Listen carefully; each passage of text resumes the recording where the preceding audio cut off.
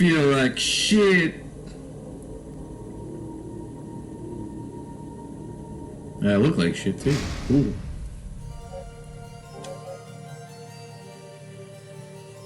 Hope everyone is having a dismal bullshit ass Thursday like the last fucking week and a half I've had.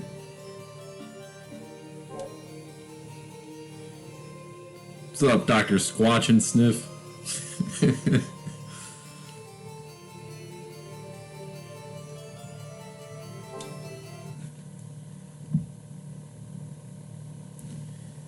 So, that video what? Squatching and sniffing. Dude, that video I sent you kind of pisses me off because they lied. They said that Death Wish Enforcers was out for Switch, PS4, and PS5. One of those does not exist. The PS5 version is not out yet, which doesn't make any fucking sense. I was gonna buy that shit because I have so many goddamn fucking star points.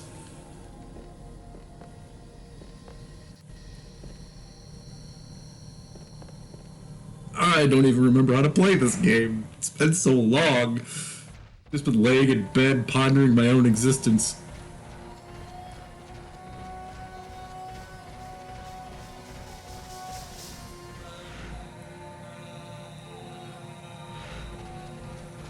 Analyzing every second I exist. Beating in my mind every second with my fist.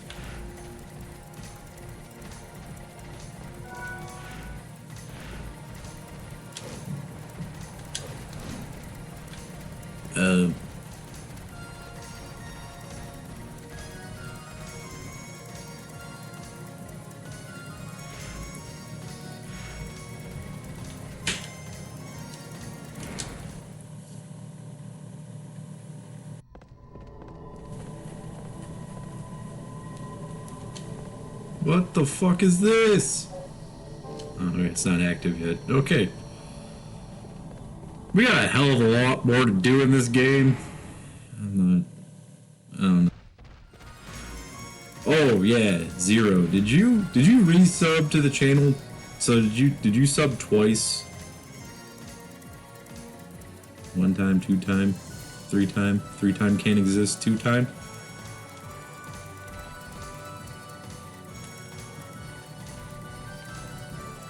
Because if you did, I need 2 PS2 games from you. You know, you can give me a PS1 game. Lazy bastard. Can't even finish a PS1 and you can't even give me a PS1 game to play.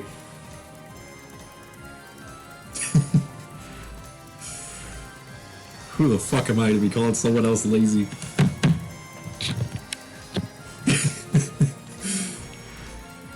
Anybody want a funny little personal story? Speaking about being lazy. Oh man. I use this dating app, right? I match with some random chick. I only got like a 3-line conversation with her. Just stopped responding. That was like a month ago. I get a message yesterday asking me what's up. I'm like, oh hey, like what's going on? Response was, you hardly talk to me, and I'm just sitting there like, well, one, it's nice to know that you have absolutely no idea who the fuck I am. And 2, why do you care? It's been a month.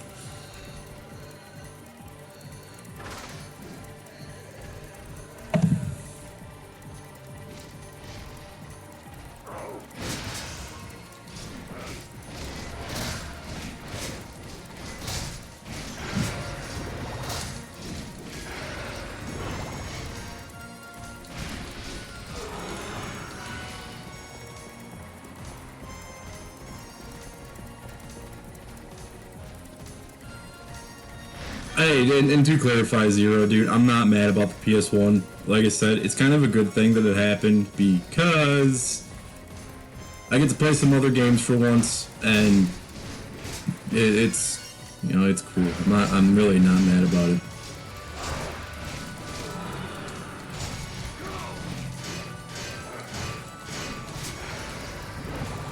want to see Soul Reaver 2 because that means I get to play one of the best games of all time, followed by what everyone else says is one of the best games of all time. Then I get to play the PS2 version of what other people say is the best game of all time, and then I get to tell everyone they're fucking wrong. I'm joking. Blood Omen. Blood Omen is fucking awesome. I've never played Soul Reaver, but dude, Blood Omen. Very Victus!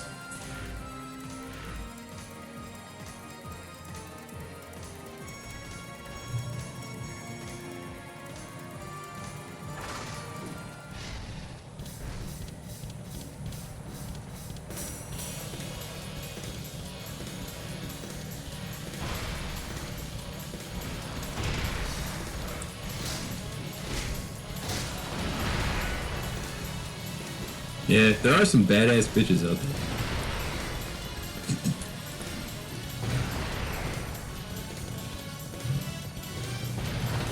I think the award for most badass woman of all time is that chick that single-handedly ported Doom to the Atari Jaguar.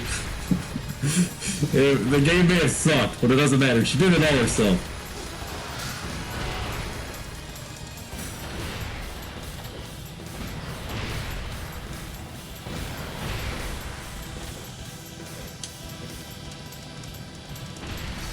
I identify with things sucking when you do them all by yourself.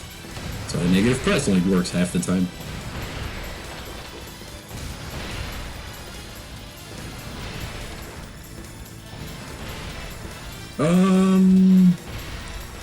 I don't know what to do.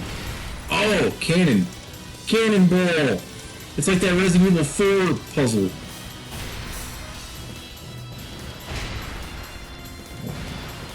Fuck you up and get high.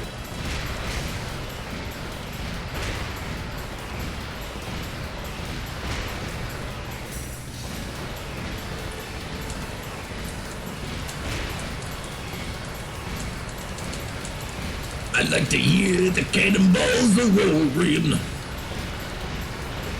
Whiskey in the jar.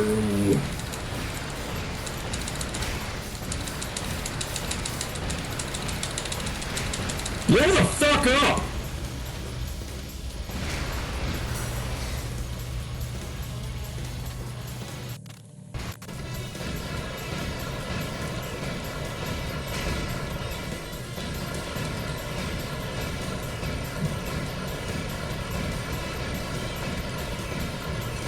Suck brick, kid! Why do you think you're special?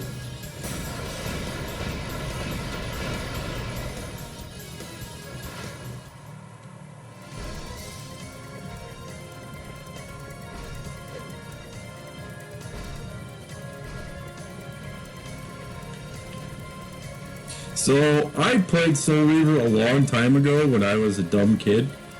Then I grew up to be a dumb adult. Soul Reaver, where was I going to with this? Soul Reaver pissed me off when I was a kid because they made the water look really nice, really swimmable, but if you touch the water, you fucking die, so... And then you're constantly dying in Soul Reaver, and you always have to be sucking someone off, aka draining their blood. So, it's, as a kid, I was like, this is stupid. And then when I look back, I was like, dude, wait. You know, draining someone's blood through the air is kind of fucking sweet. I'd like to play that game again. I don't remember if I had a demo for it or if I rented it. I know I never owned it, but that was as much as I ever played. There's this little town, you're surrounded by water, and you gotta stay on this dock. And I was like, this game's too hard. I'm just a little kid that can beat Metal Gear Solid.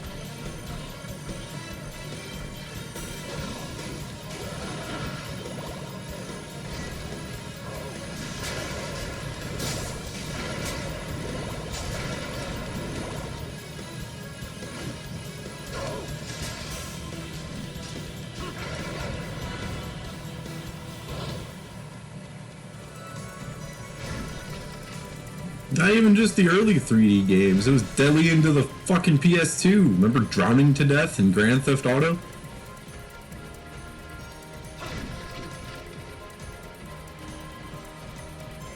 I like finding the games from the past where there's no drowning and there's no like hold your breath meter. So I just like chilling underwater in games like Akuma does in the end of Third Strike.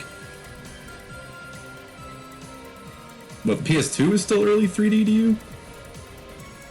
I guess.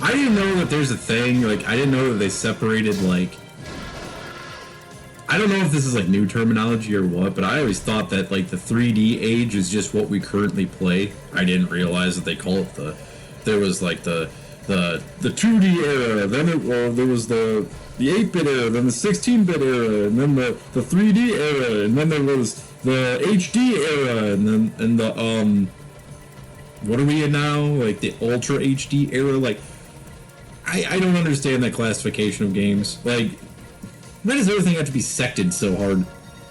Just call it the genre. That's all the fuck I care about. I don't give a shit what the fucking graphics look like. If it's a good game, it's a good game. If it came out what year, I don't fucking care. Just tell me what type of game it is and let me just be on my way. Yeah, then we go back to retro. Everything is retro influenced. And then there's people that, like, there's, like, I understand this mentality, but then there's the people that are like, if it doesn't have this type of mechanic in this type of game, it's not a good game. Like, not everything has to be a Metroidvania, not everything has to be an RPG, not everything has to be, like, what you want it to be. Expand your mind. Play something new. Like, it's why I know, like, Dark Souls kids, like, I get it, that you guys are... yeah, a roguelite like.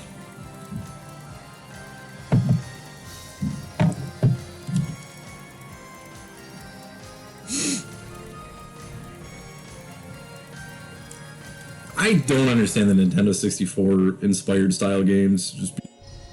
Why would you block your graphics?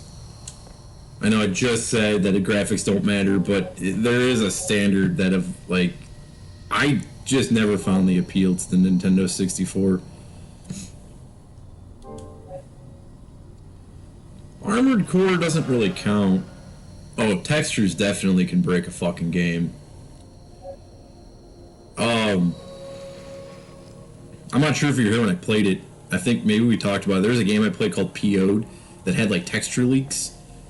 I thought I was having a seizure the entire time I was playing PO'd because there's parts where you're going up on your jetpack, but the texture morphing is going down because like they did it the wrong way. I'm describing it terribly. Like, it moves the wrong way when you're moving on the y-axis and it like blurs. It's gnarly.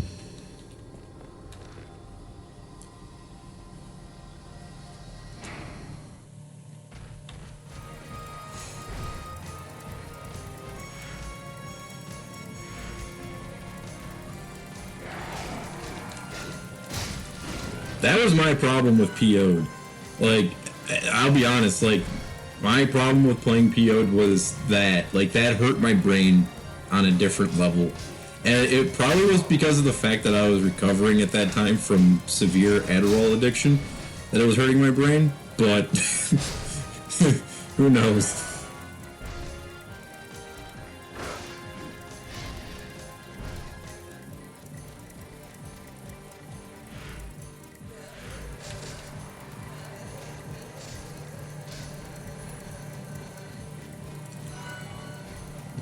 Should be on like the back of the box. Like that's a product seller right there. This game has seizure-inducing effects. If you wanted to throw up today, buy this game.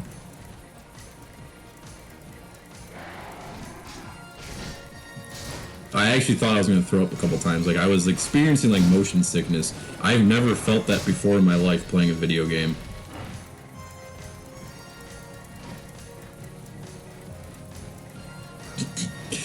Yeah, all the weak kids got phased out by those Japanese animes where they were having seizures from the seizure robots with the flashing screens.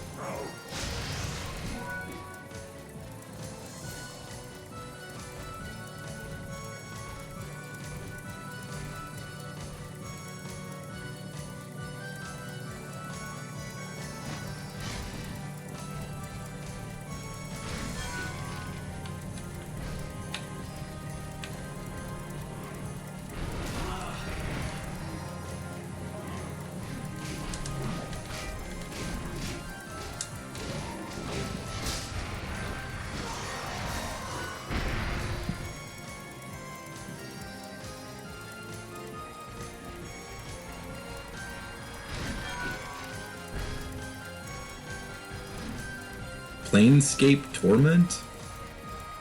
The fuck is that?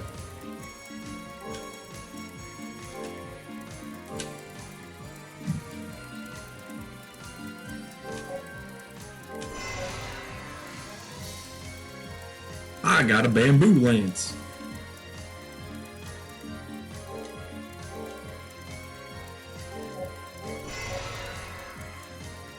I'm gonna kill him with dung. Killing them softly with this dung. Killing them softly.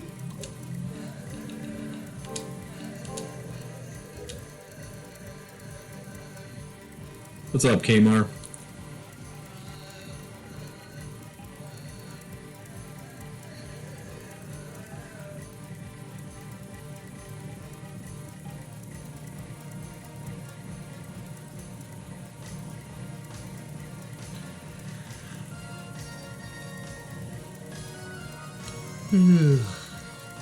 Dude, I never played any of the Baldur's Gate games.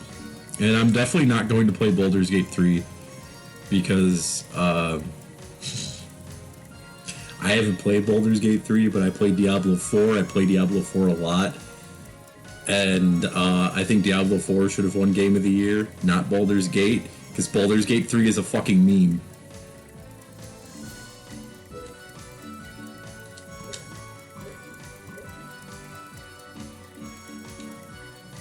It didn't win for anything of substance. It won for the fact... I'm just gonna stop before I get myself canceled.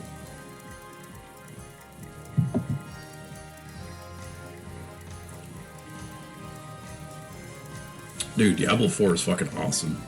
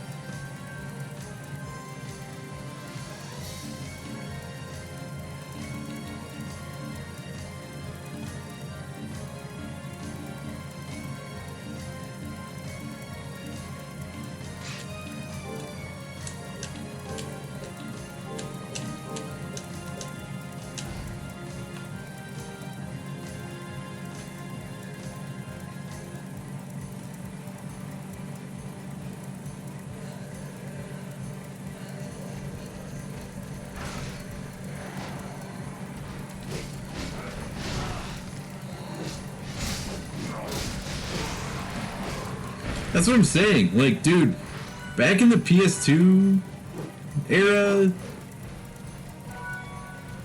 do you remember anyone? Oh, this dude? He's a one-eyed shit goblin. I picked him up from out the toilet.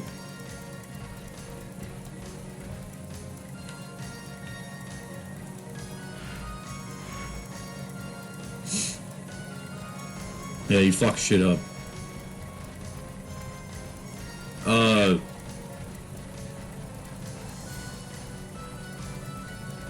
just don't remember anyone in the PS2 era ever fucking caring about Baldur's Gate. Then the third game comes out and people are like, oh my god, Baldur's Gate!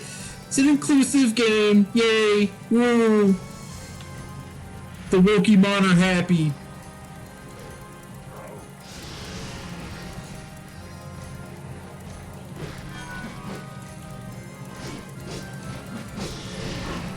That goes back to what I talked about before. Why is it when the third game comes out, people start fucking caring? Grand Theft Auto, Fallout. Oh, they made 3 of these. Must be a successful series. That's what I'm gonna do when I start making video games. I'm gonna make 2 really shitty games and then just make this somewhat better third game that people are like, oh my god, this game is fucking great! Same thing with Metal Gear Solid, man. I cannot stand these e-girls and all these people that I know never played Metal Gear Solid coming out of the woodwork be like, oh, Metal Gear Solid Delta? Holy shit! I'm like, keep your panties on, girl. You never even fucking played the first 2.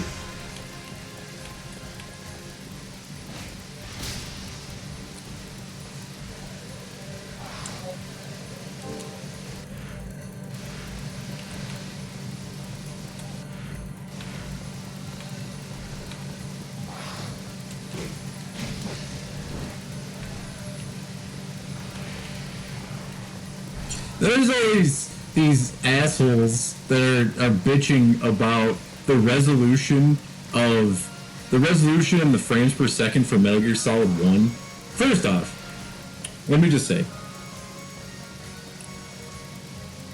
if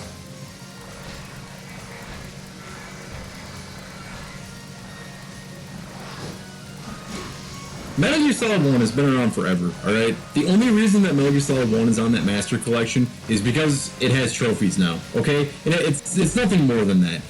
That's the only reason that game was created. That's the only reason it's on there. It wasn't there to make anyone happy. It wasn't there to be upscaled. It wasn't there to be anything more than, holy shit, you can have trophies on Metal Gear Solid 1. And then there's always people that are like, yeah, if you play the Master Collection and you play Metal Gear Solid 1, Metal Gear Solid 1 kind of sucks. Dude,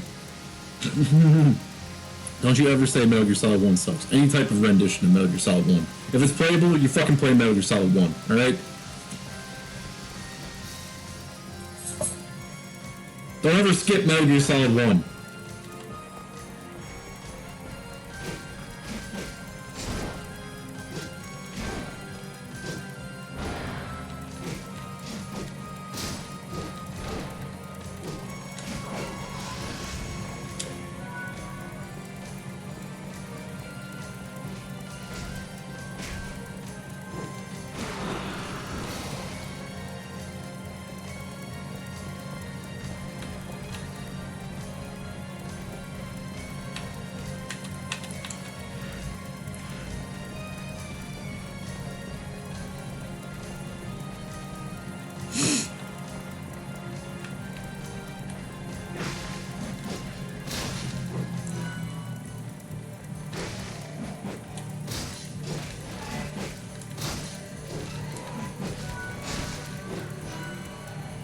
Yeah, I'm that mad talking about people talking shit about Metal Gear Solid 1 that I went quiet.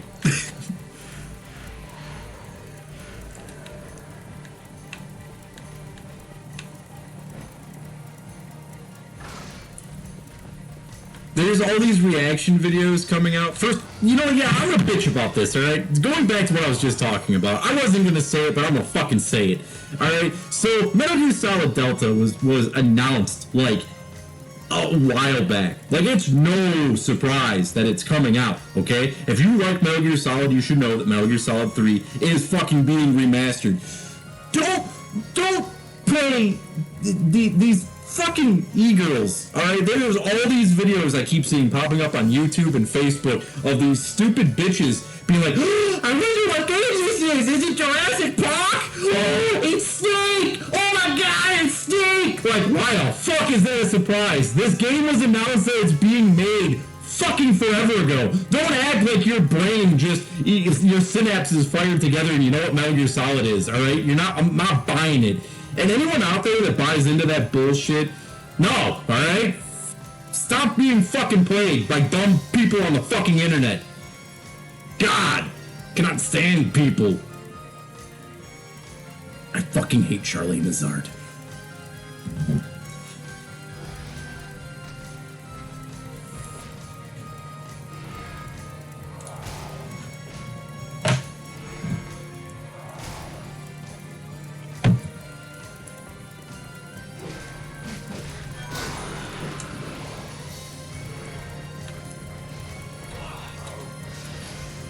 Whatever the fuck her name is, however the fuck you're supposed to pronounce it, I don't even fucking care. Then what happens? She makes that video, and all these random bitches start fucking making the same fucking video. Stop! Stop!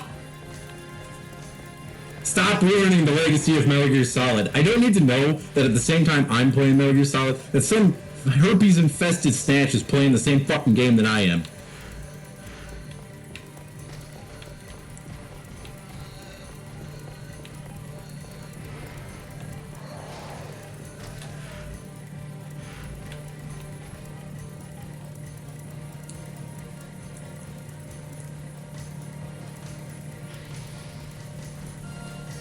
Stop ruining my fucking series. Stay the fuck out of Metal Gear Solid. Ruin Pokemon. Ruin Baldur's Gate. You already ruined Fallout, so keep that.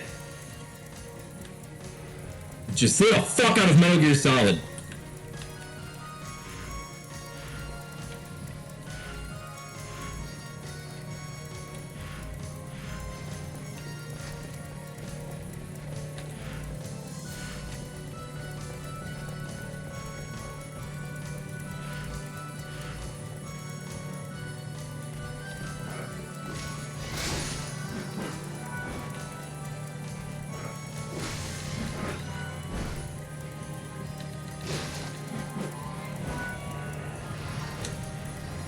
And the other thing I fucking hate. Going back to Metal Gear Solid. I cannot stand when people get the fuck out of Vapor Lock.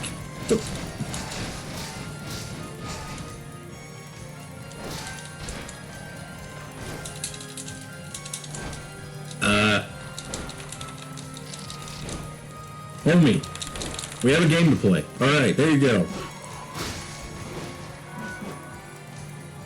I don't even know what the hell I was just about to bitch about. I was about to bitch about something. I don't even fucking remember what the hell it was.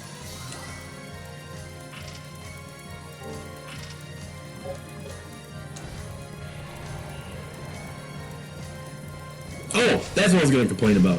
Dude, I cannot stand people that don't play games and then try to talk to you about them. Don't do that. Don't ever do that to me. And I'm not talking about people basing opinions, it's not what I'm talking about. I cannot stand when I'm playing something or I'm talking about something and someone goes, hey, I saw a video about that, and let me tell you what. Like, shut the fuck up. If you didn't play the game, I don't want to fucking hear what the fuck you're about to say. Don't base an opinion off other people's opinions. I've done it, it leads to bad shit. Make your own fucking opinions. Play what you're bitching about. Listen to what you're bitching about. Watch what you're bitching about.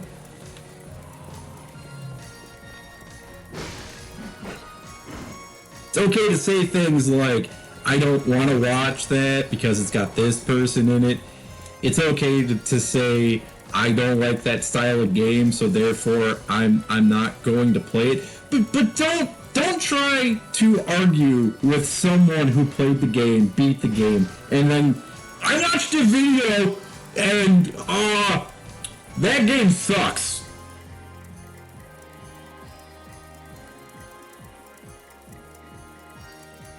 Okay.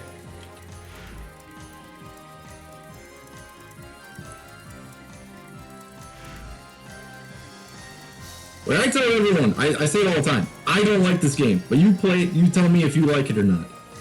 You don't have to agree with my opinion. I like when people don't agree with me. I like that. You know why? Because it's harder to talk to people when you fucking agree on shit. I like arguing with people. Don't just adhere to other people's ideals.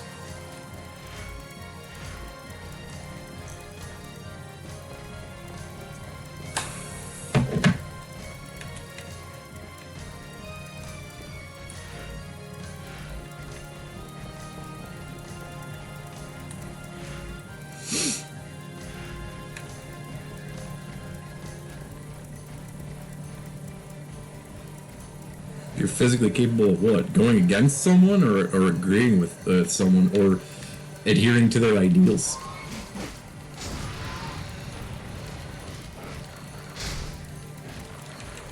Yeah, my life would be a lot easier too if I just select, oh yes, Marvel movies are so good. Yes, I love every Marvel movie. I don't care. If it has Marvel and the Disney logo, I'm gonna watch it. It would be a lot easier that way, wouldn't it?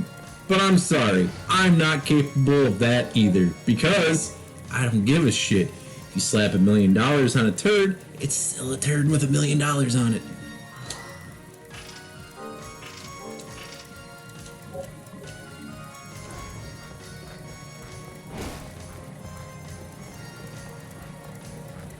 It's sad that we actually live in a world where you can AI generate a better movie than most of these Marvel movies. You could AI generate a better movie.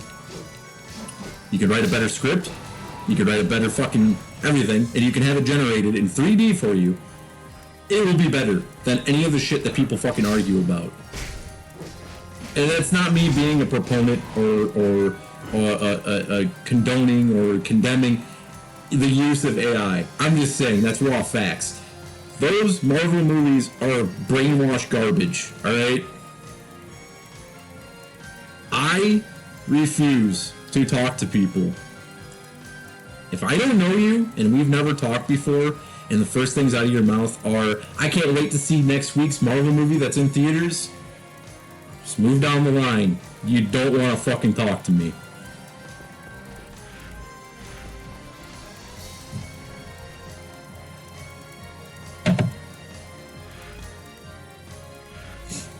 Don't get me wrong. There are good movies in those movies, alright? That's not what I'm saying. What I'm saying are the people that will blindly just go with that shit. It's the same thing with Mario fans. Mario fans will just buy shit because it's a fucking Mario game. Don't do shit like that.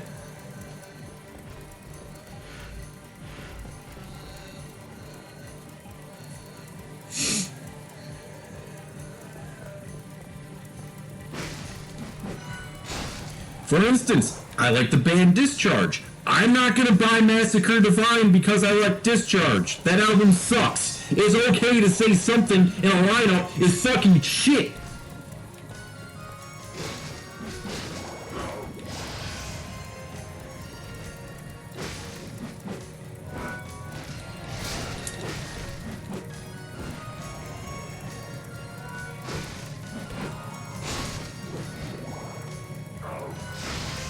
Sepultura. I like Sepultura. I don't like the band. I don't like the album Schizophrenia. So you know what? I don't try to tell people that I like all of Sepultura's albums. They can't do any wrong, even though I refuse to listen to Schizophrenia.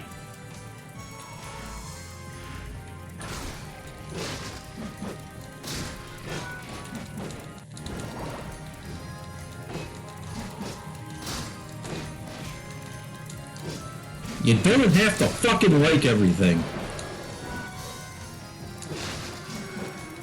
And there's people that are like, oh, you are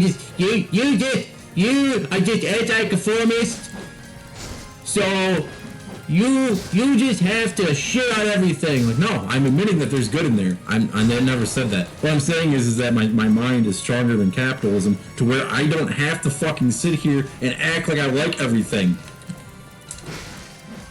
It's okay to admit that you don't like shit. I don't know what ever happened to people where people just don't have the ability to form a fucking opinion. Where like, dude, I can't tell you how many times I've seen people where they buy something and then they fucking play it and they go, this is trash, but I bought it, so I'm gonna continue fucking playing it. If you don't like it, Don't fucking do it.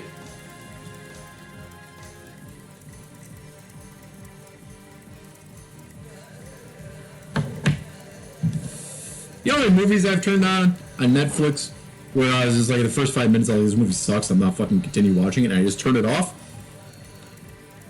There's a reason that the stop button exists. There's a reason that the power button exists. I know it's ironic that I'm saying this while I play the shittiest fucking games on the PS1, but at the same time though, I like what I do. I like yelling at things. I like doing that shit. But have I ever once tried saying that all the games on the PS1 are fucking great?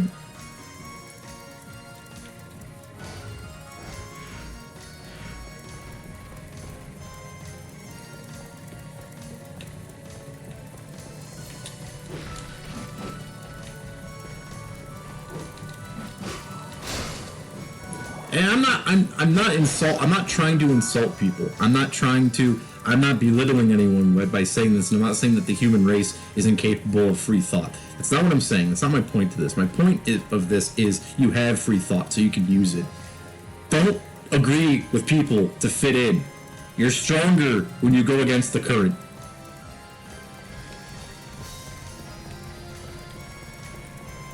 Don't be a fucking sheep.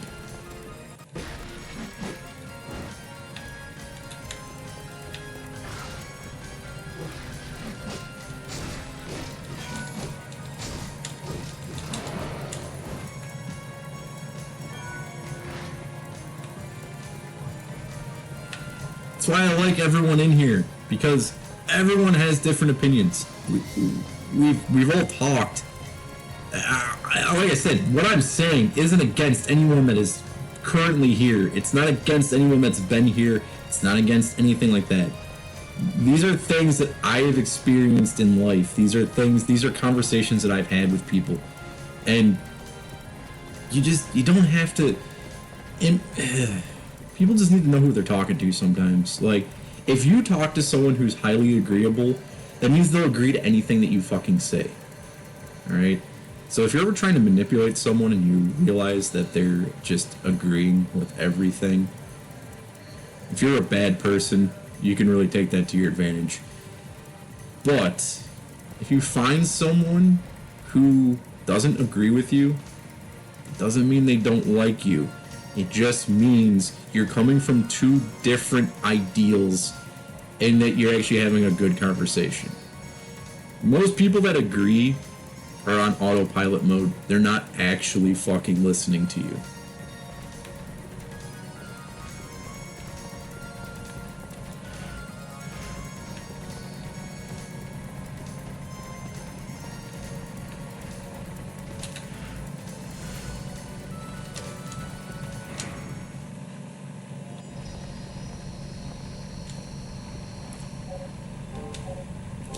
I'm not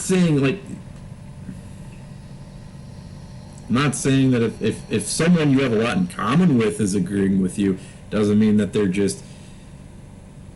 does not mean that person is... Like, for instance, Zero and I grew up together. Well, kind of. Zero and I are friends because we have similar interests and shit, right? Like... you meet people that you have similar interests with. People you have extreme similar interests with, eventually you're going to have a disagreement. If you never find that disagreement, there's no such thing as a perfect clone.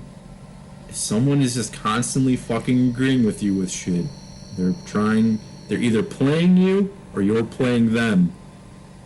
Trust me.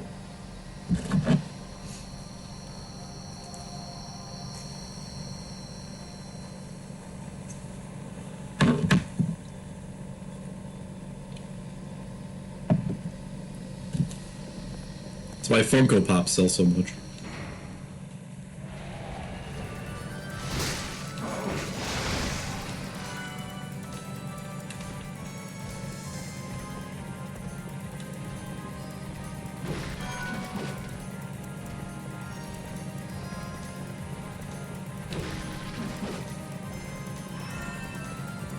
Yes. Yep. So it was like working at UWM. Like, everyone was just so agreeable. No one could like pose a counter argument. It's just like, what kind of world are we living in? What kind of world are we living in? Like, I would just tell people I listen to crazy shit. They're like, oh, dude, that's cool. Like, no, it's not cool. Because if this was high school, you'd be making fun of me right now. And we'd be having a fucking to the death argument about why I am such a terrible person for liking a band called Pig Destroyer. Don't act like that's some cool shit.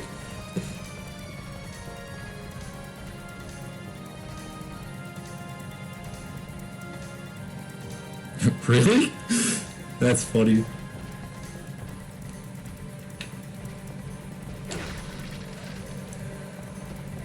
What I'm talking about, like, that place is just, there's so many places like that just try to break the psyche, man.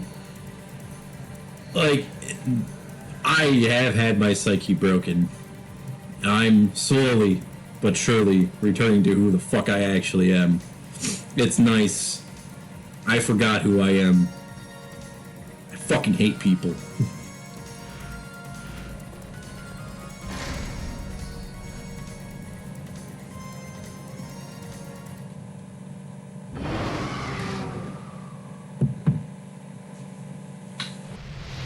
Dude, Amazon was like that. UWM was like that. Fuck that shit. That whole yes mentality, everything is positive, that shit's bad for your health. Like putting a pistol up to your face and blasting yourself.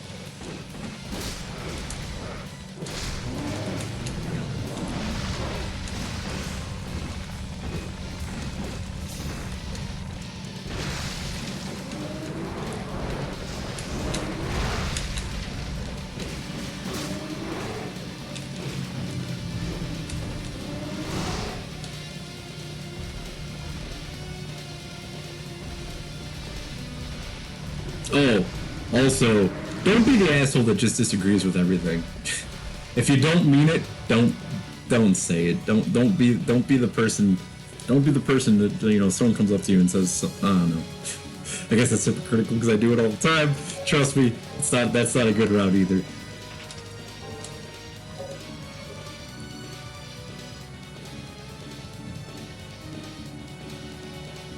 But you just don't have to fucking like everything.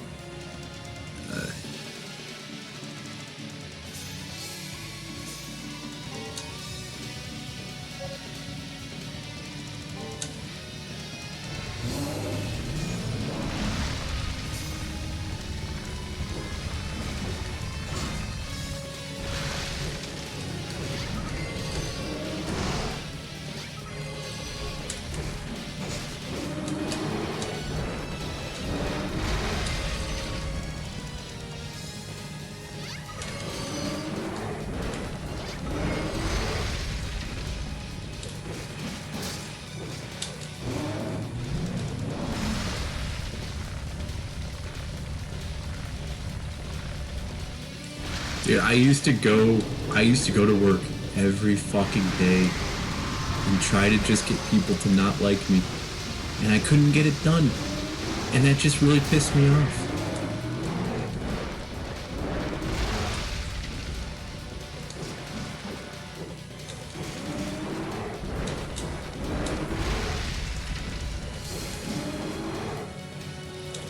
You know, like, people only do things because they get paid.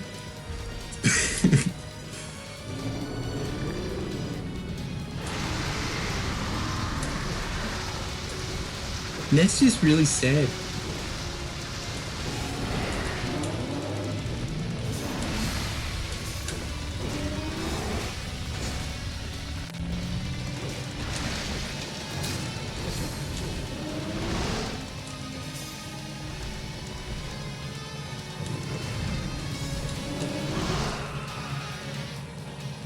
Alright, first boss fight, got my ass kicked.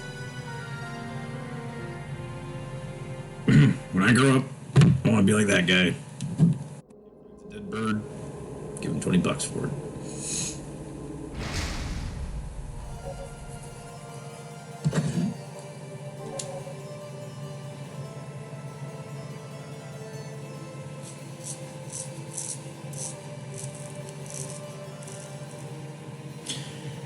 You guys want to go into conspiracy theory mode for a second here? You want to talk about the thing that I didn't want to talk about for the longest time, about my theories of what it does to your brain?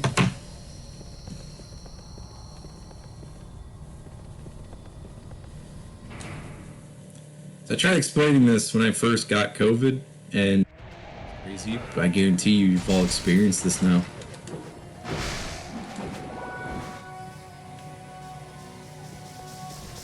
You know how I know you've experienced it now? Because I've heard you all experience it. You just don't even realize you've experienced it. See, I listen. I'm always listening. That's why I know so much shit about people. Even when it doesn't look like I'm paying attention, when I look like I'm faded out of my fucking mind, I'm always paying attention. People think I'm not, and I'll act like I'm not someone's face even when they call me out for it, and I just don't fucking care. I'm always listening, always attentive. But there's a new conspiracy theory out from the bigwigs that COVID creates plastics in your bloodstream. Doesn't matter if you're vaccinated or not vaccinated. That it creates nanomachines. It's building plastics in your bloodstream. Well, golly gee, I talked about that a long time ago. Let me ask you something, for all you non-vaccinated people out there. When you got COVID, did you have memories of shit that didn't happen to you?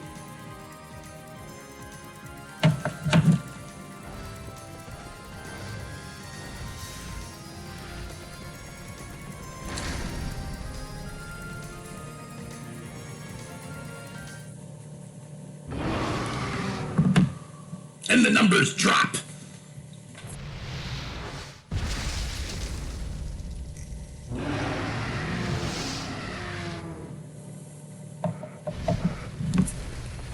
When I first got COVID, the first time it was subtle. I was getting these weird, like, sensations, these weird, like, thoughts in my head, these weird, like, visions. And I sat there and I was like, this isn't my life. What am I seeing? Am I remembering dreams? I see, you know, like, I'm having opinions that weren't mine. What the hell is going on? It was subtle. Second time, though, when I went to the hospital. Second time having COVID, first time going to the hospital, that was when it got bad. Really bad. Because I could sit next to someone and I could hear, like, I could hear and feel things that were not of my own. Just leave it there. It was not of my own.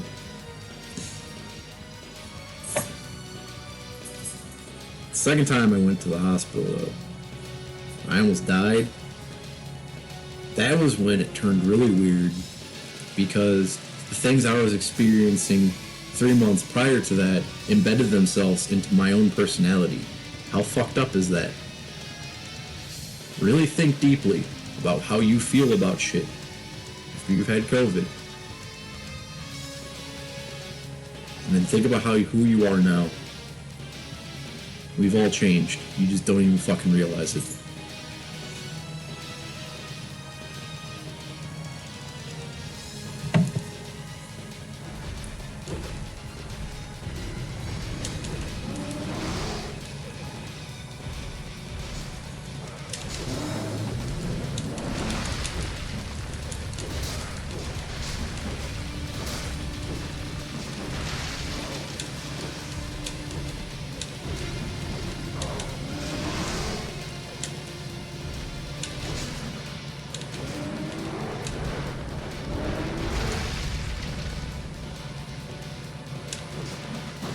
I had COVID 3 times. See, what's creepier about what I'm saying goes into the 5G theory that COVID is controlled by the 5G radio waves and all that shit, right? Okay.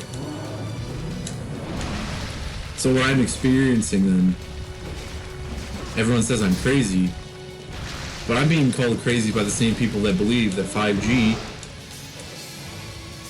is what causes COVID-like symptoms.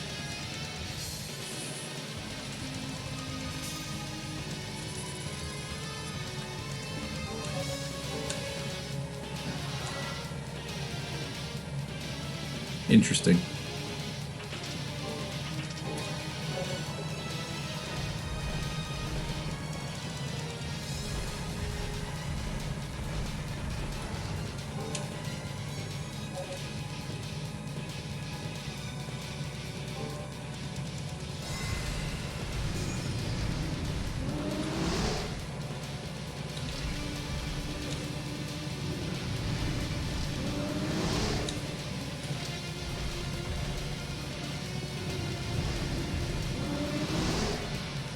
Well, I also don't care.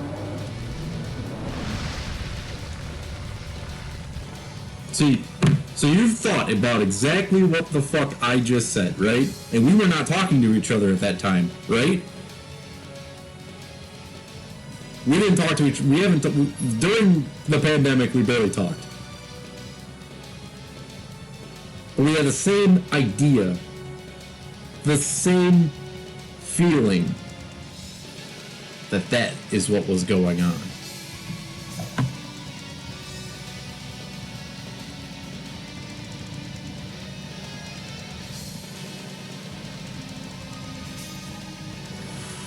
See, COVID changed people.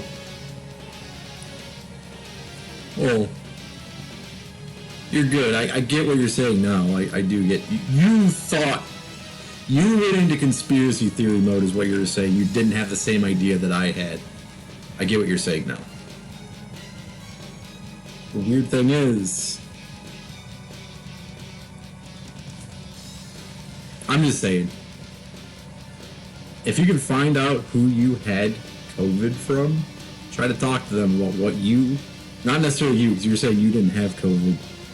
I still cannot smell and taste right, so I know I had it. It fucked my brain up. Numerously. Immensely and terribly. It was bad. Also, you know, quitting doing drugs at the same time didn't help. But everyone says I'm crazy now. I don't really care. I'm kind of content being crazy. No one really likes talking to me anymore because they think I'm fucking crazy.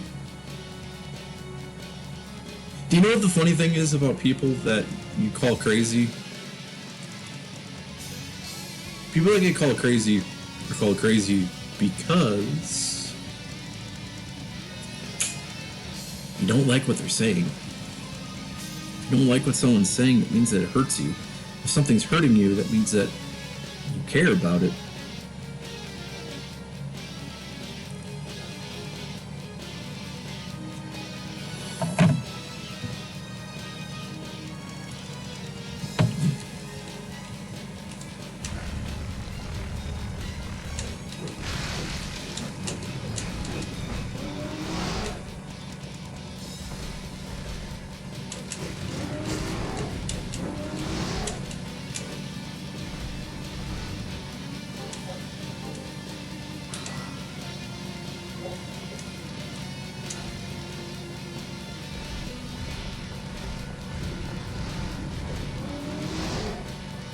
Yeah, it really is what it is. I don't give a fuck.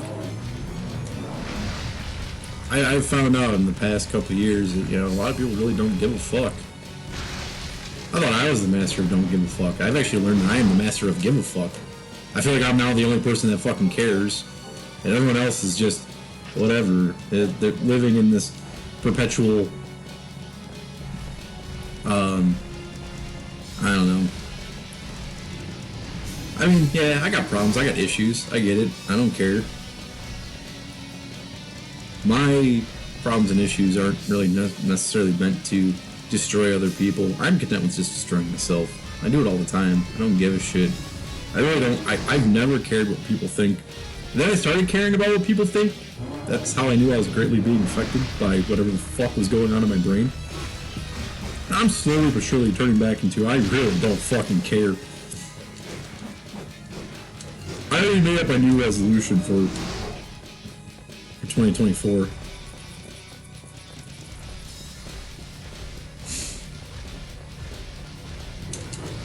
I'm not sorry anymore. That's my 2024 New Year's resolution.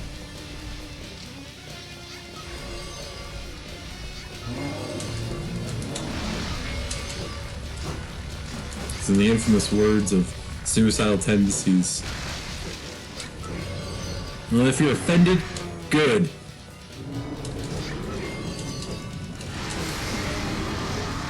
Maybe you need to be offended. And here's my apology, and one more thing, fuck you.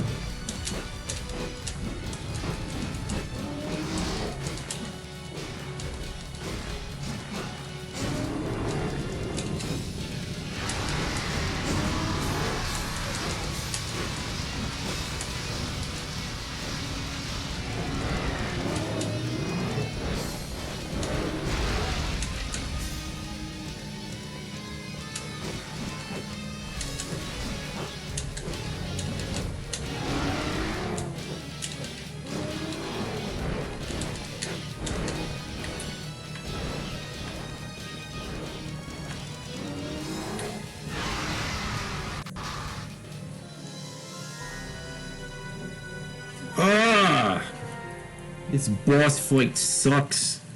Probably because I'm using a spear. Gotta use the happy hammer.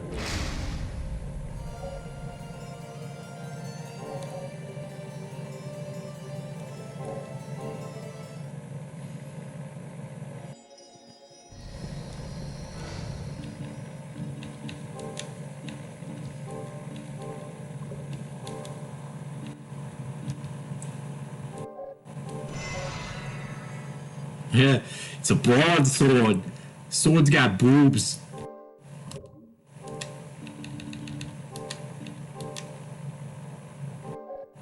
Take my advice. There's no broads in broadcast.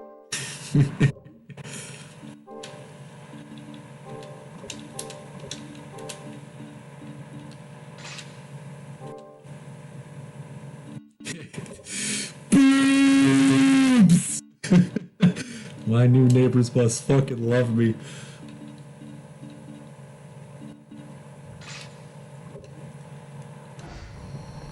Now I'm broader than Broadway.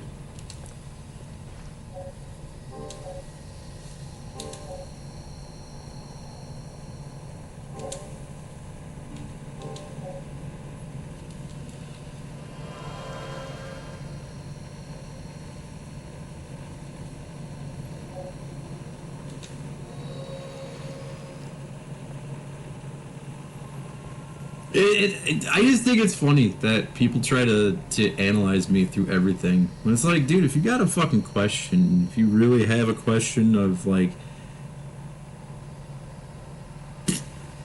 something with a synapse connected to it, just fucking ask me. Just fucking ask me. I'll fucking tell you. Don't sit there and analyze me. Because when I know you're analyzing me, and I know you're trying to fucking work really hard at something, I will make sure you feel stupid as fuck when you actually fucking do it. Just do it. Just fucking do it.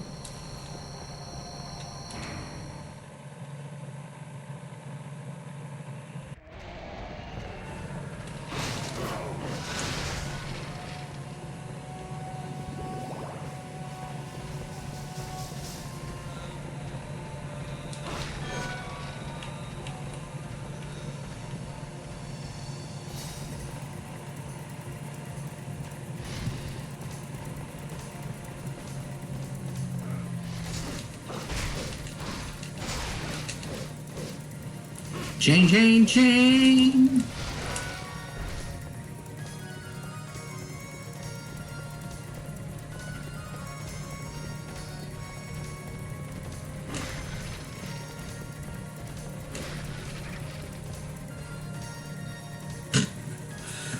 God, I gotta stop doing this. I feel bad for the people that are like, dude, I just want to watch Castlevania. This guy really needs to shut the fuck up. I've just been playing the fuck out of Diablo 4. I spent 34 hours in the first town and did everything. It took fucking a normal games play to get to Skog's Glen or whatever the fuck the place is that's north of the mountains.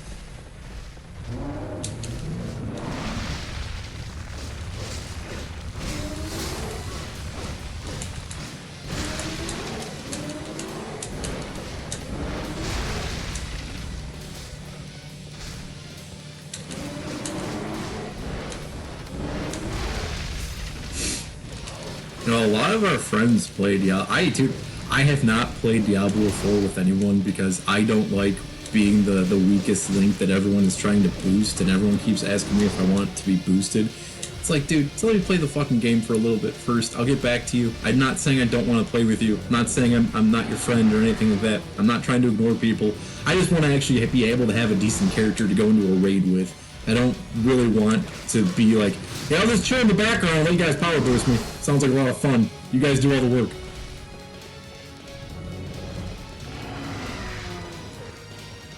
Made it to level 48, 49, 50? I don't know. Somewhere in there by myself.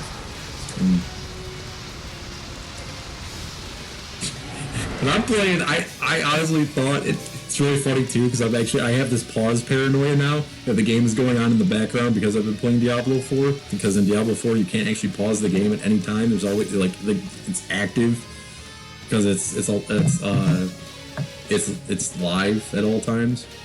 So I have this like pause paranoia now that like even though I have the screen paused, I keep forgetting that I'm playing an old game where the game actually pauses and everything is suspended.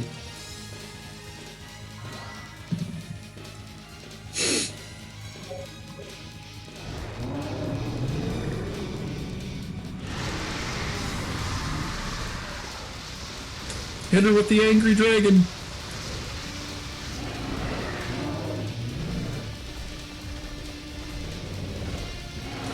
Arkham Knight. Which Arkham Knight's the third one, right?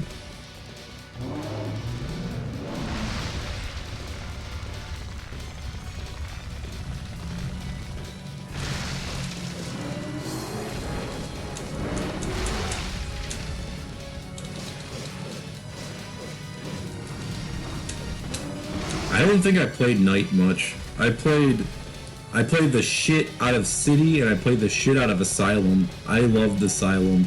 City was good. It just I didn't like the whole like open world idea to it because I felt that Batman moved really slow for how big the city is. That was the only thing I really didn't like about City. I like the reason I liked Asylum more is because it had that tense feeling to it. It had that like that Manhunt kind of feel to it where it was like at any time you can just get destroyed and you're outnumbered. It had that feeling to it. Where in the City you had more control. You had more, I don't know. It just felt like you were Superman more so than Batman. Where in Asylum you felt outnumbered, you felt distress, you felt that shit could go wrong at any time.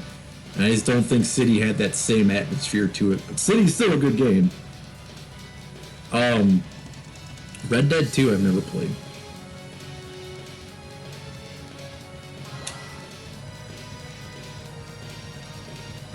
I loved Red Dead Revolver back in the day, and that's another game that I love talking about with people because people are always like, oh dude, Red Dead Revolver was awesome. It's like, oh yeah?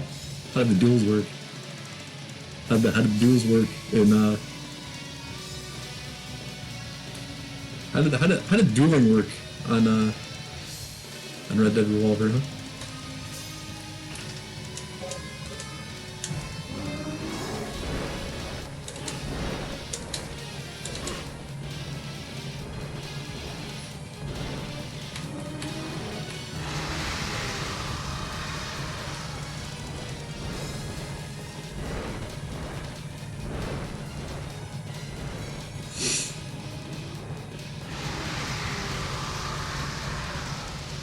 The duels in Red Dead Revolver is what made that game the shit.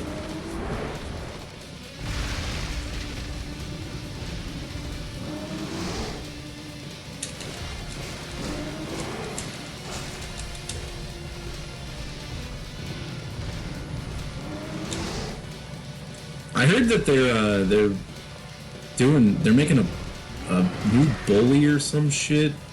I don't know if it's a joke or not. So in Red Dead Revolver, when you get to the duels, you have to pull back on the right stick and then flip up. The gun slowly comes up in dead aim, and you place your targets. You have to do it as within the timing of before the gun is fully drawn. When the gun is fully drawn, he hits every target that you laid out in succession of how you laid it out. How you lay out the reticles can ruin your duel, because if you put your first reticle on a guy in the back and then your second reticle on a guy in the front, the guy in the front is probably going to pull the gun first and you're going to end up getting shot, ruining the duel. You have to get each one perfect.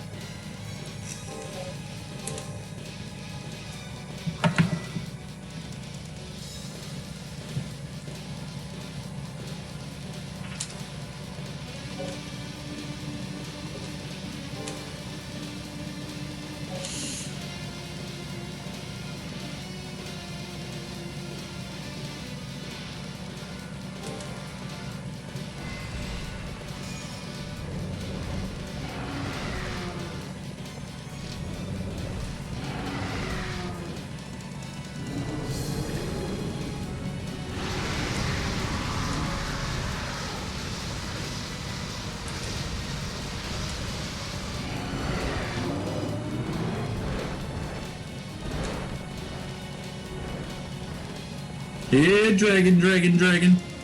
Here, lizard, lizard, lizard, lizard. Yo quiero Taco Bell.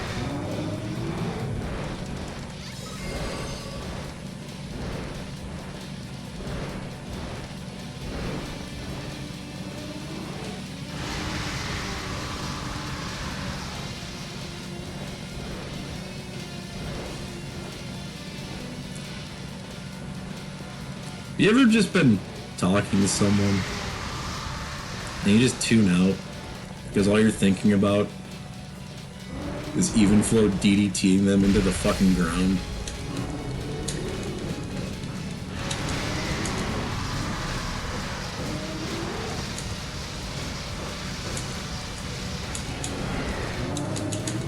See, I don't think about, you know, pulling weapons on people or anything like that. I just think about even flow DDT people.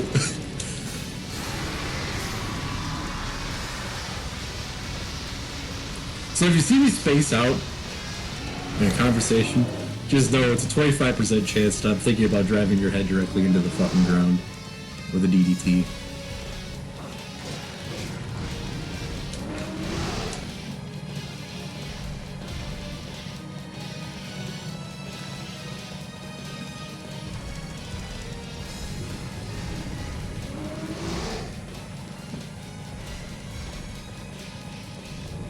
Even flow, concussions come and they don't know.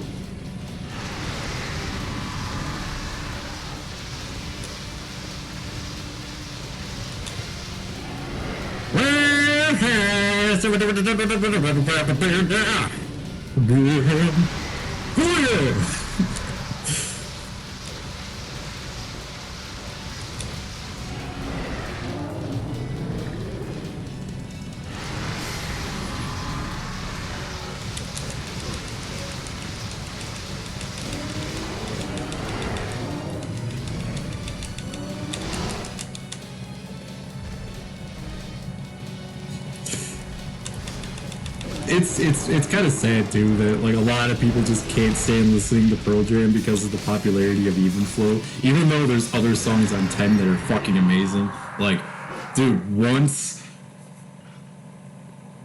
is one of the best songs. And fucking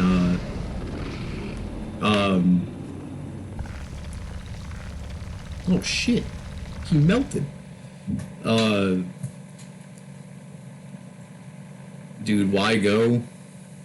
The song is awesome.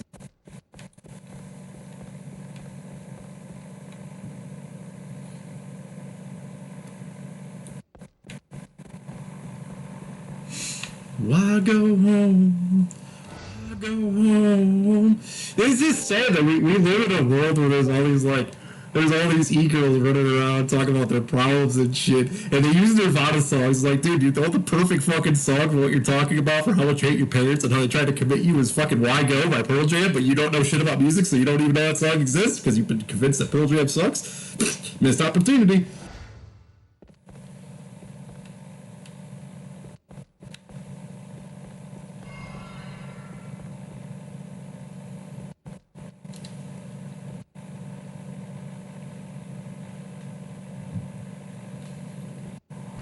Dude, I defend Ted all the time. I have always thought people will love to tell you how much they like Nirvana, but no one ever wants to admit that they like Pearl Jam.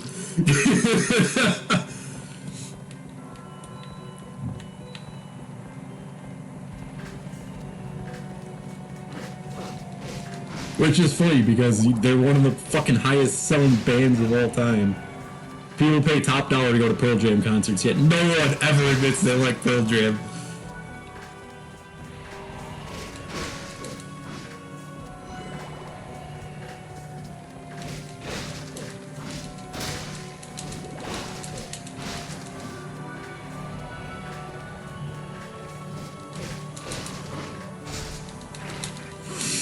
She dreams in color, she dreams of red.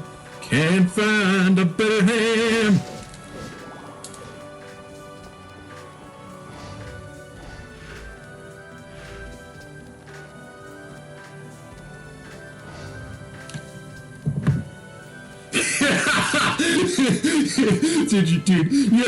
Dude, please tell me you came out swinging wearing a fucking plaid. Just like, what the fuck you say about Eddie Vedder? I said, do you have any butter? Nah, man, you said fuck Eddie Vedder. No, man, I said, do you have any butter?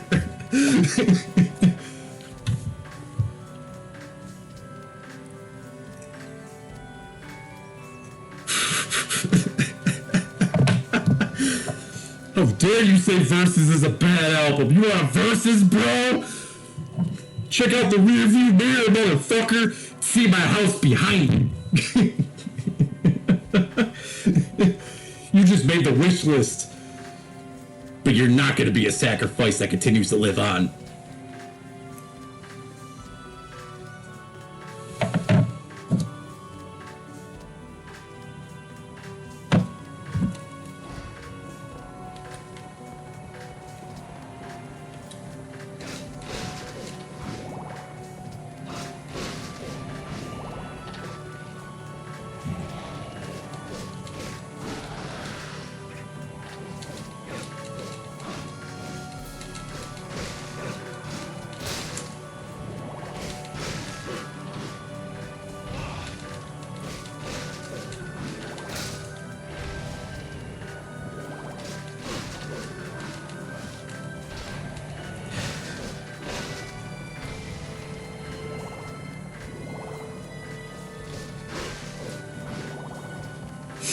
Actually kind of funny because the song that kind of got me out of like my little depressive state of the last week and a half was listening to Siva again.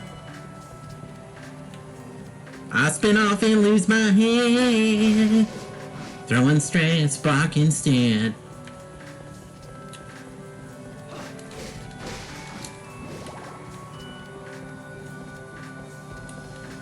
Tell me what you're after. I just want to get there faster.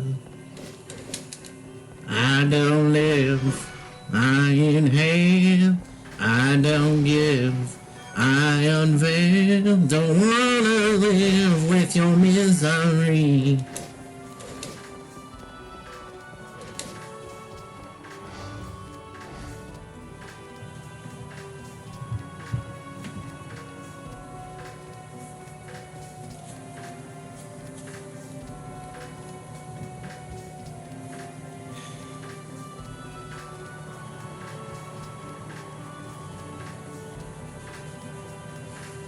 Ugh.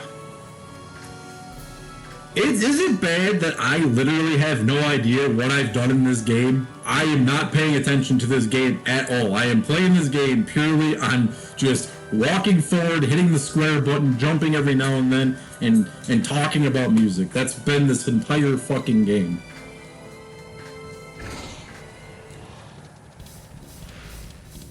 Yeah, like I said, I feel bad for anyone who's gonna watch this. Like, oh my god, he's playing my favorite game! Stop talking. Oh my god, stop talking.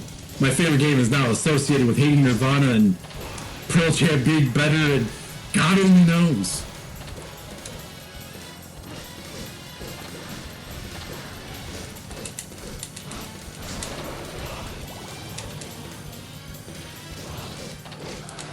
Hey, why are you saying WCW's nickname?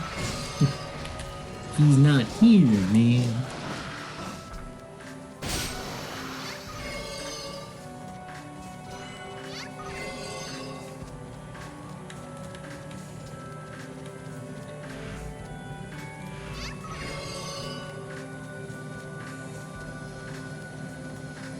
For the last 20 minutes, you've been droning on and on. Toby? Toby? Toby? Or fucking Charlie Chan?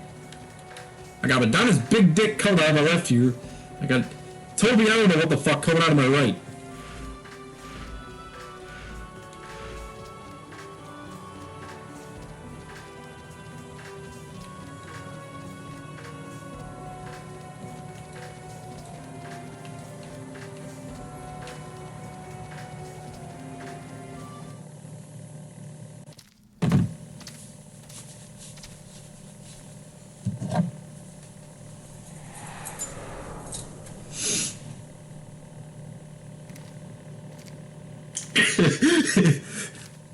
I've been waiting for you, Hector.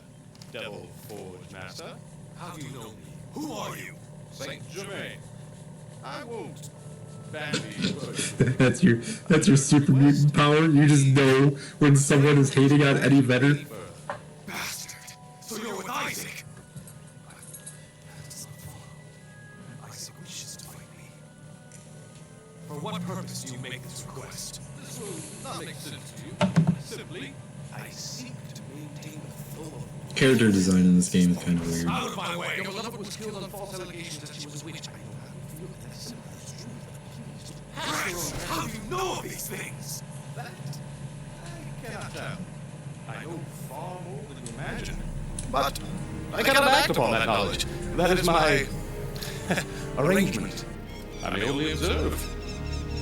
I have no choice but to excuse myself. Please, consider my request. The world hangs in the balance. Goodbye.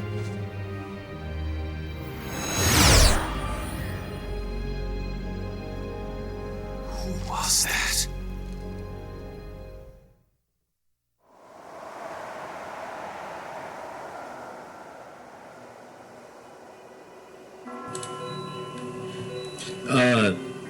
Did it stop echoing at near the end of the cutscene, or did it echo the entire time?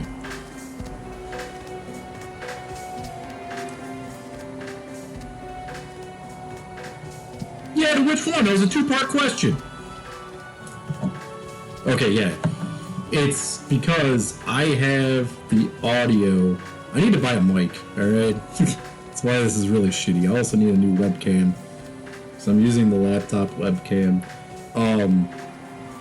The game audio is coming through the speaker, and the mic is right next to the speaker, so that's why there's the echo effect.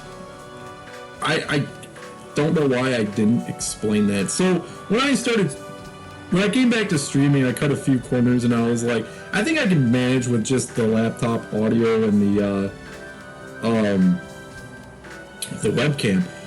The problem was that I had planned that I was going to stream with a headset on, and then I realized that I just don't do that. I don't want to do that. My ears hurt already as it is all the time, so I don't want to sit here for 8 hours with a fucking headset on listening to the audio. It feels weird when you don't. I don't know how to describe that. I don't know how to describe that audio feeling. It's like being secluded from reality. Well, it would put me too far into the stream where I'm still in paranoid alert mode, where I feel like if I did that, something would happen behind me and I would be oblivious to it, and I'd be one of those people that gets murdered by Jason while listening to their headphones.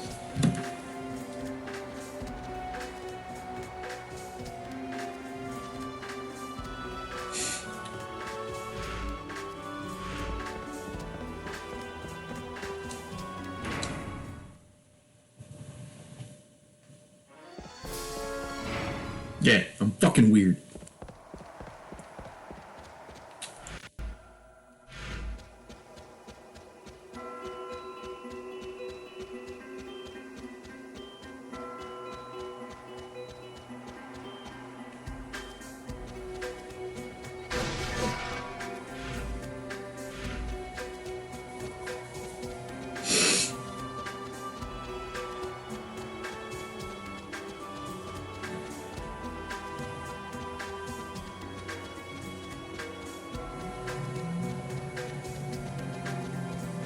Oh yeah, topic of discussion.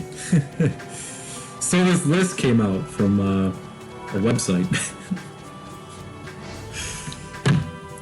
All right. Let me just bring this little list up here. So whoever can name the website. I know everyone's probably seen this by now. Whoever can name this website without looking it up, you might have as many problems as I have. So, on this website, these are the most searched video game characters. Number 1 is Chun-Li. Number 2 is Tifa. Number 3 is DVA? I don't even know who the fuck that is. Number 4 is Lara Croft. Number 5 is Lady Dimitrescu, whatever the fuck, from Resident Evil 8. Number 6 is Sonic the Hedgehog. Number 7 is Ada Wong. Number 8 is Mario. We live in a world where Sonic the Hedgehog outranks Ada Wong on this website. Can you guess what website this is? Sonic the Hedgehog has been looked up more times on this website than Ada Wong. Please, people. Yes, it is Pornhub. Get your fucking priorities straight. Who the fuck is looking up Sonic the Hedgehog over Ada Wong?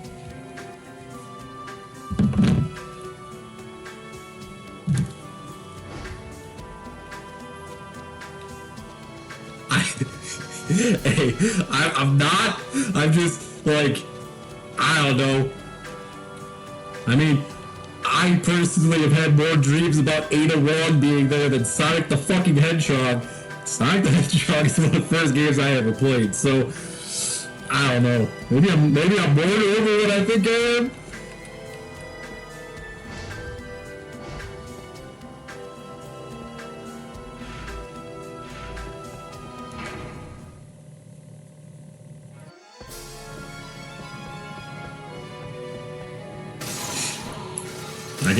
I guess people just like going fast.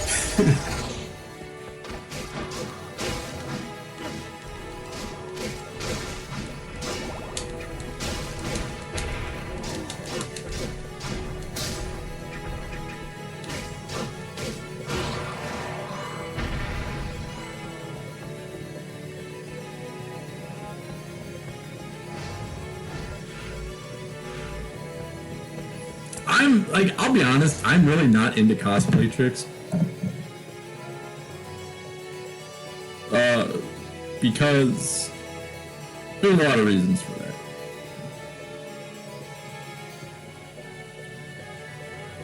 A lot of people who live art don't play art. It's the same thing with musicians. A lot of people that play in bands don't listen to music. So anyone who is living as a character doesn't necessarily know anything about that character.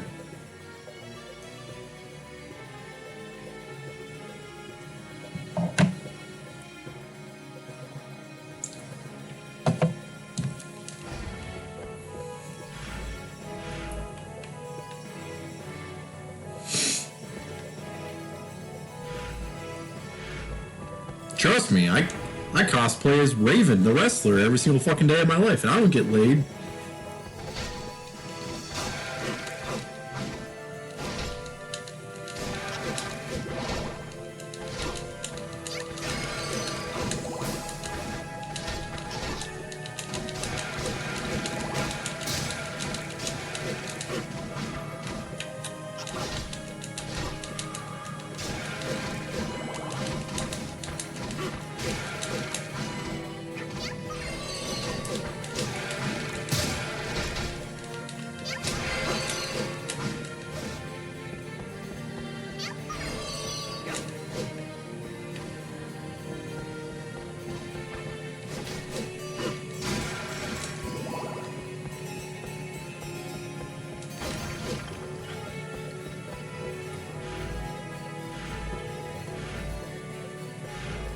Man, I forced myself to sit down and play Street Fighter 6 the other day and ranked down from Platinum to Gold 5. I feel like such a poser.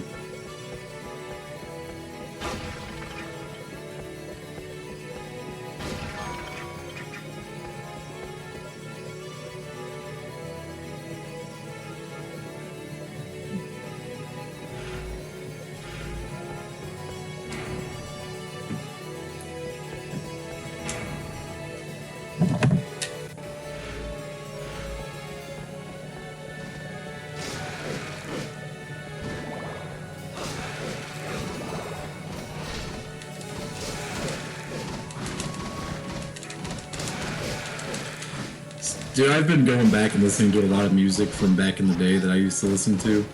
I forgot how awesome the Fearless Iranians from Hell are.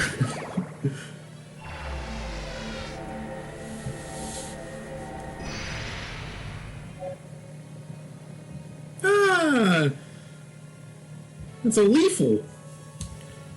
Bulbasaur has leveled up.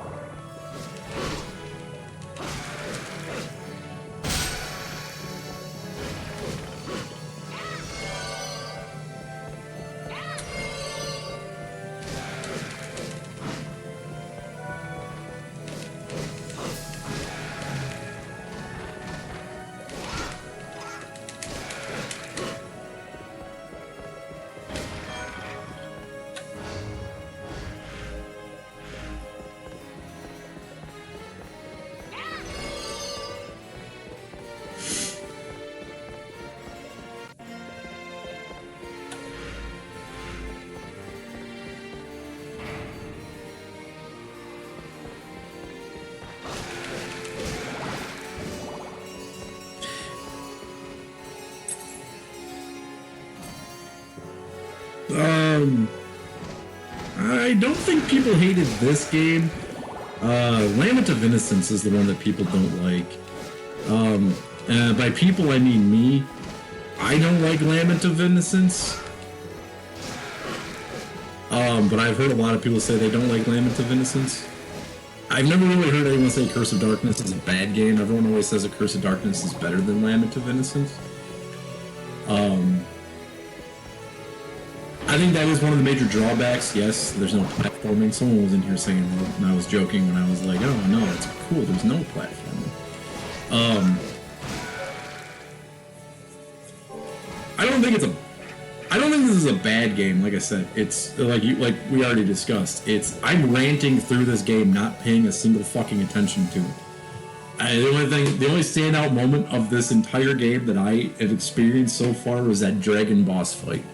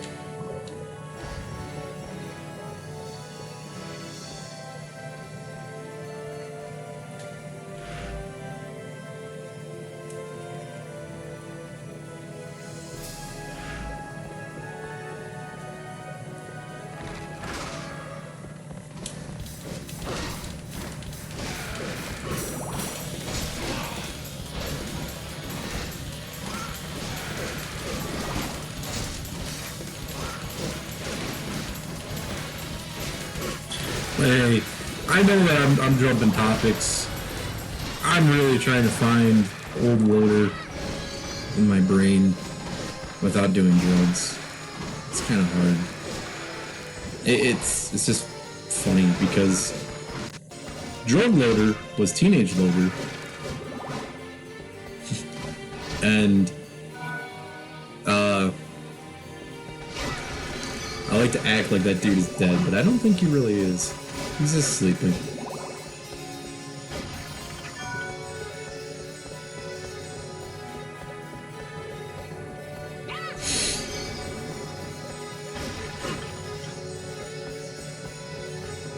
See, right now I'm like a transition period between Dude Love and Mankind. Pretty soon, I feel it. Cactus Jack will be back.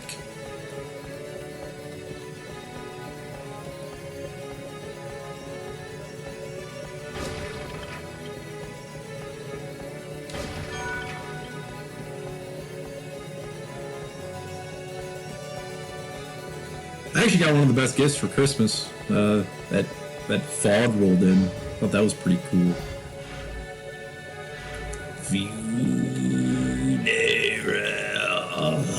Fog.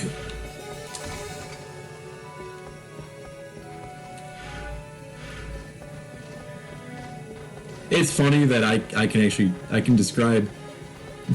There's two types of people in this world: funeral fog people and Silent Hill people.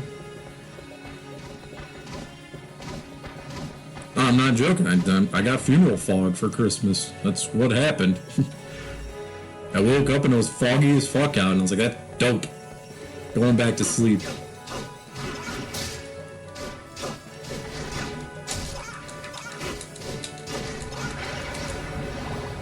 Every time this year, dark fog will appear in the middle of Transylvania.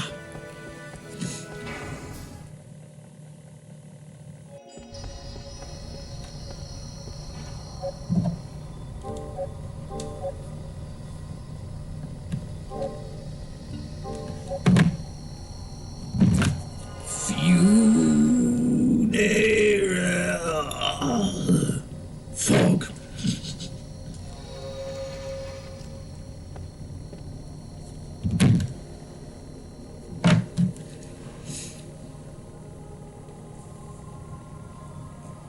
Not your, like, main computer, right? You know, the one that you're doing all your shit on, right?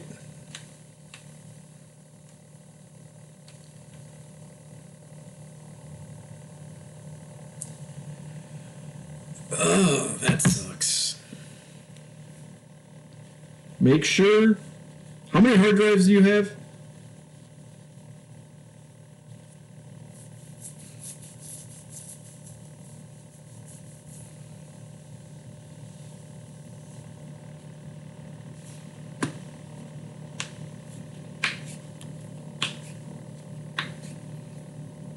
Answer the question. You have 7 hard drives. How many of those are filled with hidden folders?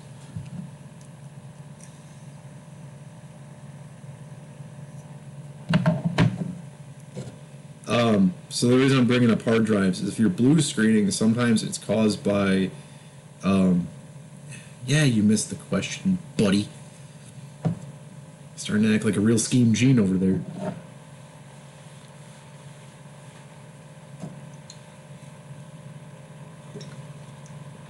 I said, how many hard drives do you have? Because sometimes when your hard drives, this is only non-solid state hard drives. I don't know if solid states do the same thing, but when hard drives start spinning too fast because there's too much shit on them,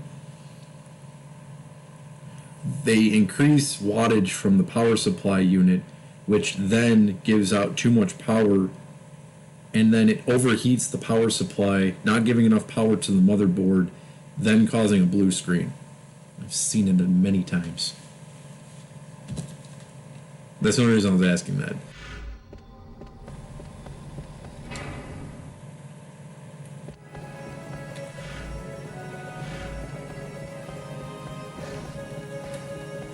I gotta start acting stupid. Fuck. I don't know shit about computers. What's a Castlevania? I'm dumb. Remember, people? I'm fucking dumb. Don't talk to me.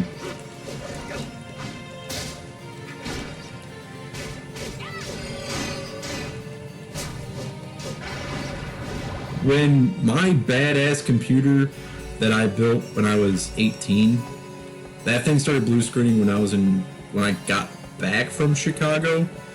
Because what happened was a dumbass that I lived with used to open up my computer all the time, and he fucked with the pins on one of my, like, he didn't know what he was doing. He was hiding his fucking bowl in my computer, and he was putting the bowl on top of one of my hard drives, and then the weight of the bowl on the hard drive bent the pins to the point where that hard drive ended up over time malfunctioning the PSU, which then was making the CPU work faster to compensate for the failing pin on the PSU. By the time I got back from Chicago, my computer was blue screening all the time. The only thing I found out that fixed it was unplugging that hard drive. Then what ended up happening was the CPU overclocked itself because of all that shit. So there would be times when, like, the computer would slow down to a halt on a quad core and then just immediately process everything. It was fucked up.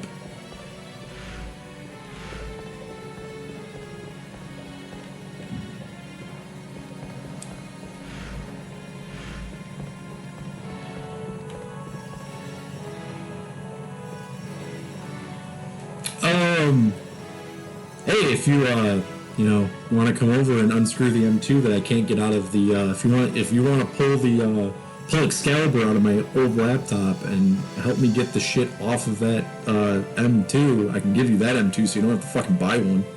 I think it's like a 2 terabyte or some shit.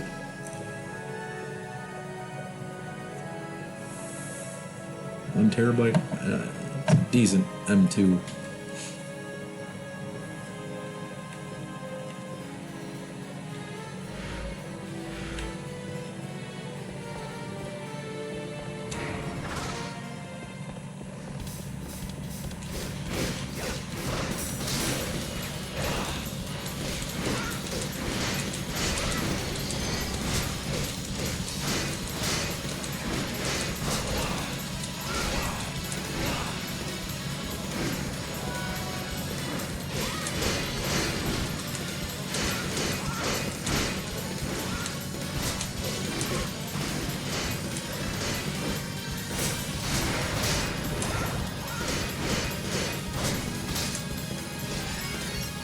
Never. Oh.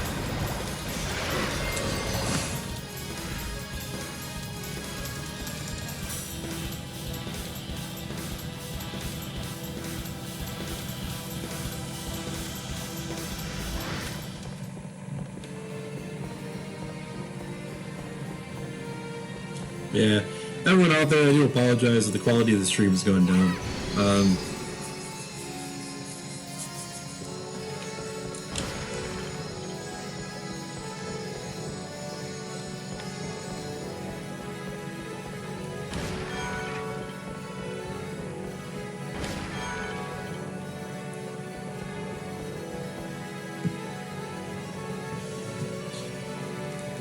I need to talk to you soon while I still have this idea in my head, because I finally figured out how the story of my game works.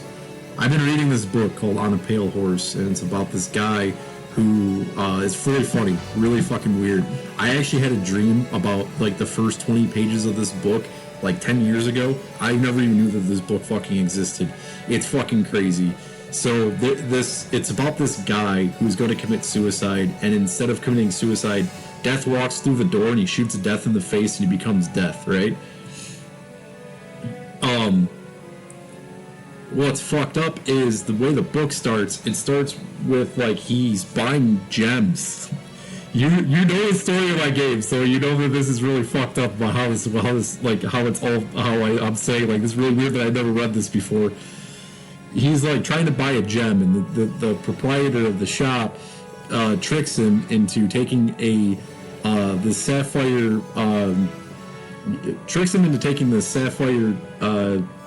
star pendant, right? So that he's always trying to find money. He had a choice between a ruby, which the ruby tells him when death is coming for him. He had a choice, and the choice between a sapphire, which promises love by the end of the hour, and he takes this sapphire pendant, which is supposed to find him money because he's broke. They ride carpets in this magic city, and the way they describe the city, I had a dream about this fucking city. I've never read this book. It's fucked. Like, reading this book is fucked up because it's parts of what I want to make on this game are in this book. This book was made in written in 1983.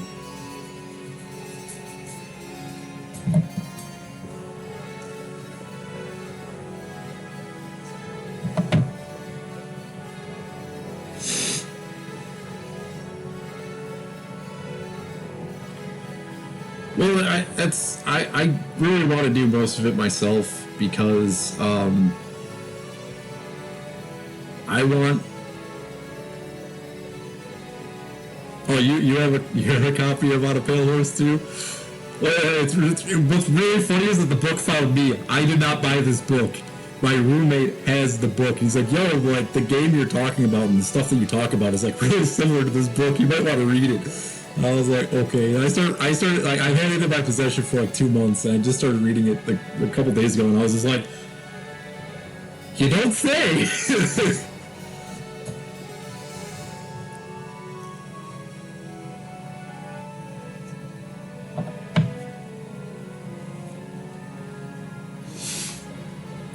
So I know how to make I now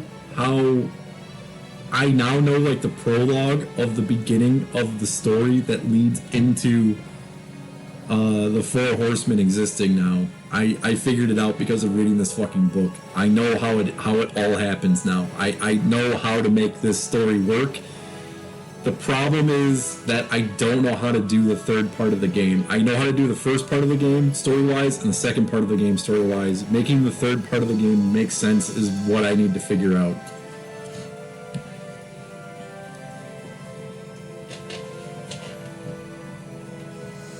Like I can actually I now see the beginning of the prologue. Like as a 2D game, I can see it. I know exactly what I want it to look like.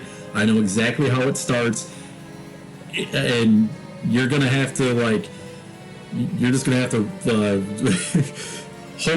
I hope I can explain it as vividly as possible to you when we actually talk about it. Because when you hear it, you're gonna be like, oh yeah, that makes sense.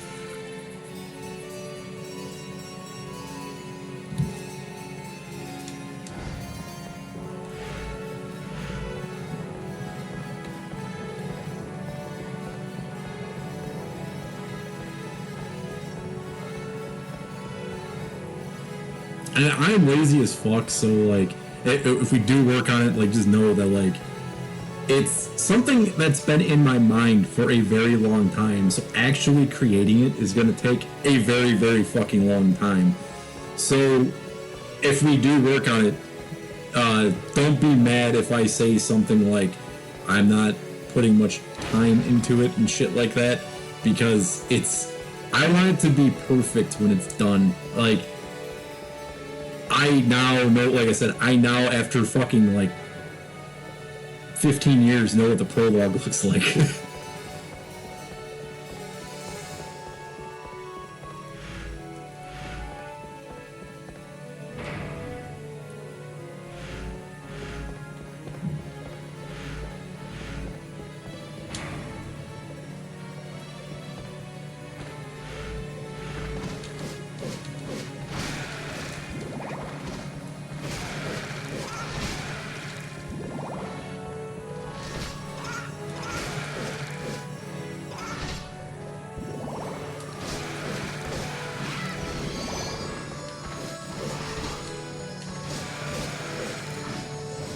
So if anyone out there is playing the home game and trying to figure out what the fuck I'm talking about, yes, it is a game about the 4 Horsemen of the Apocalypse. There's more to it than that, though. It's not like Darksiders.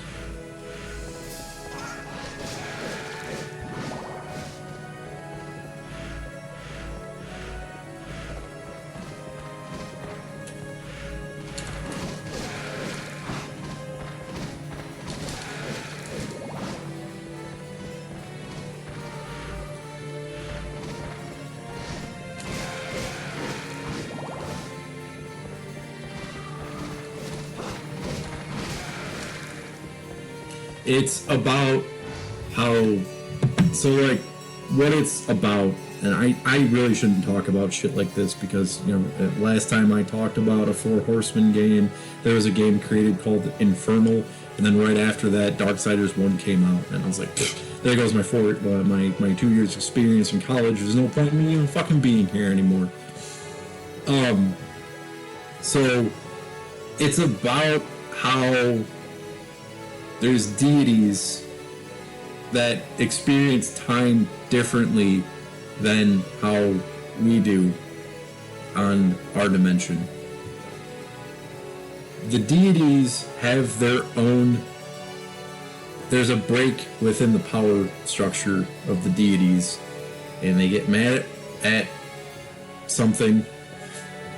I'm skipping plot points. I'm not saying something as in I don't know. I know the story. And they then manipulate our reality to change their reality to then they basically destroy time, and then it fucks everything up because it frees the things that live in the 4th dimension and it makes it rain into our dimension. That's the best I can explain it. Or as much as I'm going to explain it.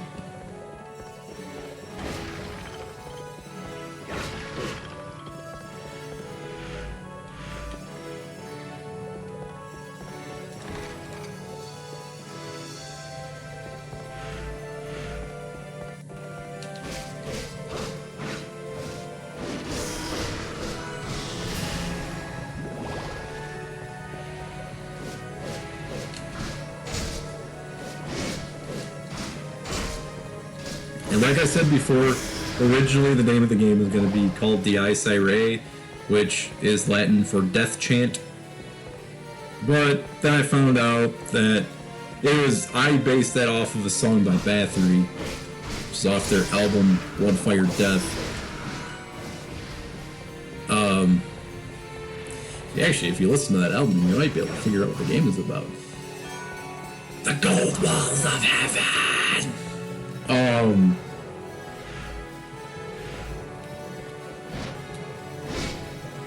Then I found out there was an anime with that name, and I was like, no.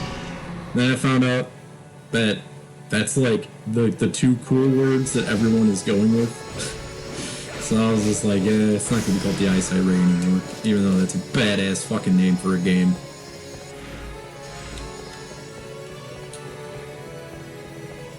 I say it wrong.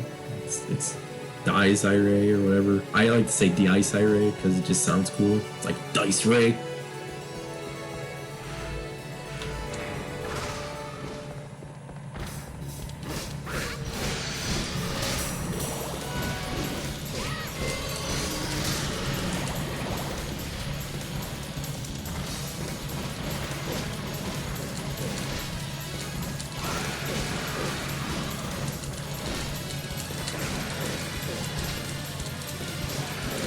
So the prologue is setting up the it sets up the entire story of how everything gets fucked up.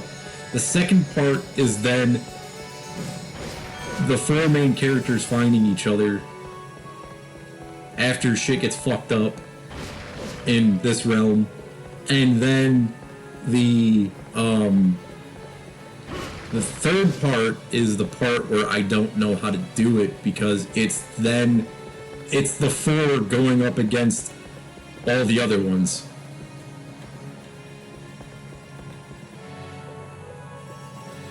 Basically, what happens in the prologue is that all determined fate gets reset to there is no such thing as angels and demons anymore. They exist in this realm, but but then there's four that are contracted, the horsemen, to bring them back. They're not coming back to take on the world and kill everyone that their fate isn't predetermined. It's to bring justice back to the angels and demons that fucked everything up, that were the ones that, like, you'll see.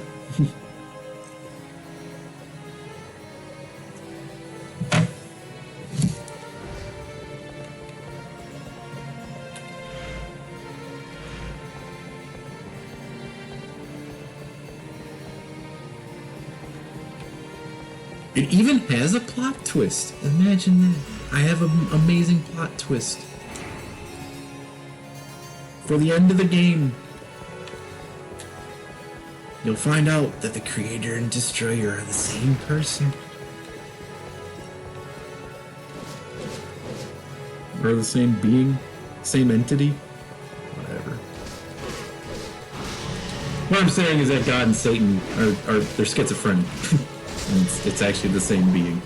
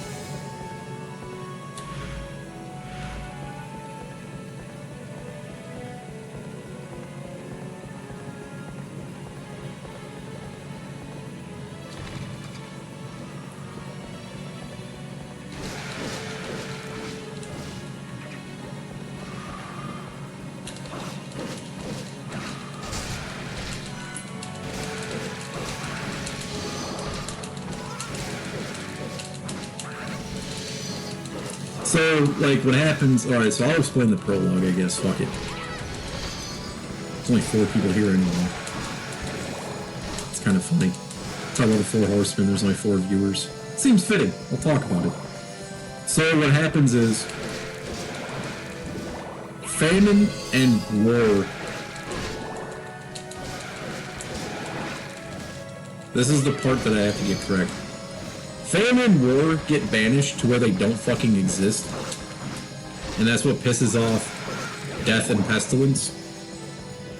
To then, they go back in time.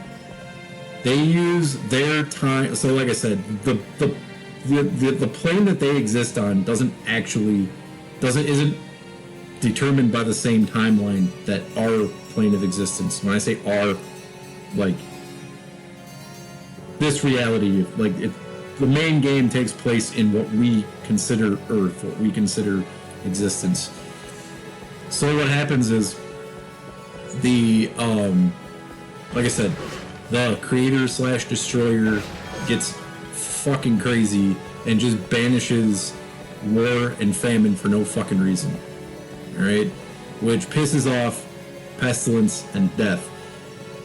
Death and Pestilence then go to 2 separate parts of time, and they give something to 2 people. Then, what happens is, those 2 people, when they get the thing, they then show up in the fucking other dimension in 2 bodies that aren't theirs, and they rain death upon all the fucking, the other deities. when they fucking die, you're gonna see like different types of energy then just fall towards the third dimension, our dimension, and that's how the game starts. Because when everyone gets sent back here, they slowly realize that they're who they are, and all the angels and demons of that existence then awaken in our existence and fuck everything up on our realm. So it's like capitalism, that's how it gets into. So it's kind of about shit like that, about how people have more power than they should based off of things that they are not even aware of that they have. And then what happens is, what makes the four horsemen different from the other characters is that 4 characters die and they fuse with themselves from the other dimension, skipping the awakening process, and they just become like hyper tuned to like know exactly what the fuck they have to do. You'll see when it gets done. So that's the prologue leading into the second part, which is then the 4 horsemen finding each other, and then they go against they can only activate as the 4 horsemen when they all meet. They can't work individually until they meet, and then that's where it turns into a branching path, or whichever one of the 4 you play as is a totally fucking different story.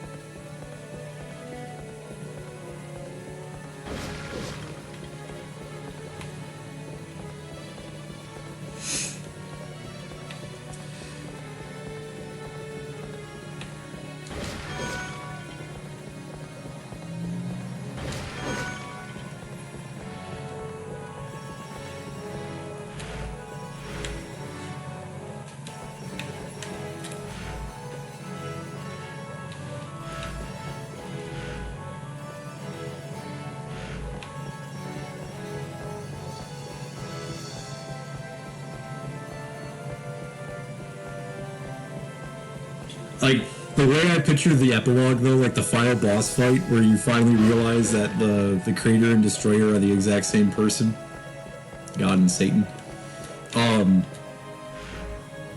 the same being. This is the part that sucks, is because I really wish that Kingdom Gone would just play by At the Gates at the right when the whole thing shatters and you're in like the ethereal realm fighting the fucking main boss. I just want Kingdom Gone to start playing. Lord Deceiver, you are the sinner.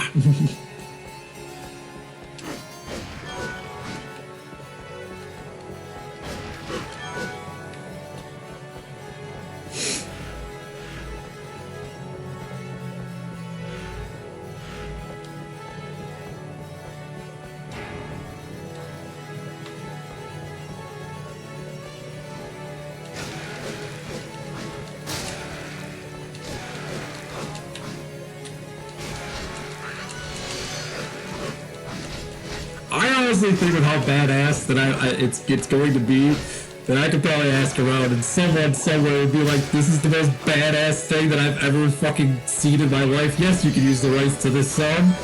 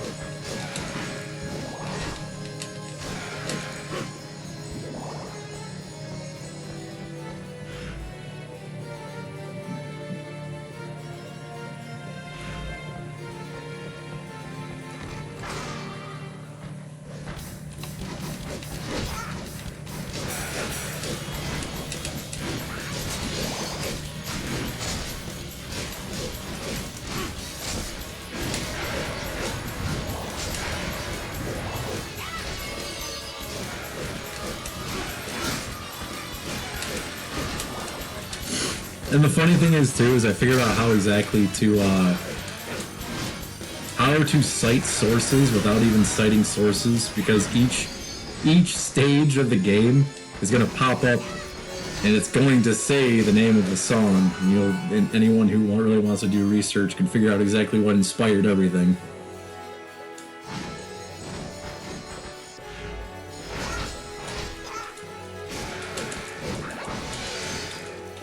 Stage 3, living the Vida Loca. I promise you, there will be no Ricky Martin stages.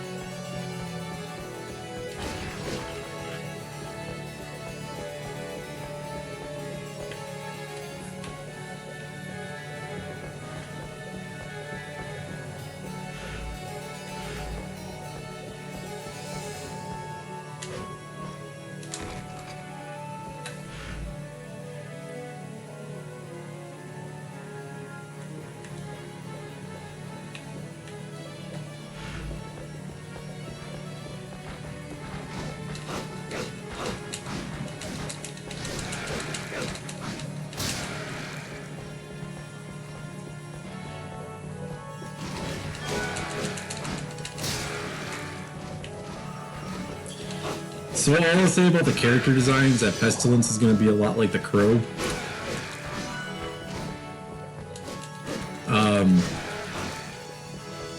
Death is going to be a lot like the Terminator.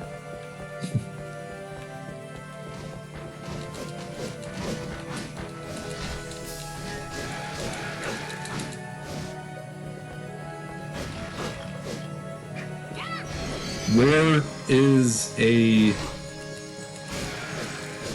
ninja werewolf chick, and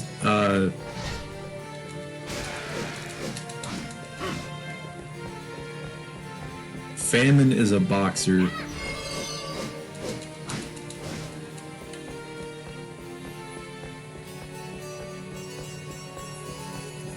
I understand that this is the part that people fuck with me on, and they say that I get that part wrong, where War should be the boxer and Famine should be the werewolf chick.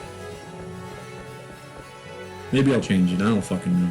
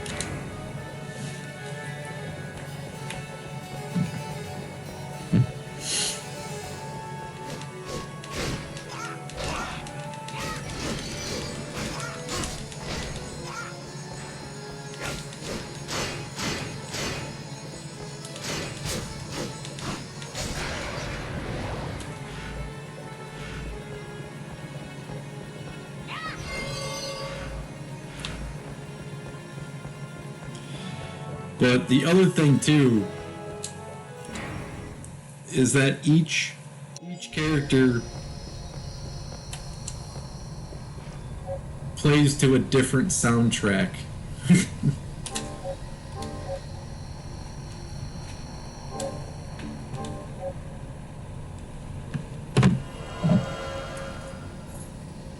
And then decisions you make throughout the game are going to change what the soundtrack sounds like.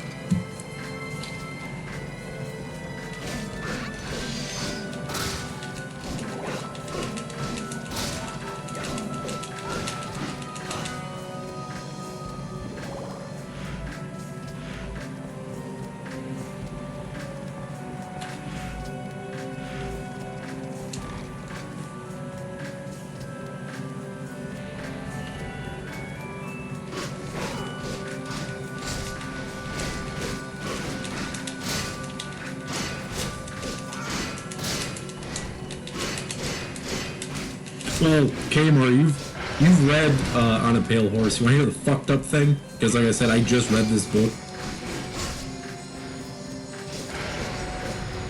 Guess what name I came up with for this fucking game after finding out that I don't want to call it the Ice Ray. Technopolis. Which is exactly what that fucking book is about. It's a futuristic modern world. Things aren't what they seem.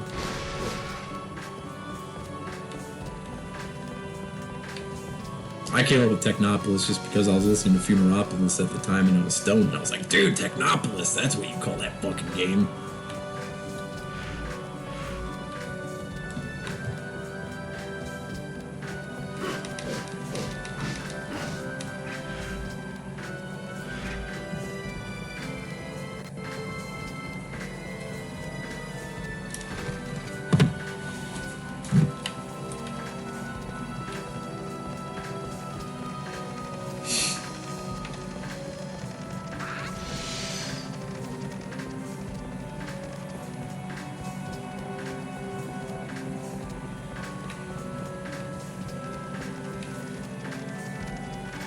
See, that's the funny thing is that my my roommate, who's letting me borrow the book, doesn't know where he got this fucking book from either.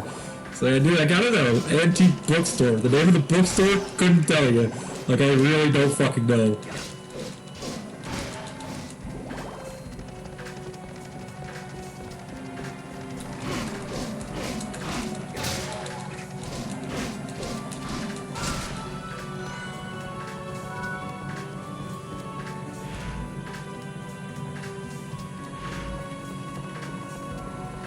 Yeah, I currently have the first 3 books of the series in my possession. As in borrowing.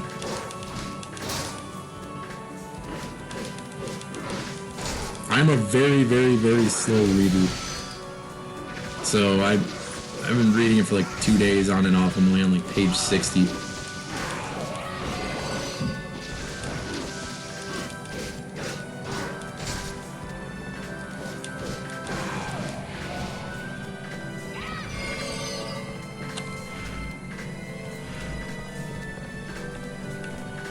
I think I'm at the part where Zane went to the football game.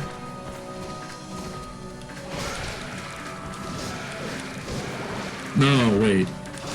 I'm past that. Kronos showed up. No, wait. Kronos showed up when they go to the football game. Then he goes to the football game, yeah.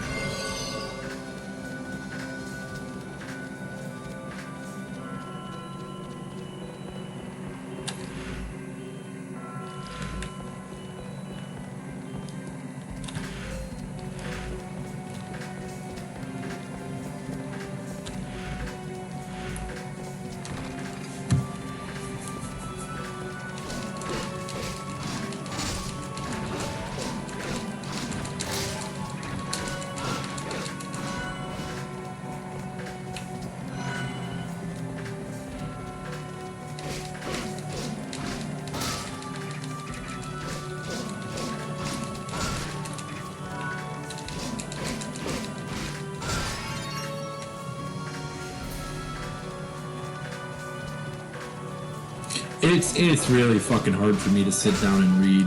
Like, it's one of the hardest things. I don't know why I can sit down and do anything else, but reading is just fucking hard for me.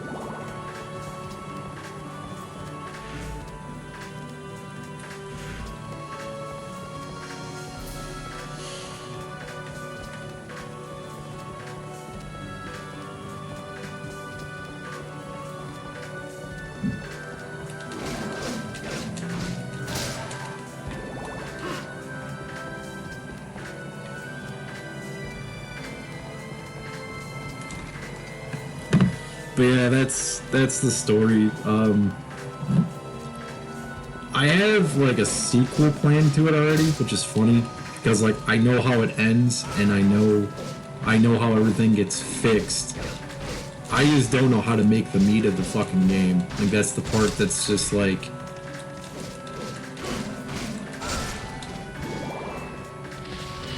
I don't know.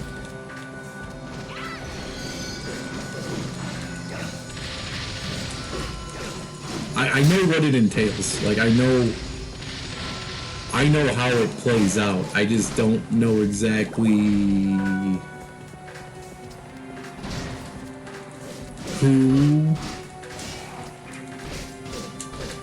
who's gonna control what, and like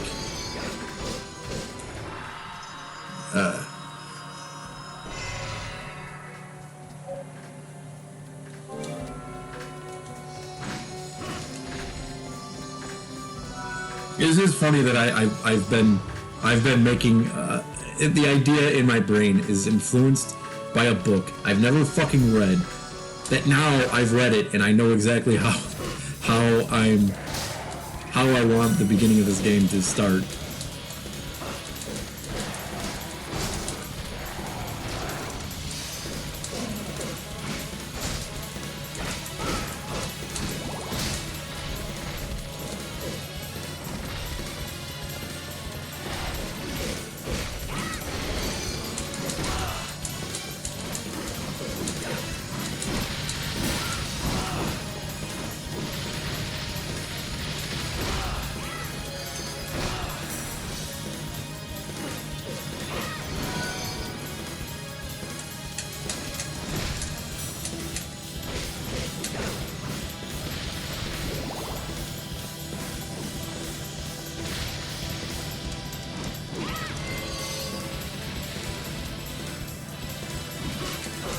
What's funny too is that I know that like every Simpsons Treehouse of Horror clip or segment is based off of something else.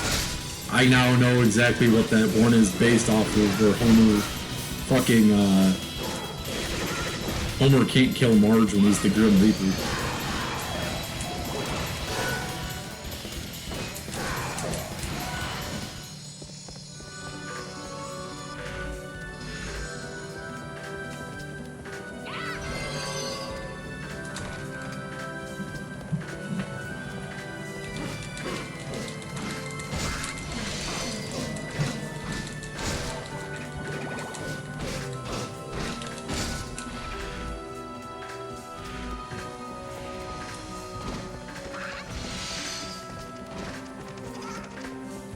Oh shit, it's a Blaze Master.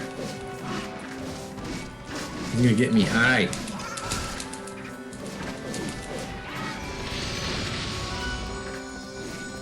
.360 no scope.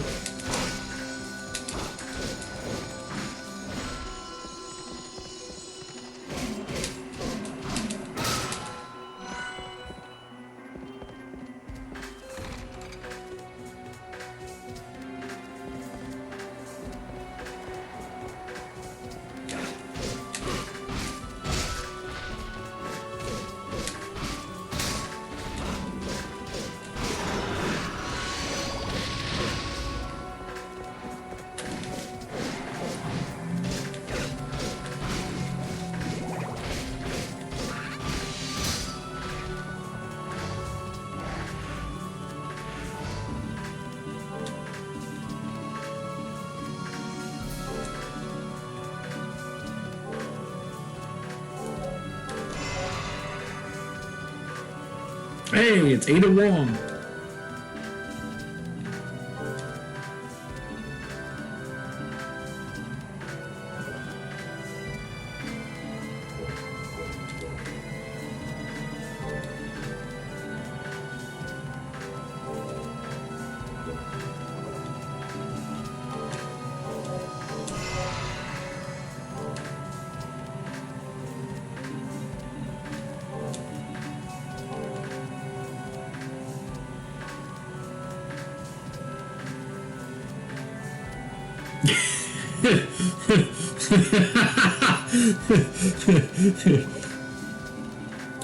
I see you also have dreams of Ada Wong randomly showing up to save your ass.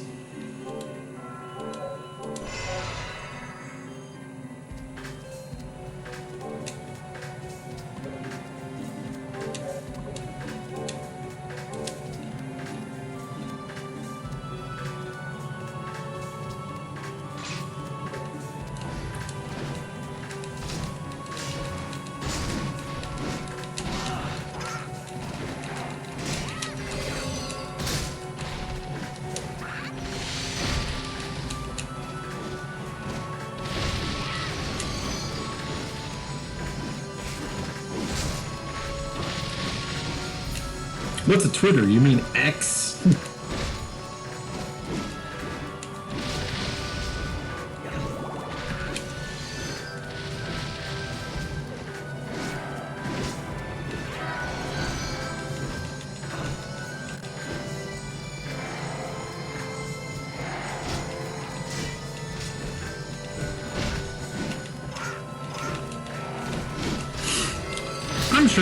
I'm trying to be.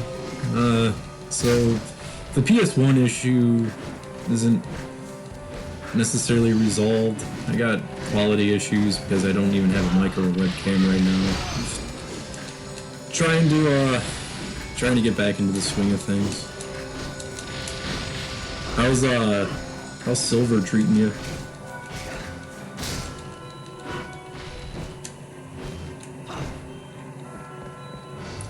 Trying to so what I'm trying to do right now is kind of balancing between playing PS2 games because PS1 issues. This PS2 really does not play PS1 games. The first game I played was fine. I played Castlevania Chronicles. Then I tried playing Symphony of the Night. Symphony of the Night kept crashing and freezing and locking up the entire system, so I went on to the next game. The next game didn't even start. Went on to the game after that, didn't even start. So I was like, screw it, I'm gonna play PS5 for a while. Then I was like, duh, I have a PS2.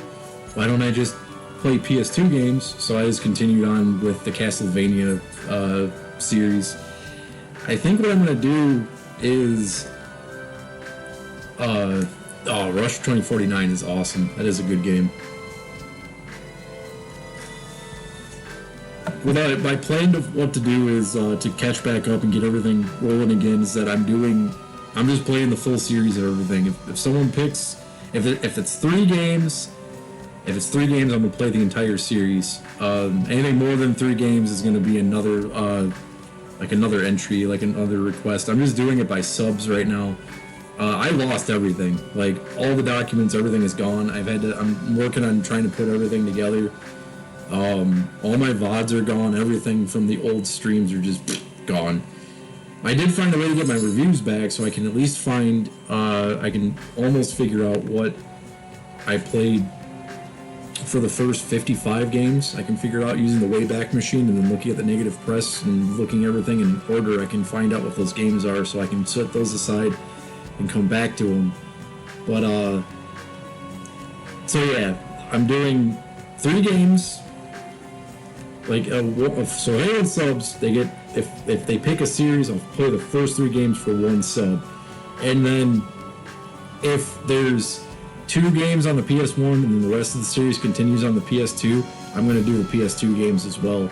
I'm trying to find a way to balance both the PS1 and PS2 together, because there's a lot of games on the PS2 that I think are good, and there's a lot of people playing PS1 games, and I just want to balance it to where it's so you know that feeling where we've talked about this before, where you play one game and you like it, and then you play the sequel like 50 games afterwards, and you're just like, why the hell did I even like the original? I don't want to deal with that. I just want to play them all in a row.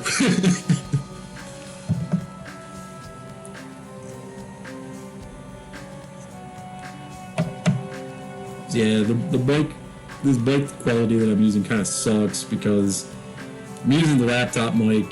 I need to get a new mic. That's the first thing that I gotta get. And then I still have my lights. I don't have a green screen anymore. I'm not doing it with the green screen, I don't think. Changing the backdrop became to be a little bit tedious. But yeah, I'm trying. I'm putting my main focus into January. Like, I've been kind of like doing some random streams here and there, trying to get the feel of it again. Trying to like get my mind into game mode, and then yeah, January I'm just gonna try to run it as much as possible.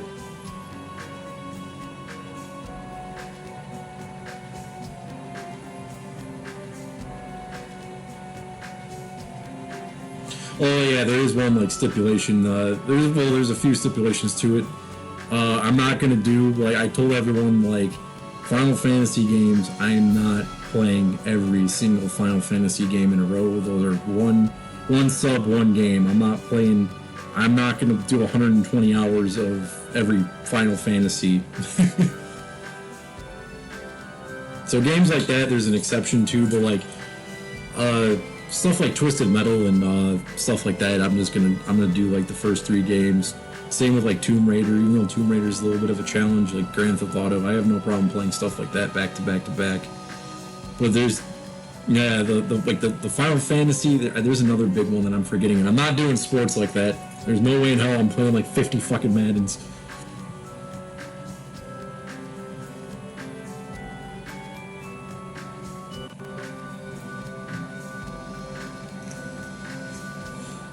Yeah, it's a work in progress. It's nice being back. I don't know. I'm still kind of depressed. I went through a lot in the past couple of years. I've talked about some of it, and there's just a lot of things that have happened. I'm just mentally trying to just move on with my life and try to play some games.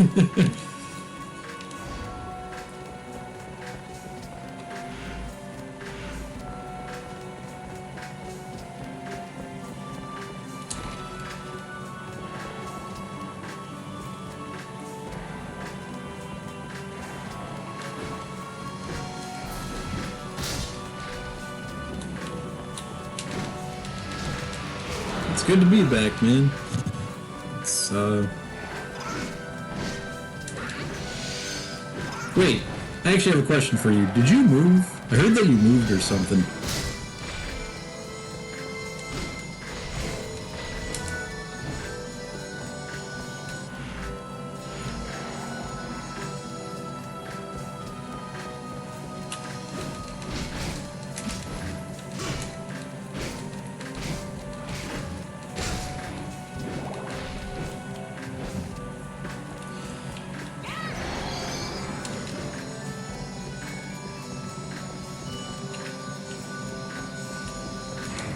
Must have been someone else then.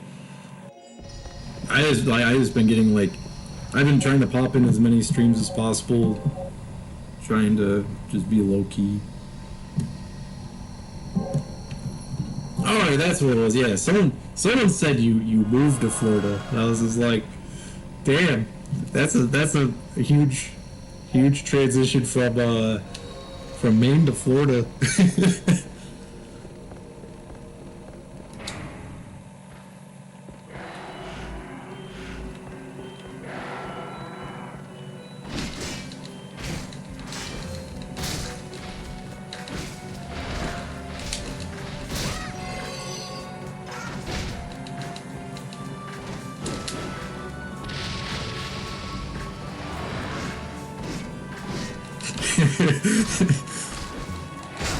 Yeah, it's the same thing in Michigan. Everyone goes to Florida. Dude, this winter's been weird.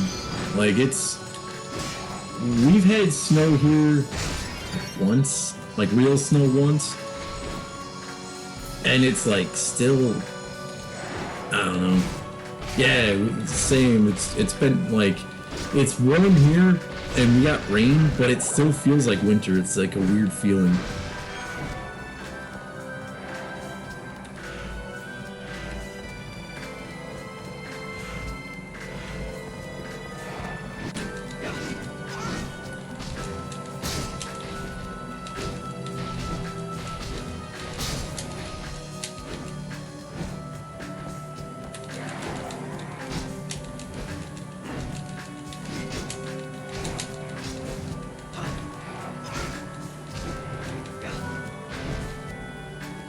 Ancient memory.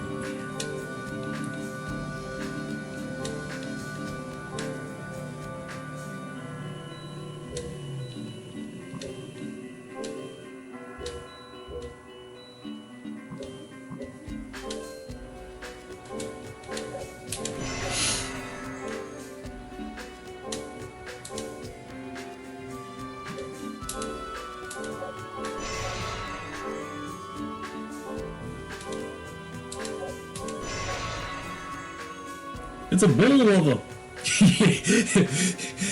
El Nino. I am El Nino. That is Spanish for the Nino.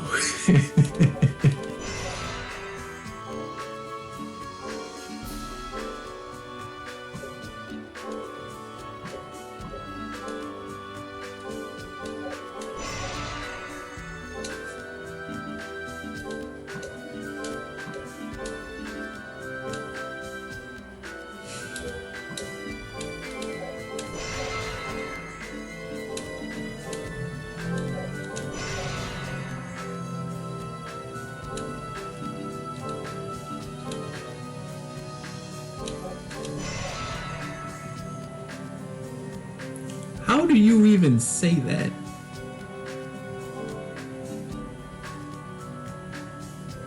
Yeah, I'm gonna play, so I'm gonna do Lament of Innocence next, and then after that it's Twisted Metal Black, and then it's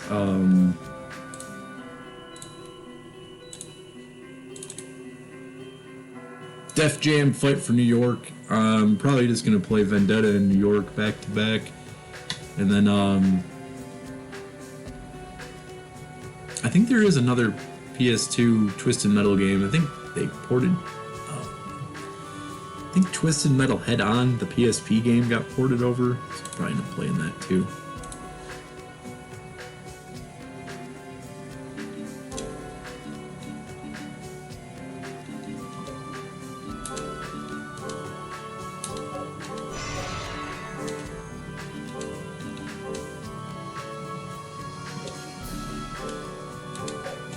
So this is like the level up system. You craft things and you get powerful.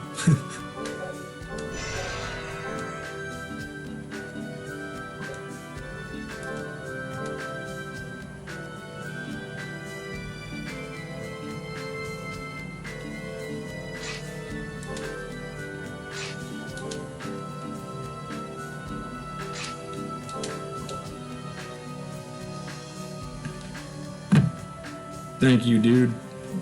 I will, I would be an honored to be able to come back. I'm gonna get the, it's gonna take me a while to get the list done. I'm trying to, so with those like startups that I've been like recording and stuff, I'm going to do all the PS1 startups and all the PS2 startups, and I'm gonna interject those into the list, and then I'm making all these like AI descriptions of the games, so that's how it's gonna be laid out in the list like that, where it's like the name of the game, you can watch like a brief video of it, like how the game starts up, and then you can read like an AI description of it, so then that way no one can blind pick anything. So if anyone tries to tell me like, oh, I didn't know what the game was about, I'm sorry that I picked a piece of shit, like no, there's no excuse. I gave you every warning that you knew exactly what you were picking.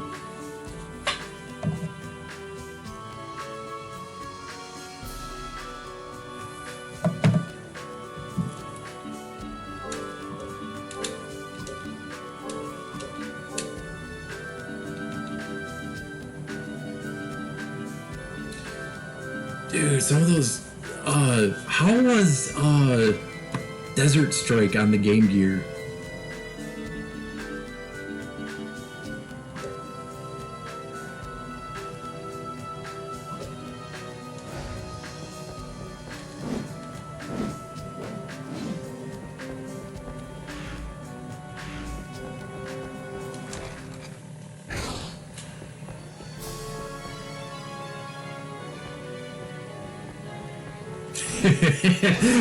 Asterisks. Oh damn, only 4 levels. I still have never beat one of those. I gotta play like Soviet Strike and Nuclear Strike, and I've heard that those games are, one of them's good, one of them's trash. I don't remember which one's which.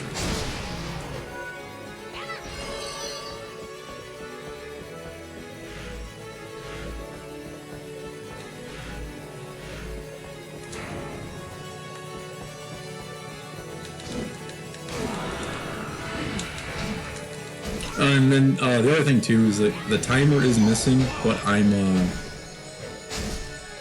keeping track of the time myself, just manually, of everything that I'm doing.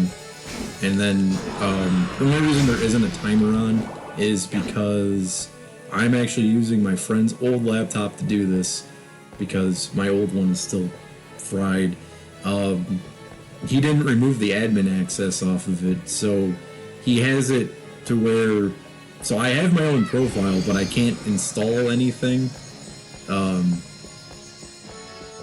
He has to mess with the laptop. So once that happens, there's gonna be a timer and all that. So I'm not foregoing. And also I have the same issue with a bot right now. I don't have a bot because it won't let me install anything.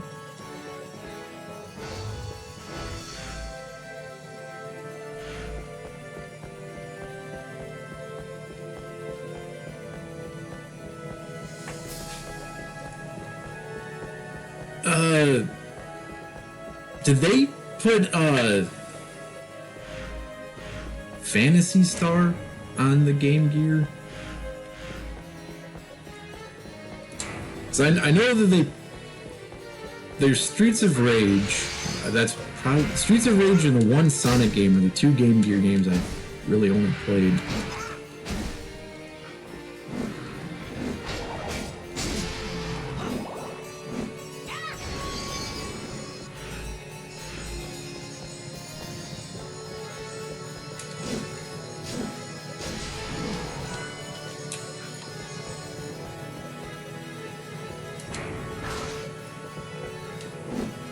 That's good. That's a good that they didn't put Phantasy Star on there.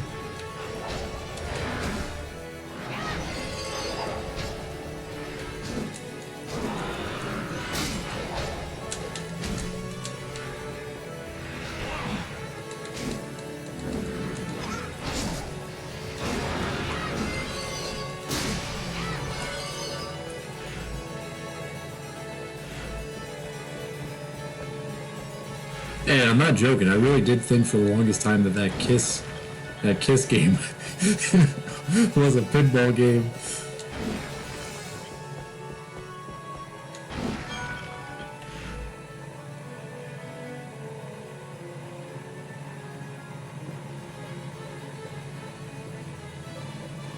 Phantasy Star Online. I'm trying to remember what Phantasy Star game I ever even played. I think I played Generations of Doom.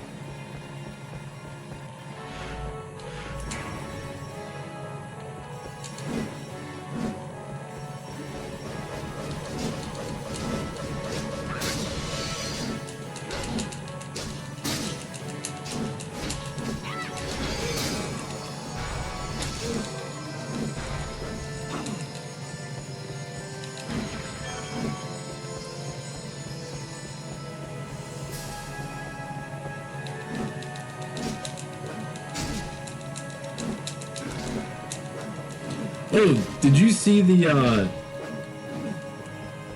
new Sega lineup they just announced, where they're bringing back a whole ton of stuff? There's a new Shinobi game, Streets of Rage 5, a new Jet Grind Radio There was something on my list that I thought was strange they were bringing back.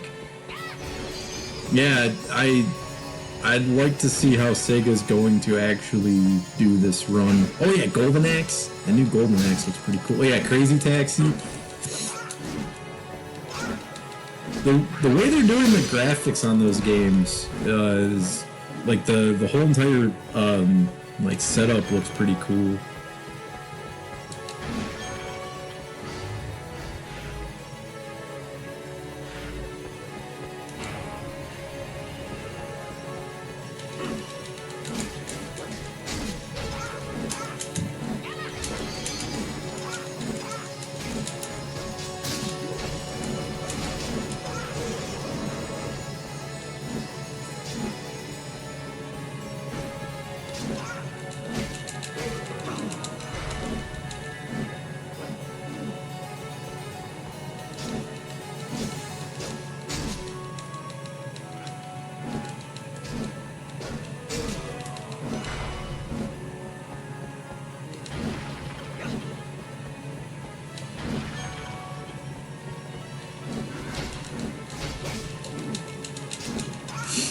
I'm interested in Streets of Rage 5. I hope Capcom gets on a retro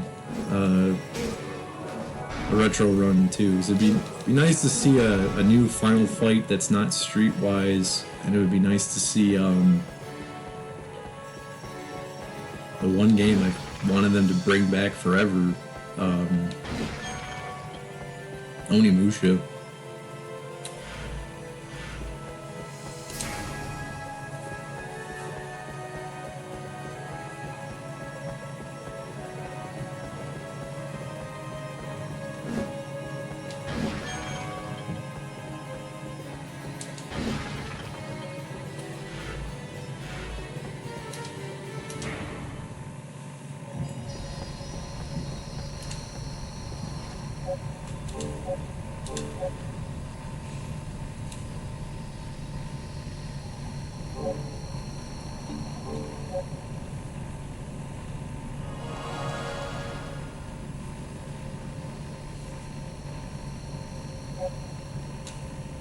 Save completed.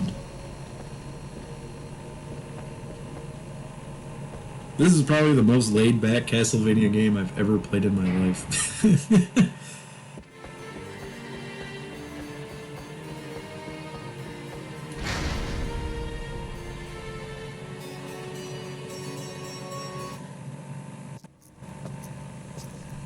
Wait!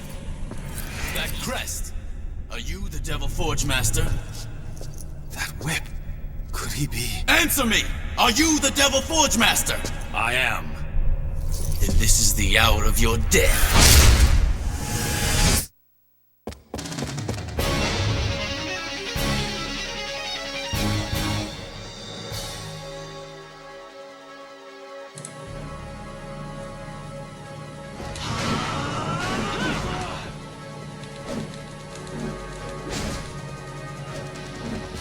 Wait, is that trailer done?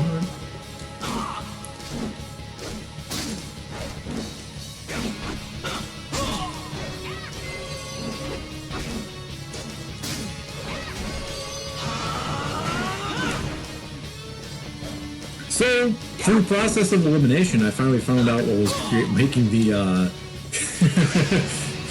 making the stream mono. Back when I had the issue with the SCART cable going into the transcoder and then going to the retro Tink, it was the transcoder the entire time because I bought the Tink 2X with just the SCART cable hookup. So I got, it's going PS2 SCART cable retro Tink. So eliminating the transcoder, we finally don't have monotone anymore. So I've tried to destroy everything except for the sound of the game, even though there's a bit of an echo because the sound of the game is coming out right next to the microphone in the laptop, so you win some, you lose some.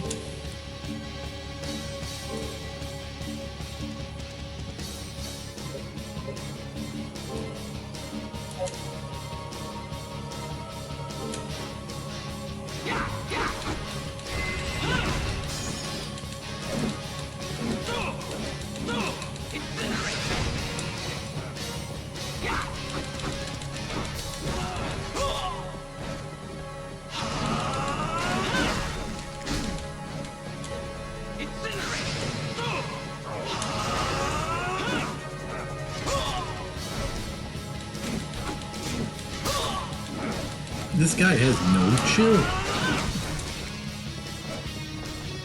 I don't know if it was the other, I honestly don't know if it was the other SCART cable I had, because, my rabbit did bite a chunk out of it, but it seemed to work fine for the longest time. What was weird was it just wouldn't work on the PS1. I can get it to work on the other consoles just fine, but for some reason, when I would put everything together for the PS1, it just didn't work. It just came out mono, it never came out stereo. I got a, the SCART cable I'm using now is,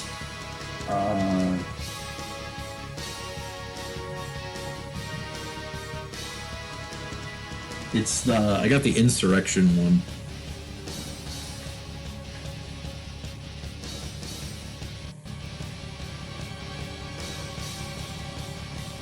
Yeah, this SCART cable and the one that I was using before I was using the same SCART cable on both the PS1 and the PS2. This one, I haven't used this one on a PS1 yet. I know it works for a PS1, but I bought it to work for a PS1, and it works for the PS2, so.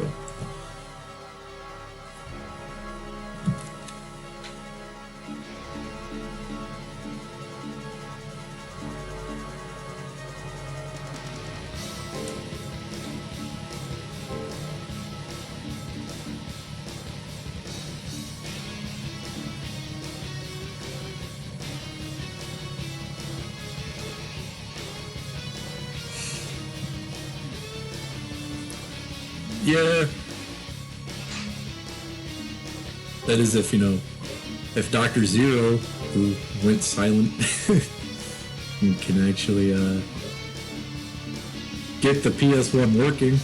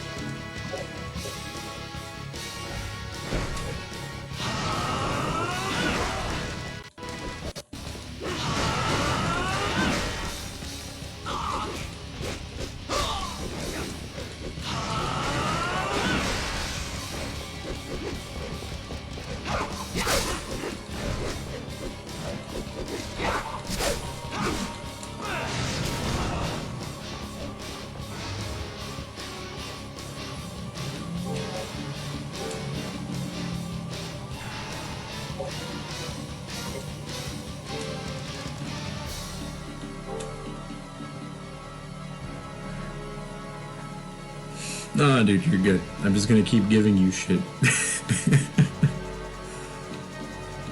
You've become a meme here.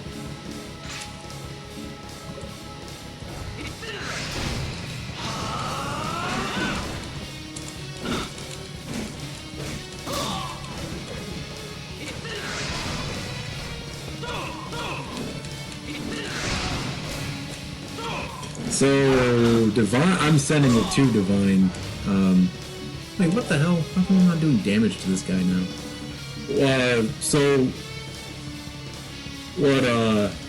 What's happening is Zero's gonna give it another shot to try to make the X Station work, and then if not, I'm just taking the board and I'm mailing it to Divine. Then Divine's going to, Divine's gonna swap out the X Station and put it in another 5501.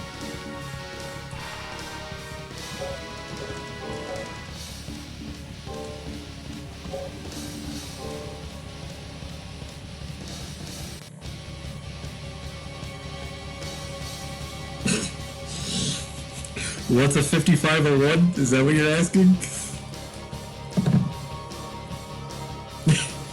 So, if you look at the back of the PS1, with what I explained to you before, there's a serial number on it.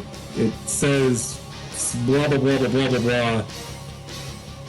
Either 75, 7,000, 9,000, 5,000, 55, 3,000, or 1,000. You're currently holding on to a 5501.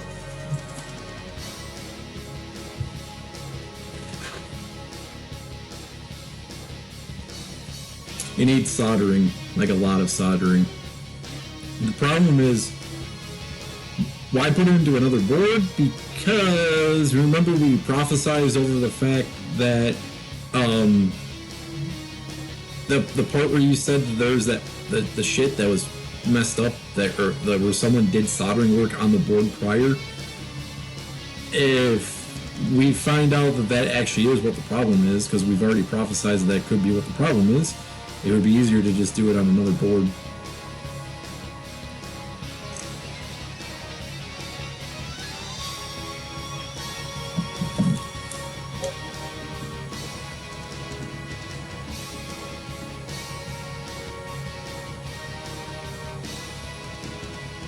So the X station is like it's a two-part solder. There's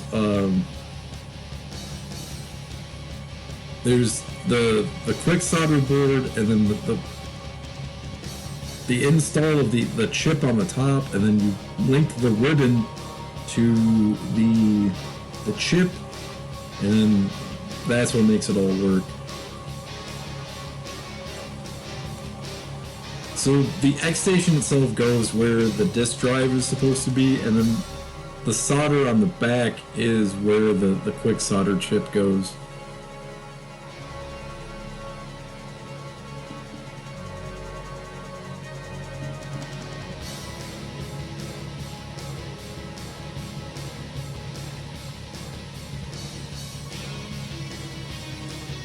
Hey, you do you, man, because like I said, I have, since the board is going to be replaced, I mean, go to town on it if you,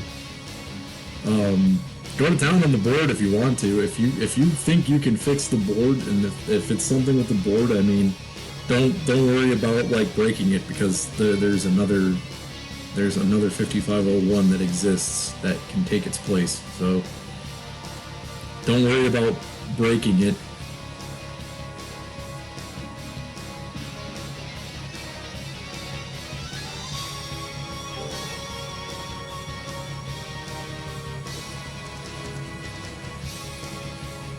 Just make sure you don't break the chip. Don't break the quick solder board. You can mess with everything and anything that's the PS1 board. I don't care. The OEM shit. Go to town.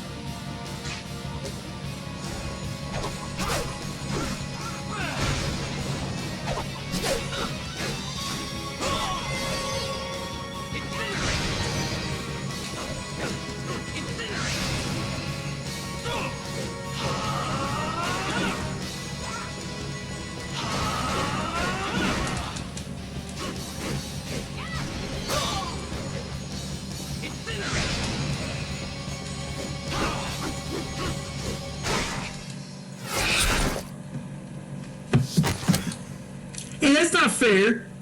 On your oath, are you truly the Devil Forge Master? And if I am? For one that served under Dracula, you seem much too weak. It's been said that the Devil Forge Master's power rivals that of death. Ah, so you are hunting for Isaac as well, I see. As well? Then you're not... Wait... I recall there was another Devil Forge Master. They say he betrayed Dracula and forswore his powers, but that was 3 years ago during the war. Could he have survived? It cannot be. Believe what you like, but answer me this. Are you not Trevor Belmont, the one who defeated Lord Dracula? That I am, though I did not fight alone. There were many brave warriors beside me. And your name, sir? Hector. Hector. I shall remember that name.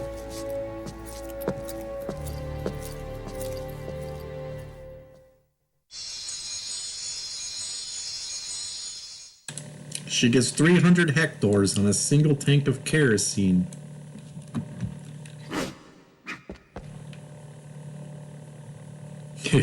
Did you these documents?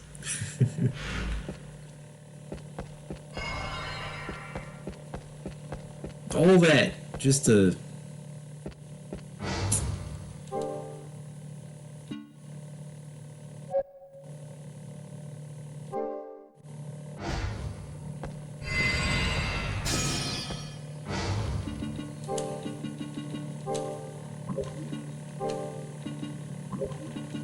This is a good game. Like it's nice. It's nice to be able to sit back and play something I can mindlessly play through. I thought that was an enemy for a second. So anyway, I just start blasting.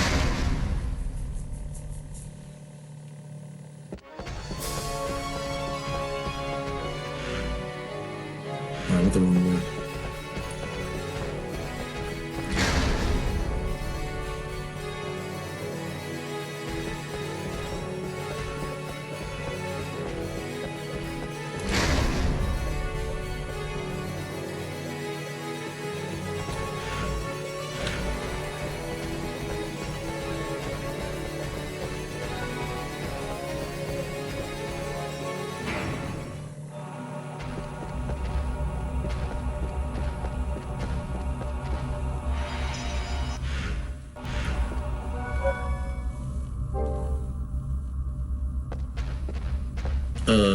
Okay.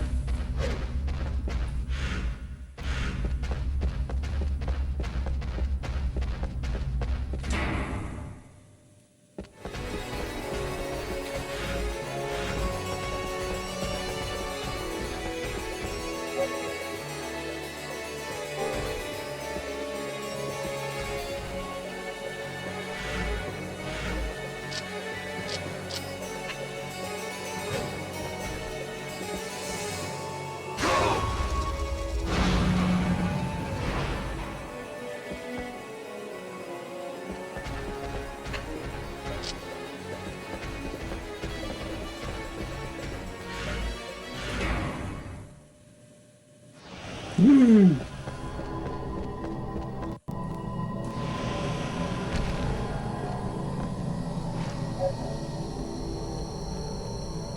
I don't want to warp nowhere. My mind is already warped.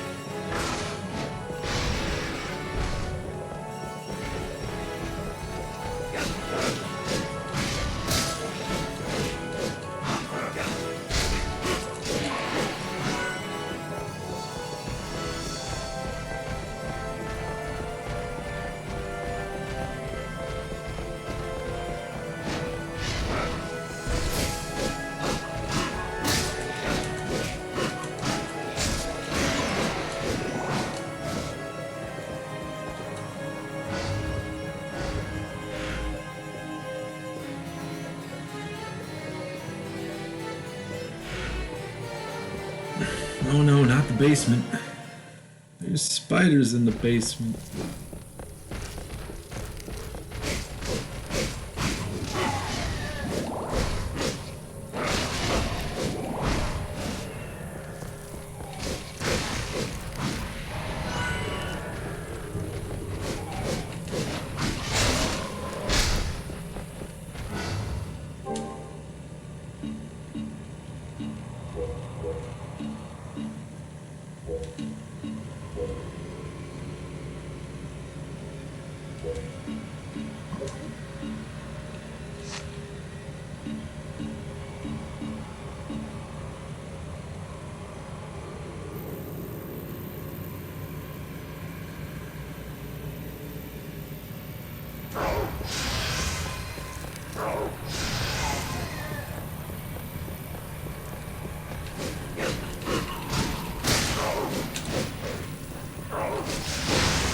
Who are you, HR, shoving stuff?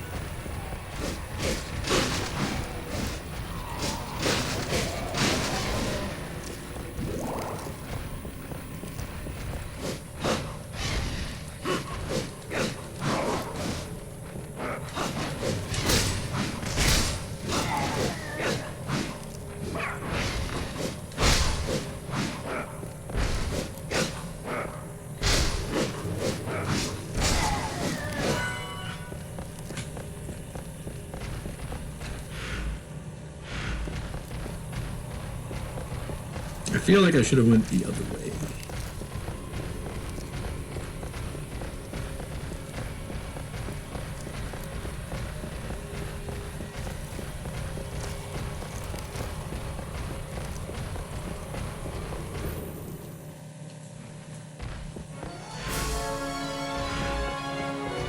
What were the other games on that list? So there was, Death Wish Enforcers, which looks fucking sweet. Valharis, which looks awesome. What was the Contra game?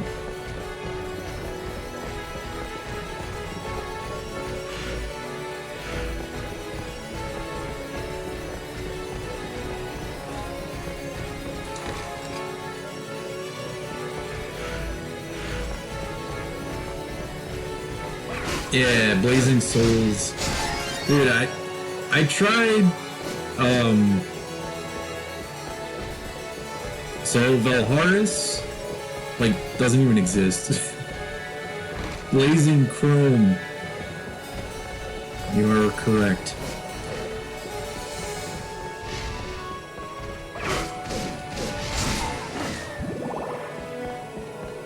There was the two other ones. I liked the reason Blazing Chrome had an awesome start screen. It reminded me of Oniken.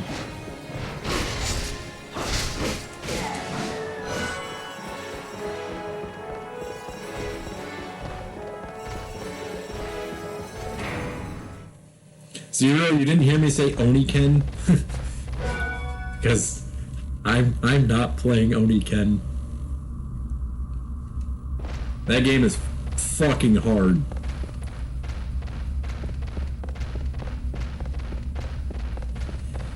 The only Contra game.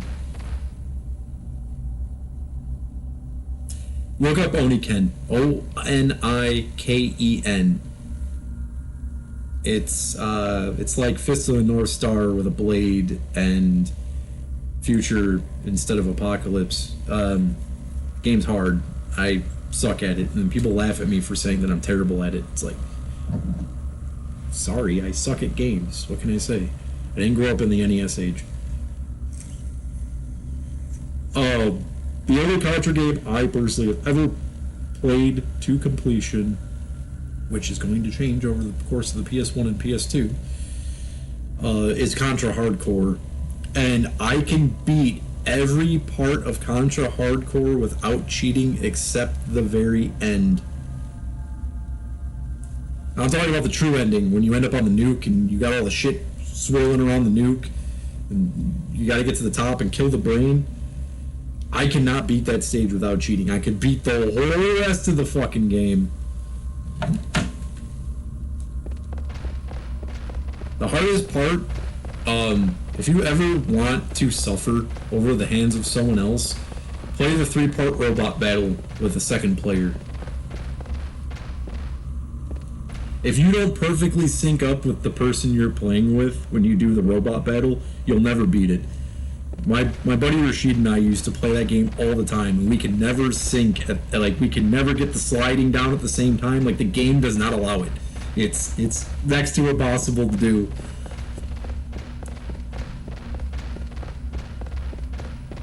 But if you've never played Contra Hardcore, what I'm talking about is there's this part where you're on a jet ski and you get attacked by a yellow, red, and blue robot, and at the very end they all merge together into one robot. The one is like a bird, one is like a flying pterodactyl, and one's like a chainsaw. You fight all three of them individually, and then you fight the mecha robot at the very end. It is one of the coolest boss fights for its time because it all happens in real time. It's cool. Like, it was... Contra Hardcore was ahead of its time.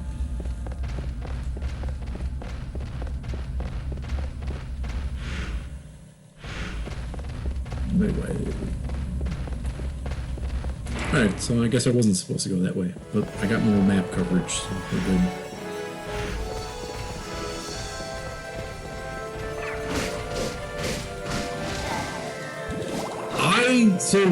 Growing up I had a Genesis, and then I had a PlayStation 1, and I had a Nintendo 64, and I had a PS2.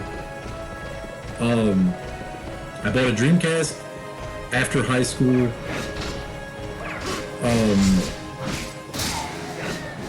Then I had a PS3 and the PS4. So I didn't play NES games growing up. I also didn't play Super Nintendo games growing up. That's where my blind just... I ignore people talking about Super Nintendo games, and then I just say I don't like the Super Nintendo just so people don't try to tell me how great the Super Nintendo is, because they blindly go and say, well, the Genesis sucked. If you think the Genesis sucked, you never played Streets of Rage, and I feel sad for you. My point of that is that I got my foundation of playing games off the Genesis, and then shortly thereafter I also had a Sega CD. Shortly thereafter of playing, growing up with the Genesis, because I had the Genesis because it was my brother's, and then my brother bought a PS1. That's my background of retro gaming. That's how I grew up. I never once seen an NES in person until I was probably 14 or 15, and at that time of my life, I cared about what was new. I didn't care about what was old. I would still go back and use my Genesis to play Mortal Kombat every now and then and Earthworm Jim. And then I used my PS1 to go back and play Metal Gear Solid. So my extent of knowledge of the NES came from Screw Attack, because I always just viewed the NES as a Mario machine. Never viewed it as it had other games, which, yes, I'm stupid. The first real NES game that I ever played was Shatterhand because of Screw Attack. The Screw Attack was talking about hidden gems or some shit, and they were talking about that game. Shatterhand is one of the coolest games I ever played in my life. And then I got a the first thing I ever sought a Super Nintendo out for was Killer Instinct. So yeah, I've never played Donkey Kong Country. I had a Game Boy, so I guess I forgot something. I had a Game Boy and a Game Boy Color. So the only Metroid game I've really ever played was the Metroid Game Boy game, which I think is awesome. People don't like that game. It's confusing as all hell, and it kills batteries really fast, but I liked that game. What other games? I had... So that's the only Metroid game I have ever played. There was... The only... no, I played more Kirby games. I didn't grow up with Mario, so I just don't have that nostalgic spot for Mario. I promise I didn't mean to burp at the same time I was saying Mario. I always just tell people I hate Mario just to be funny. I don't hate Mario. I just don't have an appreciation for it because I didn't grow up with it. And going back and playing Mario games, I truly only like playing Super Mario 3. And I still think that Sonic the Hedgehog is...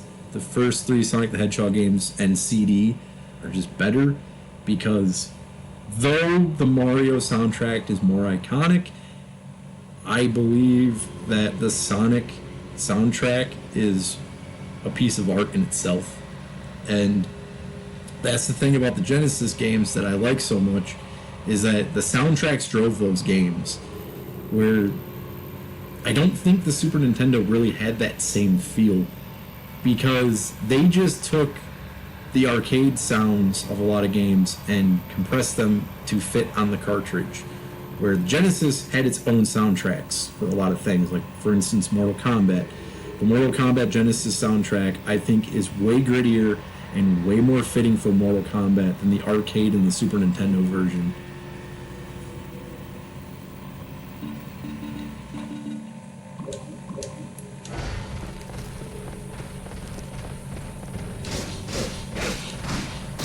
So what I'm getting at with all this is Oniken is one of those NES-inspired retro games. There was a point to that, Rat. So, for me to play the retro game, like the new retros that are based off of NES games, it's harder for me to go back that far when I don't understand the source material.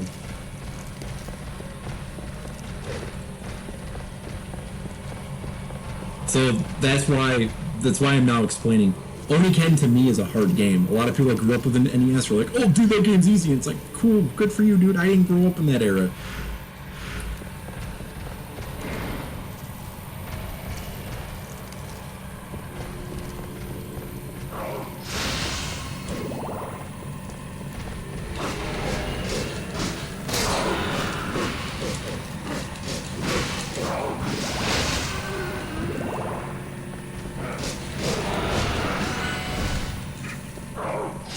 That I will agree with, yes. The RNG in NES games is insane.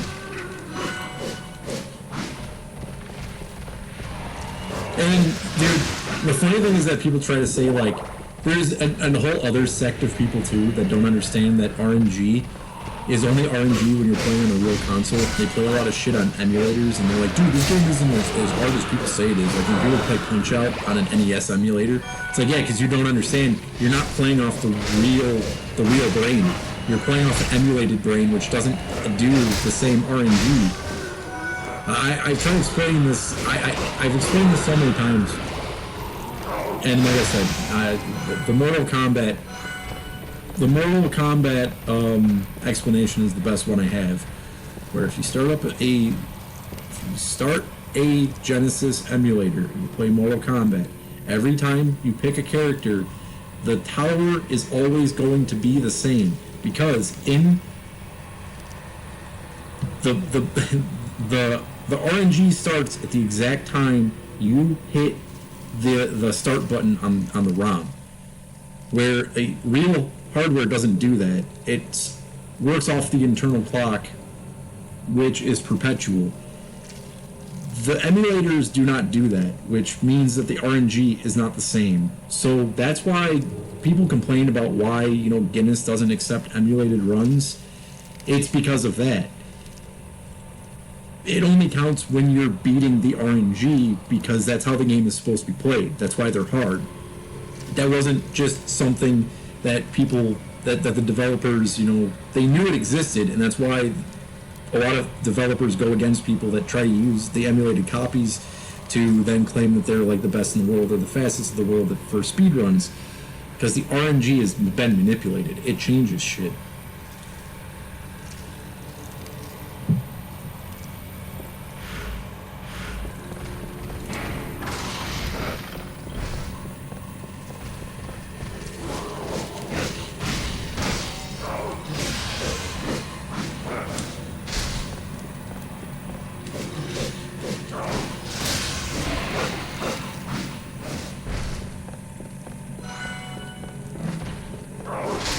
Yep.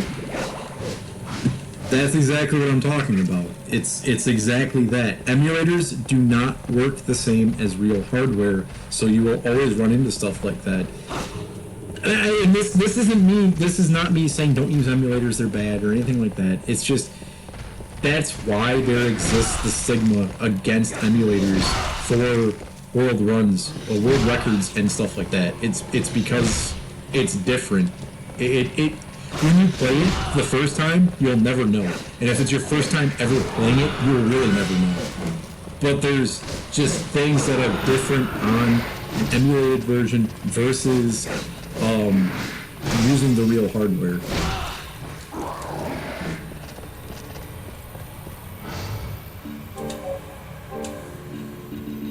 And that also goes into the thing that we talk about all the time too, soundtracks. It starts really, you start noticing it when you get into PlayStation 1 emulation. The soundtracks are different sounding because the codecs don't pick up on the CDX format file, because the CDX format file is still like top secret, like, well, I mean, it's not like top secret, like you can research it and shit. But the way it works is still like, people still don't even really understand how Sony was able to come up with the CDX format, because it's still way ahead of its time in theory. Where, so you'll play, like if you ever play like a game on a PS1 emulator and the soundtrack is all wonky and like warped and shit, it's because the emulator and the codec, the audio codec in it are not reading the, they're not reading the CDX file format correctly.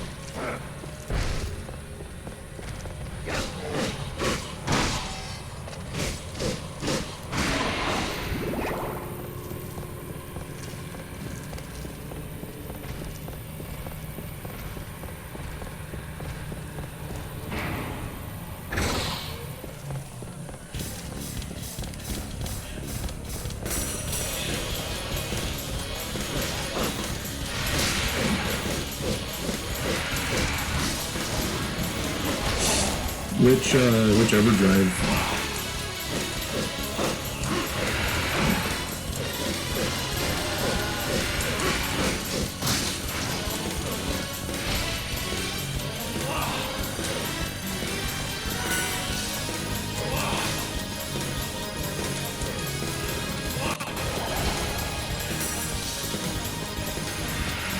Is it the Mega Drive Pro or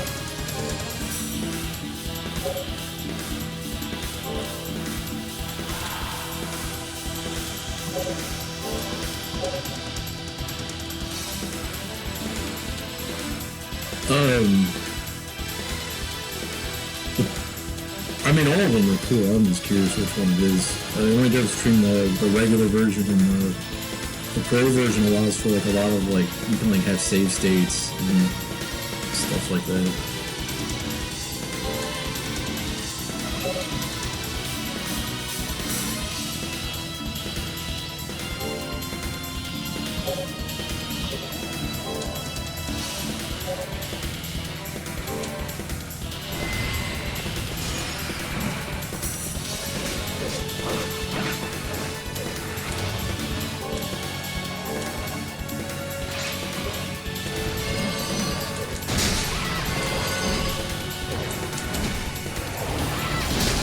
Choose your fate and die.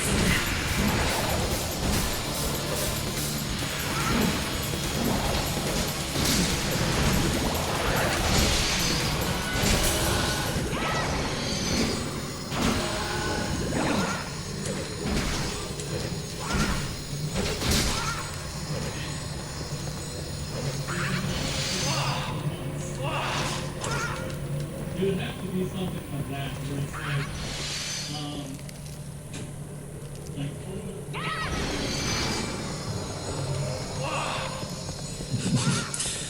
Hey, I like using I talked about that before too. That sometimes playing games with higher frame rates is sometimes fun.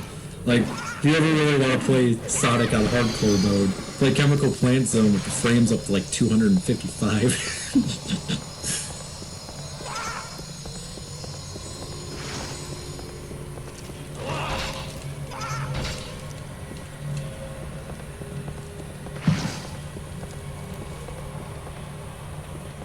When I was younger, I haven't done it on the negative press, but like when I first started, I was gonna say younger, but that would be a lie. I just realized that I actually did it sooner than that. When I was doing like cheat playthroughs and I was doing like my first run of full plays on the Vault, I was using save states, and I was using like the internal Game Genie stuff. But I mean, I advertised that. I called it busting games, and it was very clear that everything was just like I was trying to break games. Like that was the whole entire point of it. And some games are just fun. You turn on all the cheats and just all hell breaks loose. Just the fact that you have, like, the central government, for sure, have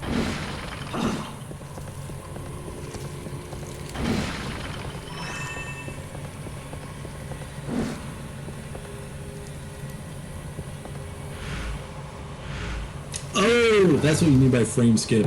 So you were manipulating it so you didn't have the random battle encounters. Smart.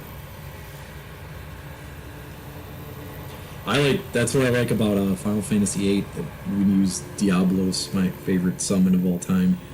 Everything about Diablos is just the coolest thing. You literally break Final Fantasy with Diablos, you get him at the beginning of the game. Anyone who says that Diablos is not the best summon in Final Fantasy games, he's only second to one, and I guess I would say Diablos is the third best. All right, there we go. The best I would say is Knights of the Round. Number 2 is Hades from Final Fantasy VII, because Hades is just the shit. It's death cursing the shit out of everyone. That's just the coolest shit. And then Diablos, just because you can beat everything with Diablos if you level him up to 99.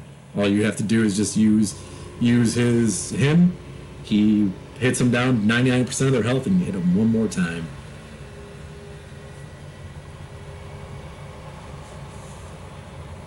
Well, the reason I'm bringing up Diablos is because you can turn on no encounter with Diablos.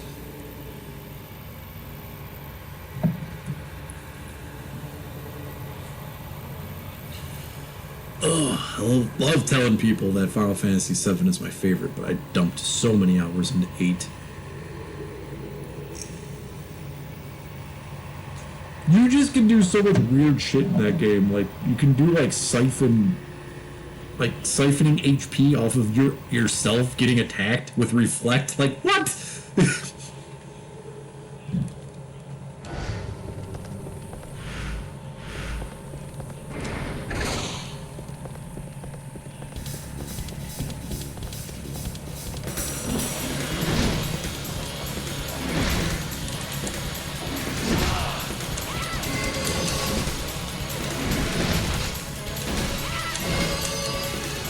So I always go into Final Fantasy when I talk about RPGs. It's just literally the RPGs I've played the most. So it's just automatically where my mind goes when I hear the term RPG. So even though Fallout is technically an RPG, and I put a lot of time into that, it's still tactics based, and it's still, I don't know. I just think that Final Fantasy is about the purest form of an RPG that you can play. That's my opinion. I know someone out there is going to say, no, dude, it's D&D. Like, yeah, no.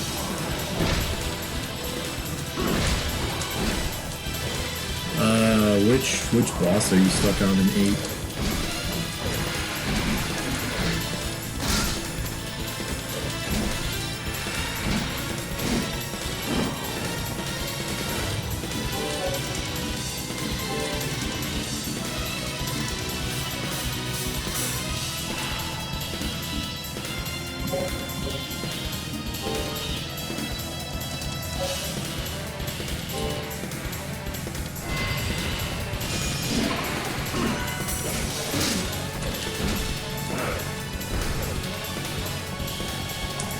You talking about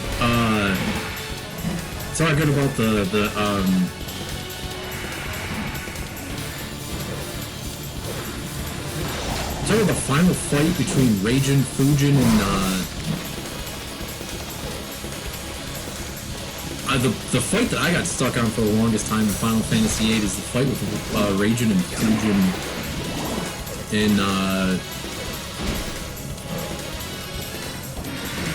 the town of Balm.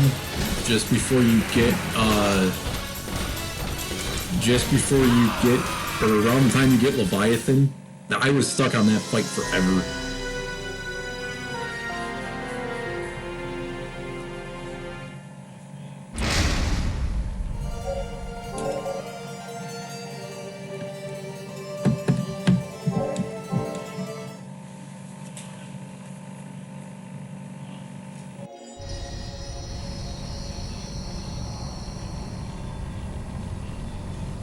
I'll have to play Final Fantasy VIII again.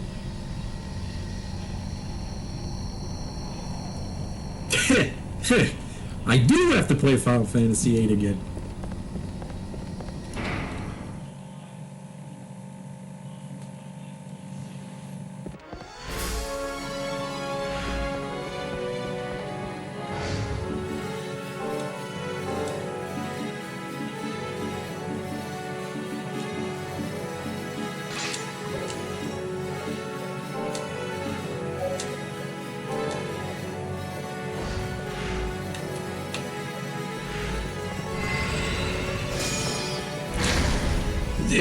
It was the media manipulation around Final Fantasy VIII. That's why everyone skipped it. It was. Wait! Are you fucking kidding Are me? you the Devil Forge Master? I went back that far?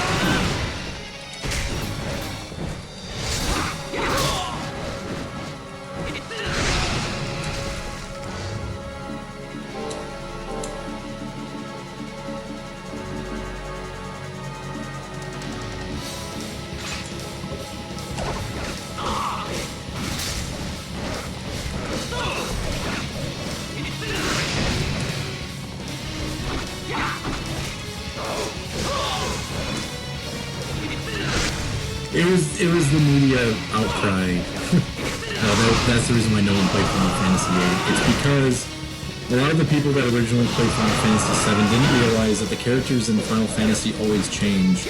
Because we were all young back then, and a lot of people's first outing of Final Fantasy was Final Fantasy VII. So people didn't play Final Fantasy VIII because all the characters that everyone knew to love were not in the game. And one of the biggest complaints was, where's Cloud?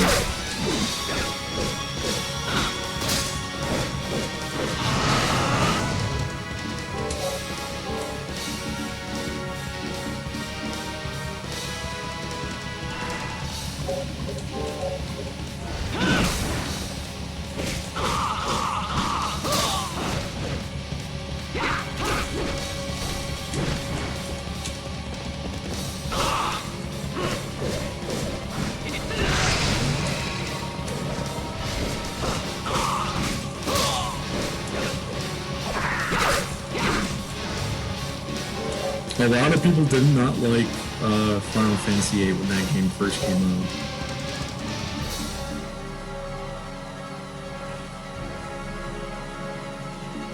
First time I played Final Fantasy VIII, I didn't even understand it. Like, I didn't get what the story was. I didn't, like... I was confused for a really long portion of that game. And then I played it again when I was a little bit older, and I was like, dude, this game is badass. It's the Hunger Games!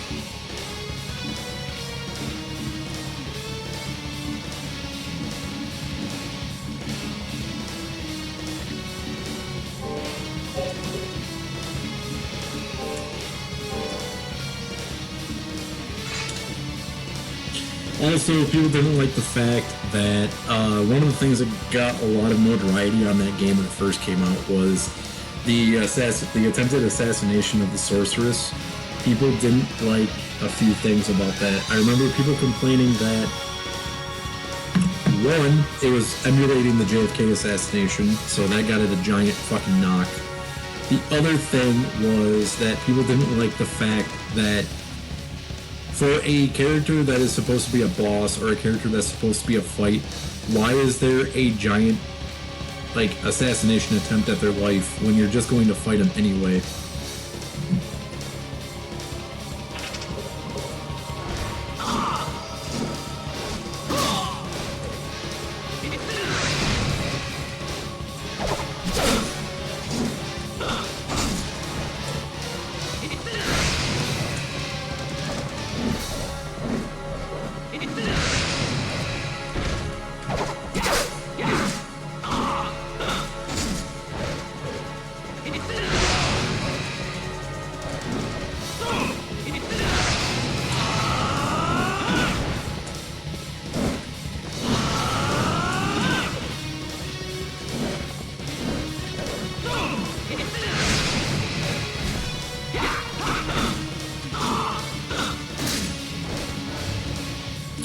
heard those two complaints in here, and I've heard those complaints in real life.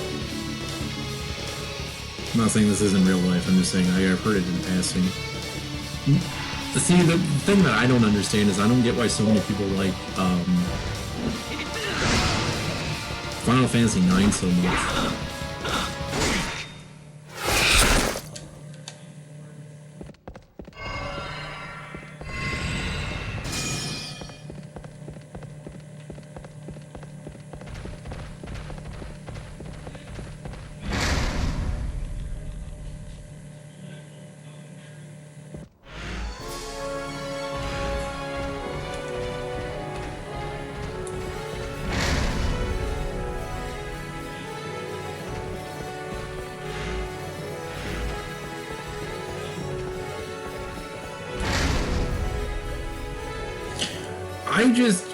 Like I said, the few times I played Final Fantasy IX, it's always been a weird experience to where it just did not work right.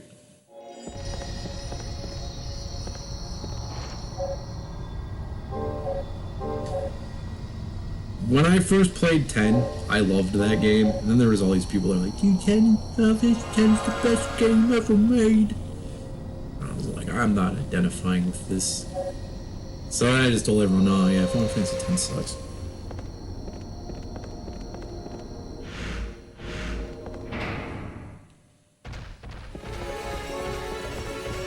I think Final Fantasy X sucks so much I have a platinum trophy in it.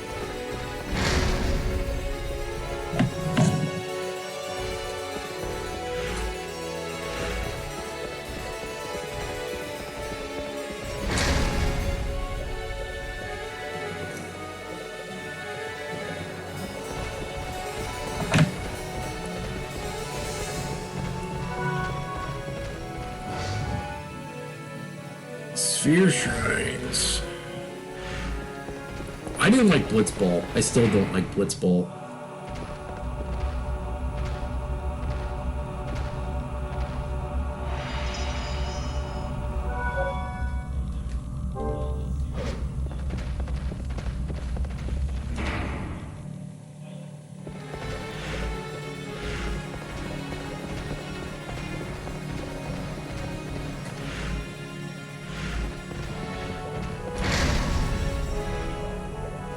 Dude, I don't understand how Blitzball works.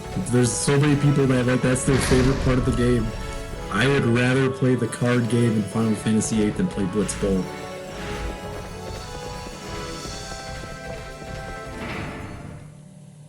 There's a way to break the game though if you don't know how to. I don't know. I assume you've beat Final Fantasy X, so I'll just tell you how you break Blitzball.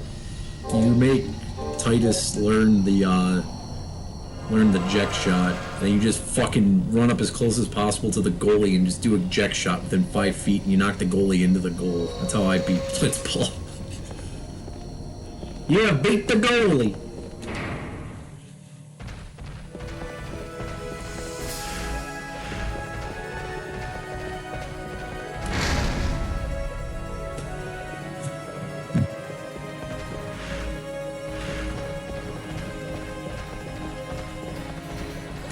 Yeah, the recruiting mechanic didn't make any sense.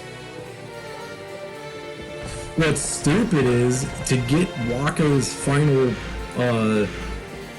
they knew that the eject shot was so broken that in order to get Waka's final whatever the hell, you have to beat the eject ball season with Waka, which is weird because the story still goes on that he's not a did I say eject ball? You have to beat Blitzball with Waka as the captain, and it's funny because the way the story goes is like Waka still doesn't play Blitzball, so it's like, why is this even a part of the fucking game if the game doesn't even acknowledge the fact that you just took your time to go and make this guy back to being the Sergei Fedorov of Blitzball.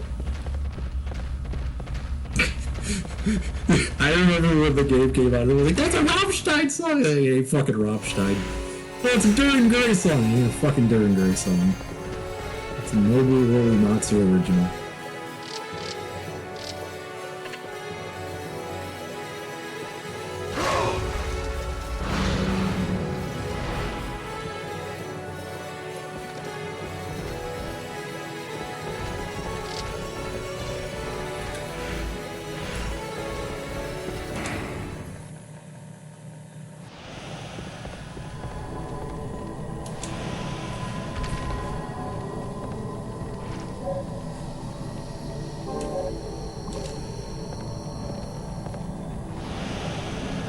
I know what they want me to warp back for, but I don't exactly remember where it is, so I'm just not going to do it. Well, there's another brute force door.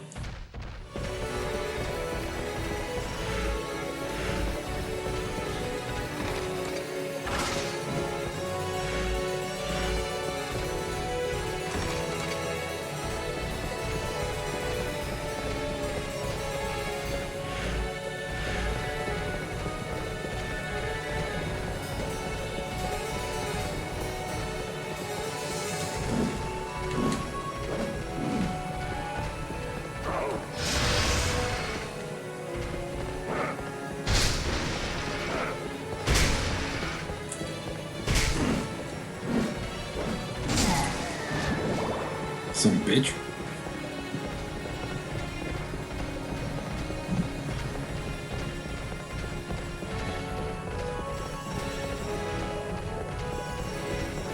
Yeah.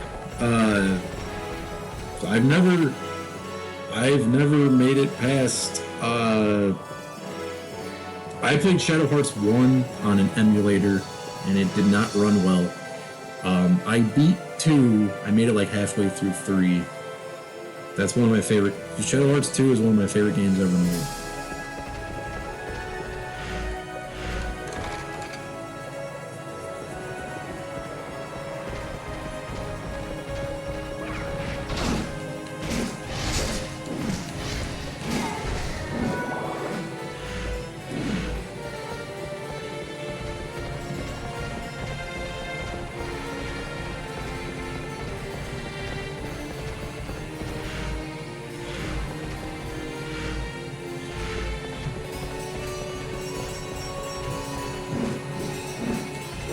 I remember when I was at GameStop and I was talking to the dude that I used to talk to at GameStop all the time when I was like 16. He was telling me about Shadow Hearts. He's like, dude, just like, yeah, I understand that you don't like RPGs and you grew up on Final Fantasy, but you have to play Shadow Hearts. And I was like, all right, I'll give it a try, I guess. Because, dude, if Shadow Hearts 2 comes in, I'll say it's a bad copy and give it to you for like $20. Whatever. Not realizing I bought like an $80 game, I played the shit out of Shadow Hearts. And then that dude got me into Rogue Galaxy. I liked Rogue Galaxy. It's funny because I don't like Star Wars, but I'd rather play Rogue Galaxy than watch a Star Wars movie.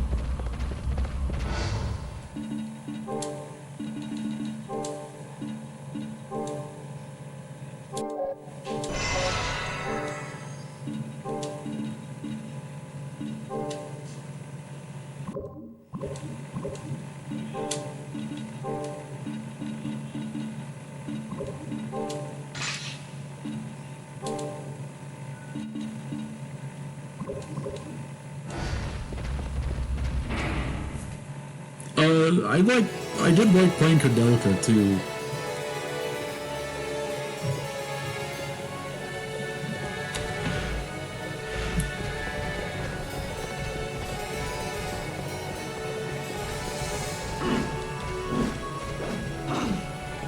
So that's what's interesting about the PS2 era, is that there was so many games that came out that like there's so much good. There's a lot of bad. I think one of the, in my opinion, one of them, I talk about this a lot too, is one of the most underrated games on the PS2 that no one really even likes to even talk about, which I don't understand, because I think it's a great game, is Shadow of Rome.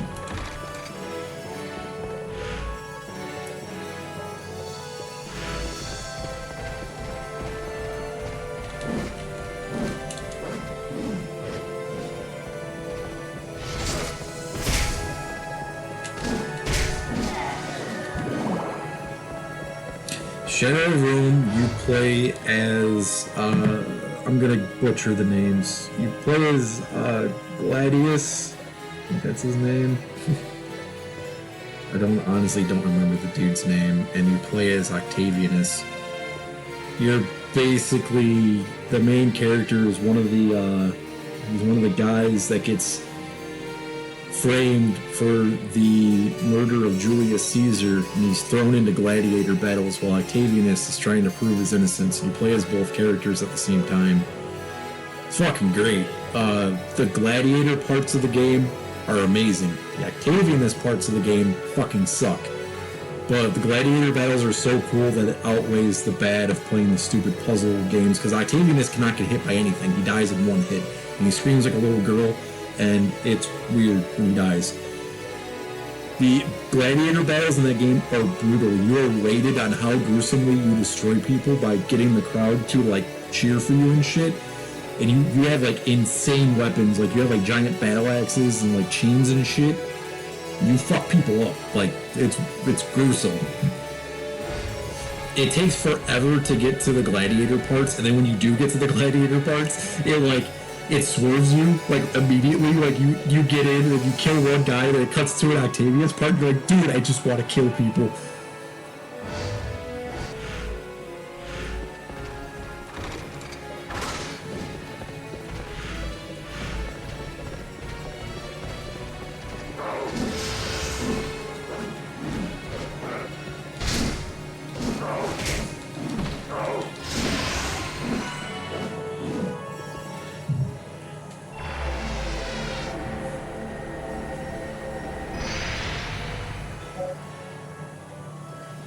Speed mail?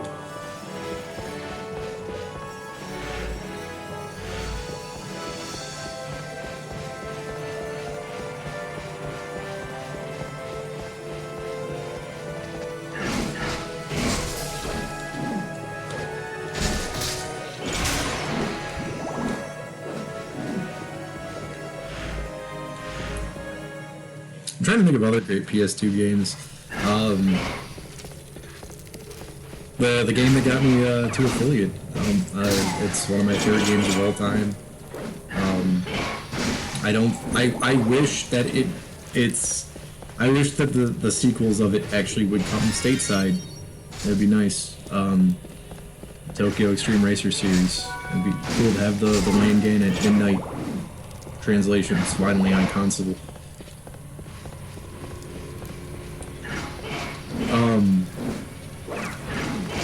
If you like racing games and you like car customization and you just like driving fast on extremely long highways while racing Supras and RX-7s and Skylines, Tokyo Extreme Racer is one of the best fucking games ever. I never played the originals on Dreamcast, so I've only played 0 and 3 on PS2. There's only one big problem with Tokyo Extreme Racer 3. And I say it's a big problem, it's a big problem. So in order to beat Tokyo Extreme Racer 0, you have to beat all the race gangs. When you beat the race gangs, you go up against the sector bosses. When you beat the sector bosses, you go up against, like, the highway boss. So there's the gangs. Each gang has their own leader, and then you go up against the head boss guys, which are their own gang called the first one is called the Devils, the 13 Devils. Then you go up against the 12 Zodiacs, I think. But then there's these dudes called Wanderers. The Wanderers aren't affiliated with any of the gangs. They're just dudes out to race. Your character is just someone who's out to beat every racer that is on the streets of Tokyo. And in order to go up against car 400 in Tokyo Extreme Racer, or maybe it's 300, Tokyo Extreme Racer 0, you have to beat every single car. In 0, there's no problem with doing that, because if you read the Wanderers descriptions, you find out the outliers, the things you have to do. Like, some of them require you to drive certain cars, some of them require you to have certain modifications on your car, etc., or certain mileage or shit like that. You have to race them on the right day. You have to read their bios, which is kind of funny, because, like, for instance, there's a racer called Late Night Cinderella, and you can only race her at 3 o'clock in the morning on a Friday. The game was designed. Tokyo Extreme Racer 0 is the reason I have sleeping problems.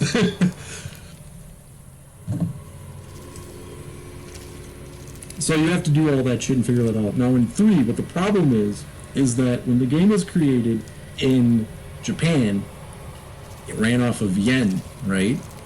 So the money that you can acquire in the game is up to like a $1 billion, I think. Yeah, the game goes off console time. There's two separate clocks. There's console time, and then there's yes, I do know that you can just set the console to 3 o'clock in the morning, but I really wanted to have the real experience of whooping late night Cinderella's ass at 3 o'clock in the morning. Tokyo Street Racer 3, the reason that no one likes playing that game on stream is because you have to use Game Shark to actually beat it. And the reason why is because the game has a bug in it.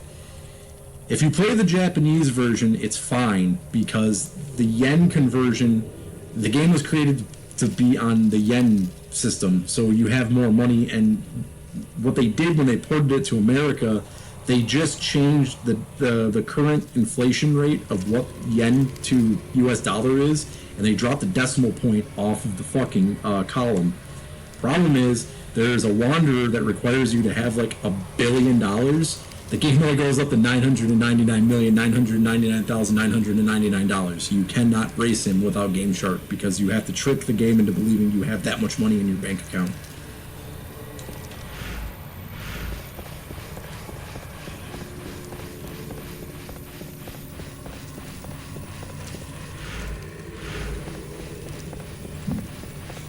And then Tokyo Extreme Racer 2 and the original 1 and 2 are on Dreamcast. I've never played them. But yeah, Tokyo Extreme Racer 0 is one of the best fucking racing games ever. 3 is just as good. There's other problems with the game too. They changed a part of the game because in the first in 0 you go up against these guys called the Rolling Guys. The Rolling Guys are modeled after Initial D. They all drive Sprinter Truenos, and you have to beat those guys. Then there's in 3 you've raced them again, but they changed. So the way it works is when you have to find the other guys in the gang, they pop up on the map. You just roll behind them and you flash your high beams and you race against them. If you win, you just go on to the next guy until you beat all the members of the gang, and then the gang leader comes out and challenges you to a race. So in 3 they changed the Rolling Guys to where instead of it just being one dude, you go up against the 2 leaders of the Rolling Guys. So you have to, the game lags when there's 3 cars racing at once. And there's a few gangs that happens with, so that's one of the setbacks of Tokyo Extreme Racer 3. Another thing about that game too is there's something else wrong with it. But like, I don't know. Something about those games is they're just cool. There's a lot of cars in them.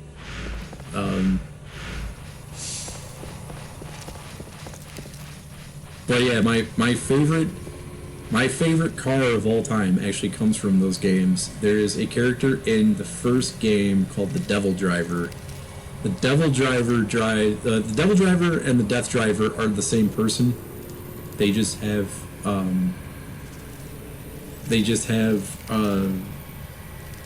there's just the graphics updated. I think they changed the name. They just changed the name is what I'm getting at.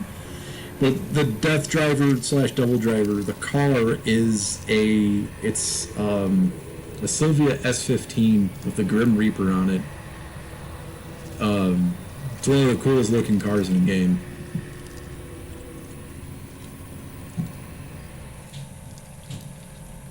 It's also one of the fastest motherfuckers in that game too.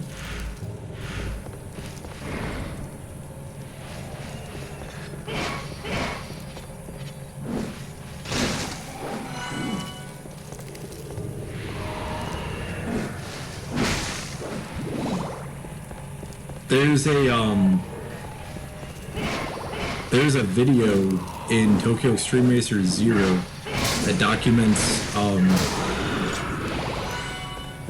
street racing, in Japan at the time. And I know I talk about this game all the time. I don't care. It's just I still say it's one of the. It's a cool piece of just history. But they're talking to one of them like some legendary street racer guy in Japan. And they asked him like, "Are you scared of ever getting pulled over by the cops?" And he laughs and he goes, "The police on the highway are told that they can't chase anyone if they're going over. I think it's like 180 kilometers or something like that. That it's not safe for police to chase them." And he talks about it, he's like, as long as you're faster than the camera and you're going that fast, the cops can't chase you, they can't do shit about us.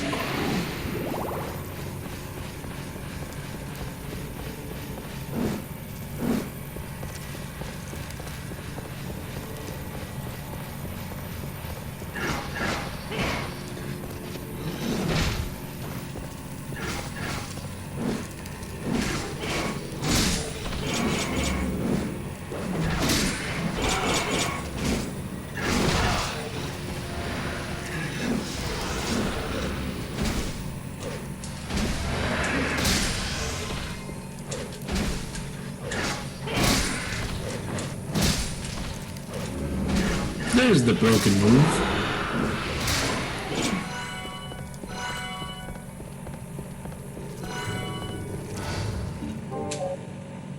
I've actually been recording startups for the PS2. I made it up to, I think I'm 3/4 through the way of A. If you ever want to never want to play a game in your life, just start up American Idol and let that game play. You'll see it soon enough on the Negative Press YouTube. If you ever want to hear Let Me Entertain You be sung by an AI voice for like 5 minutes and instantly get sick, start the American Idol PS2 game. You'll guarantee it, I promise.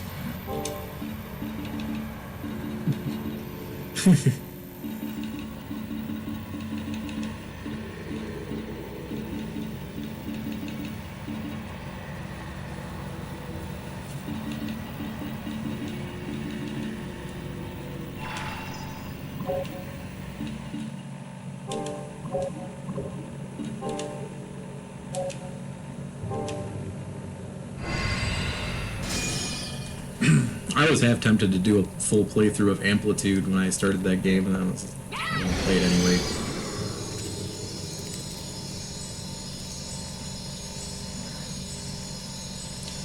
I played the new Amplitude for PS3 or PS4, whatever the hell that was. I liked it. It didn't have the same feeling as the old school Amplitude.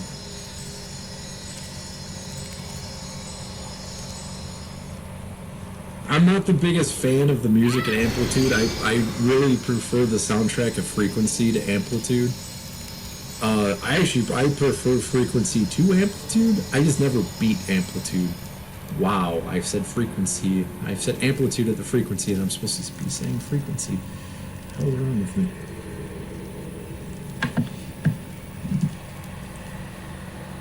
So, those of you that don't know what Frequency and Amplitude are, they're the reason that Guitar Hero exists. They were the first games of the kind that were made by Harmonix.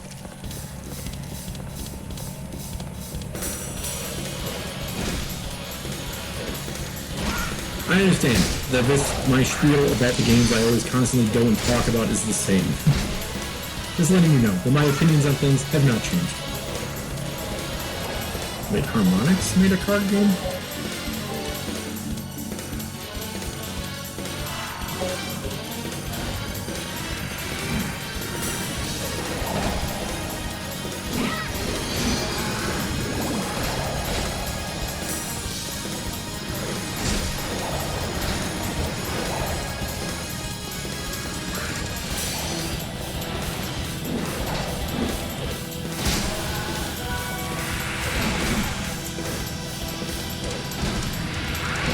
You ever killed a fly with a chainsaw? What about an ectoplasm with a battle axe?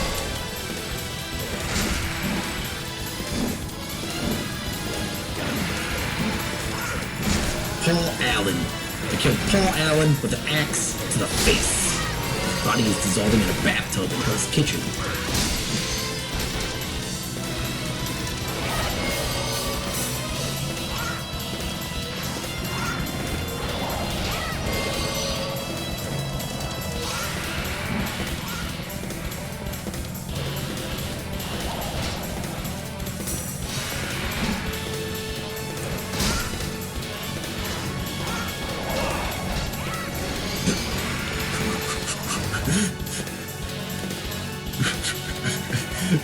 I don't want to hear Ed Sheeran singing over Down with the Sickness. Ooh, ha ha ha ha.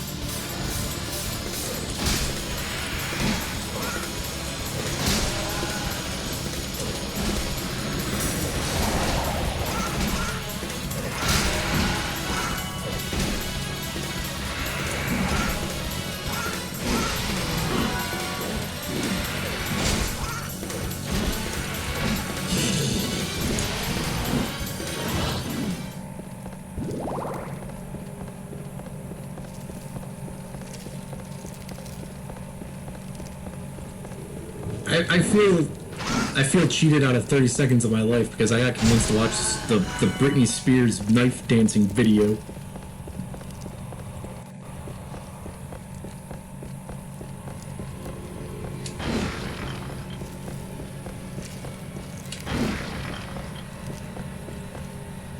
You locked me in here for 5 minutes. I want my time back. Keep it. I'll probably waste it anyway.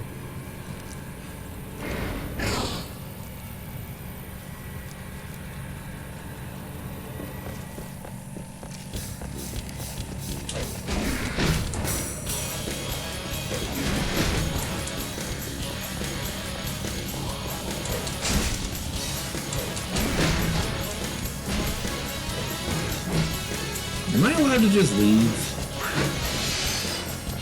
And I ran.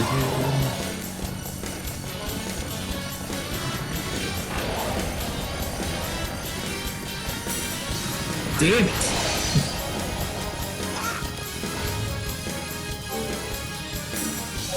Come on, Bellsack the Destroyer. You gotta do something.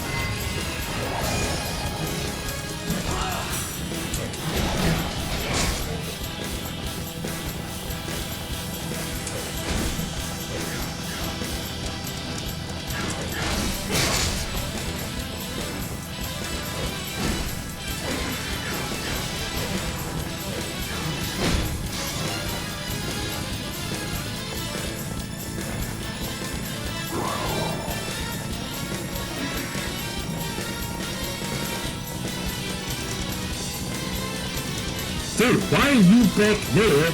You should be out here kicking some heavy-duty booty.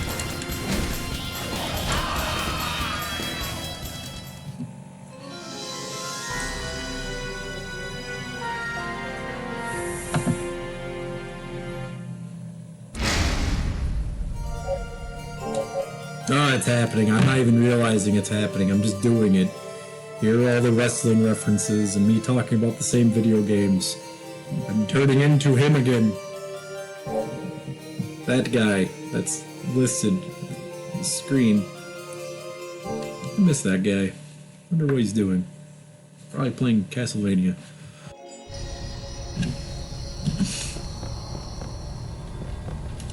As I psychosomatically rub my nose like I used to do something with it.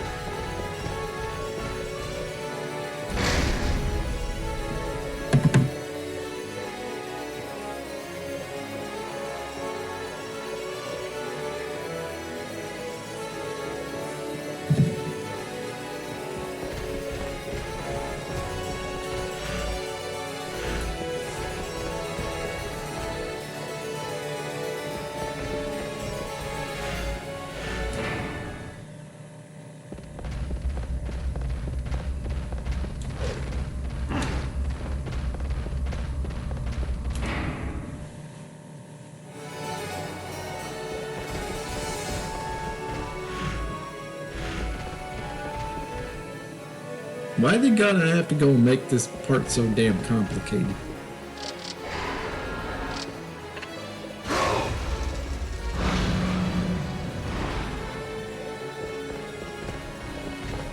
Maybe if I go back in time and warp to that other door.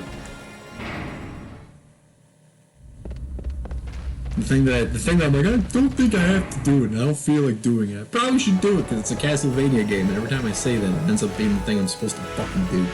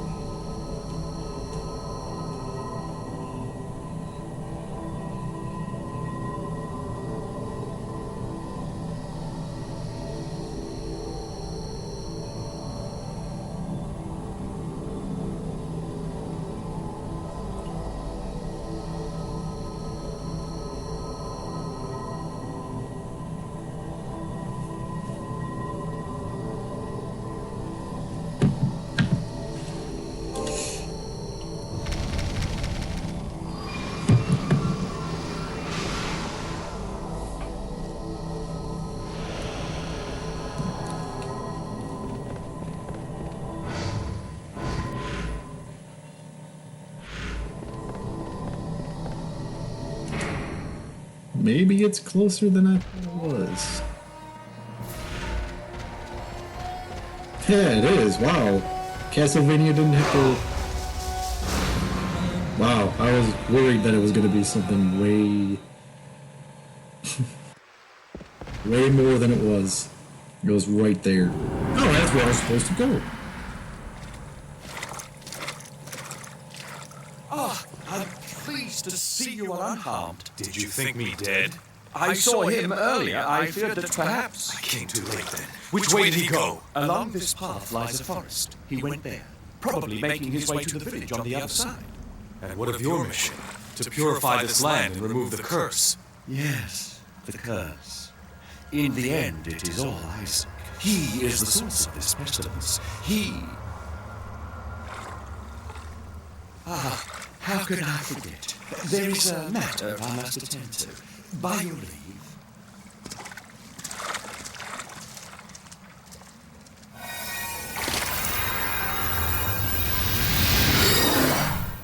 You again? Oh, it's you. I was expecting someone else. You spoke with him, didn't you? And why should I answer to you? Perhaps you'll accept my advice then. You would do well to avoid him. Do not be drawn in by his words. Your advice is neither solicited nor welcome. I will use any means necessary to achieve my revenge. You've been warned.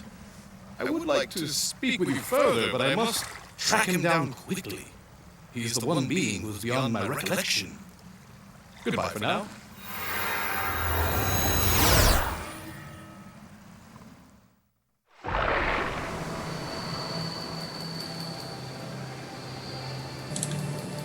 Spectral stalkers of the nether realm.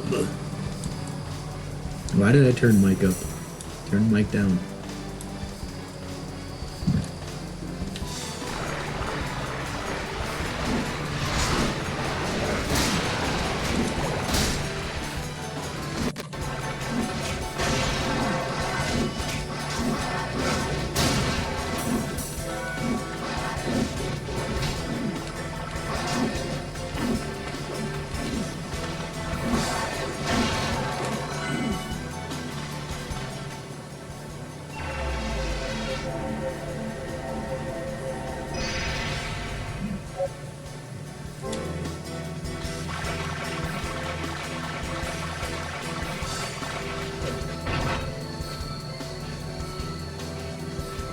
Synchronized jumping.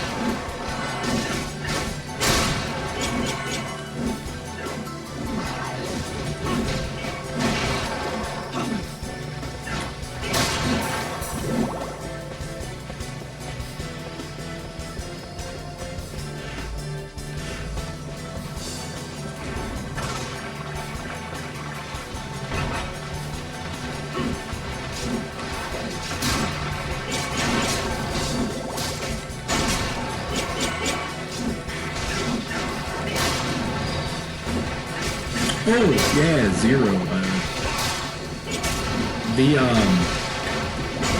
The Salted Sanctuary games are on the PS Plus thing for free right now. We'll check those out. Those are those games I was telling you that people compare to Dead Souls. Dead Cells. Dead Souls is a song by 9 Inch Nails. Dead Cells is a game. One game. Sultan Sanctuary.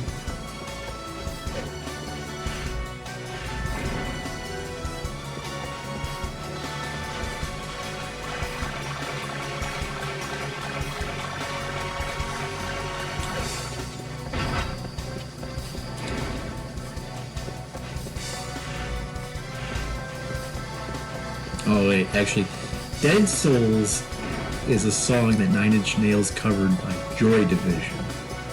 Dead Souls is a video game. There we go. I stand corrected by myself.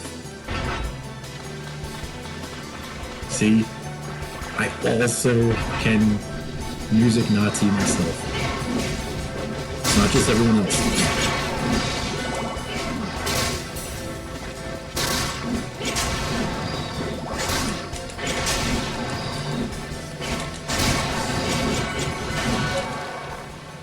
Heavenly Sword? That's a video game.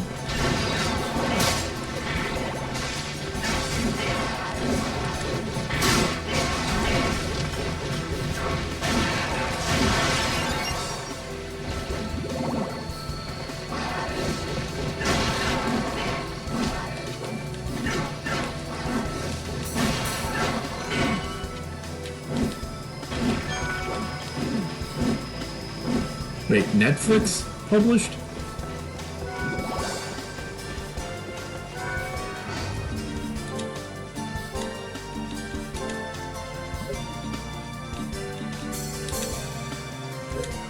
Everything about the sentence you just placed upon chat just blew my mind.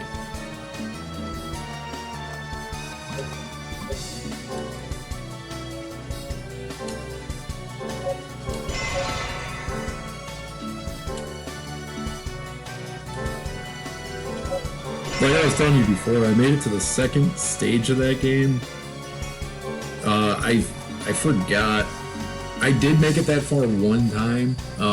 That's why I stopped playing it, because I got pissed off, because there's this point where you go into this shadow stage where if total darkness happens, you lose your health. And the same thing happened to me on that stage when I got to it this time that happened in the past, and I haven't played it since again. Was that I couldn't understand why I was dying, even though I have a cauldron of light, and I'm sitting there like, why am I dying? Why am I dying? Why am I dying? And then I died, and I was like, because you gotta turn the fucking lantern on.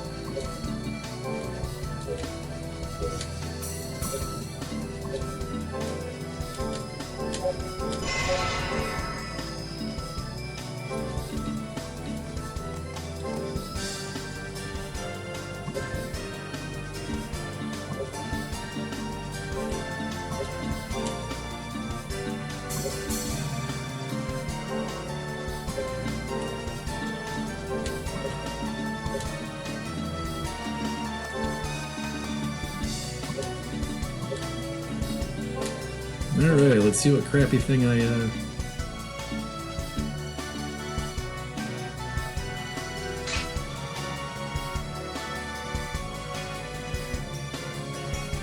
Are you talking about Sultan Sanctuary? Yes.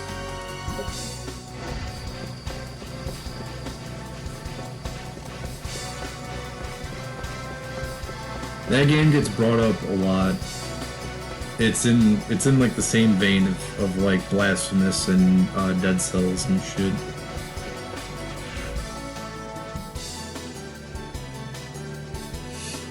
Maybe they mean ska as in Operation Ivy. Just because it says ska doesn't mean that they're fans of Goldfinger.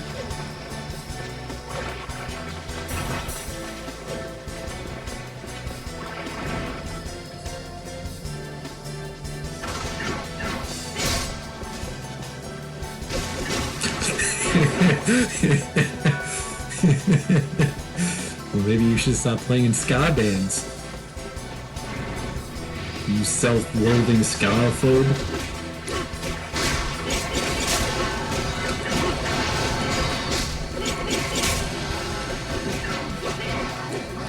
You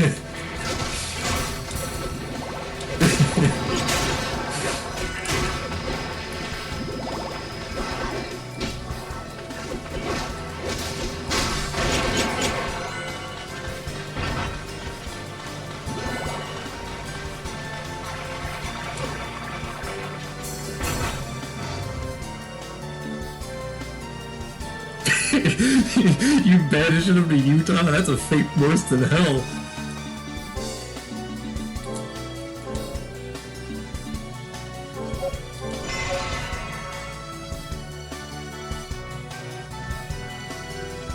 Now, that's a weapon I can get behind.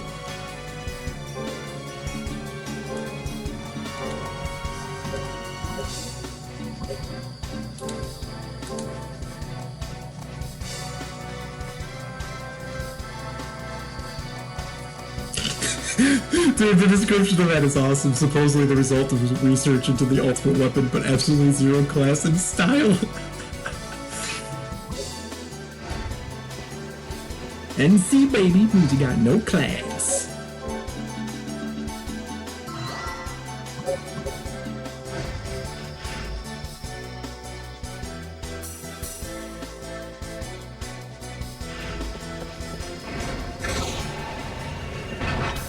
Yeah, I do too. It's got more class and style than... Holy shit. I hit that guy one time, that dude just made a home run. Come here, you ectoplasmic fuck. Swing and a miss. That time it hit. And he's out of there.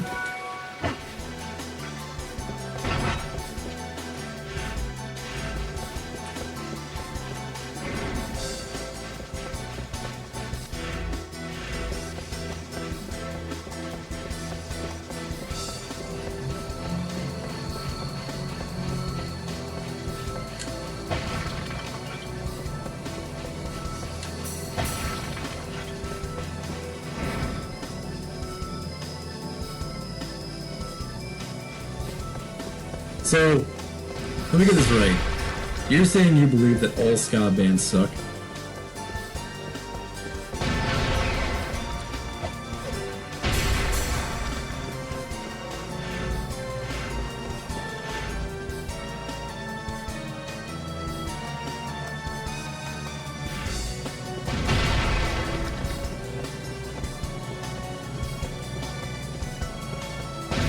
Okay. So I was gonna say, I got one for you that you cannot deny, that you cannot deny the awesome. Well, there's one band that breaks the mold that is pretty much better than all the other ones in the genre. It ain't the Clash, it's homegrown.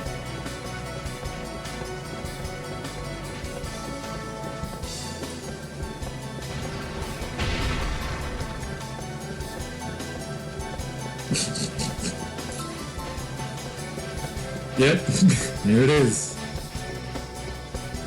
Can't deny the suicide machines.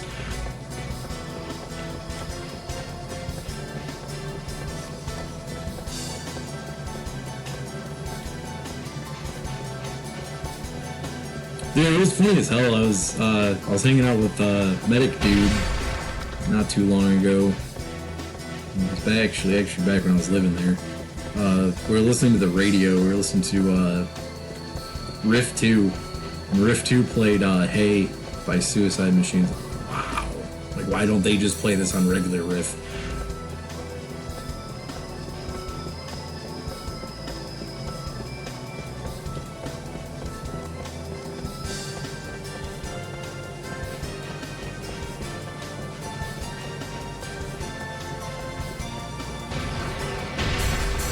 I've never met any of those guys, but from my understanding, they go to a lot of shit.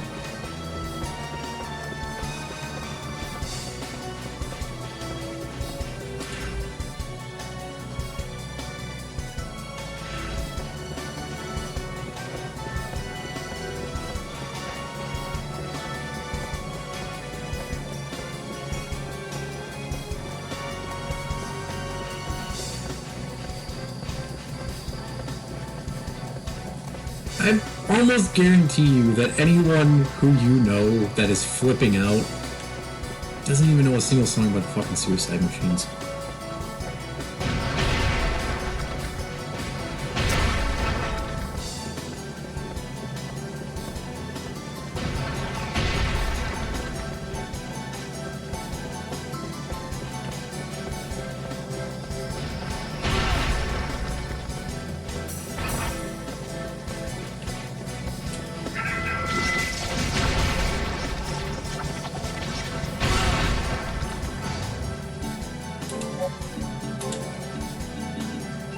Well, then I stand corrected.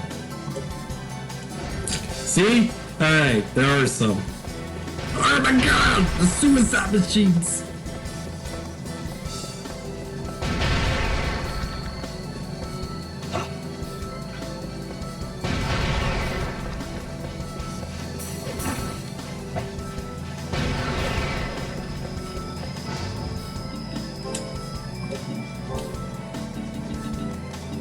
Alright, I'm gonna be honest, the bat does kind of suck.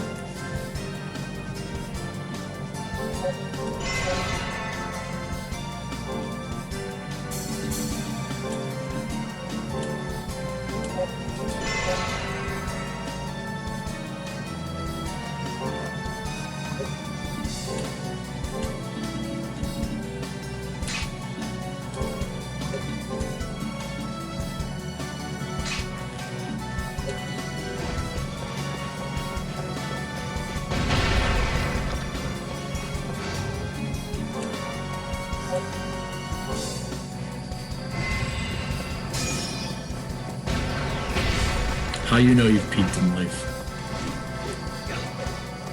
You're getting happy about the clouds you're drawing.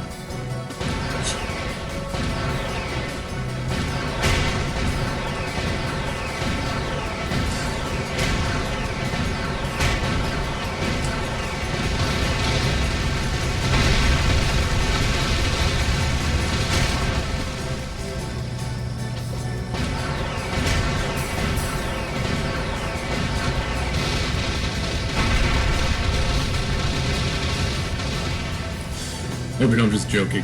That's pretty cool.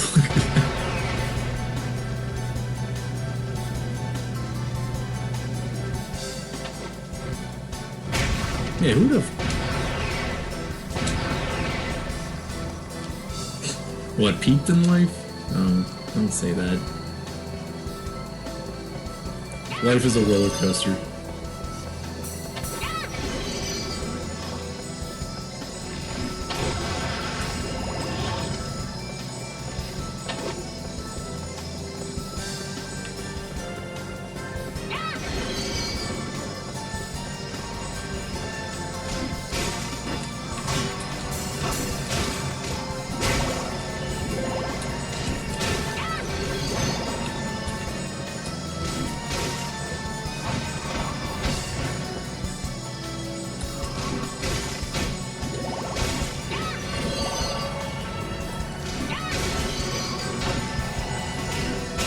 Oh, earlier I forgot. You asked me what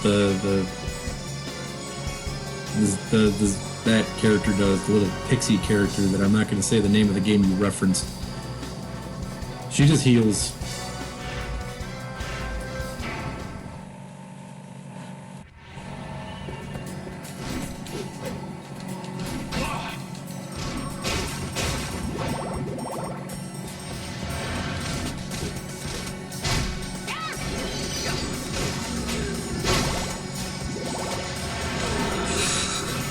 Yeah, most overrated game of all time. It's just my opinion.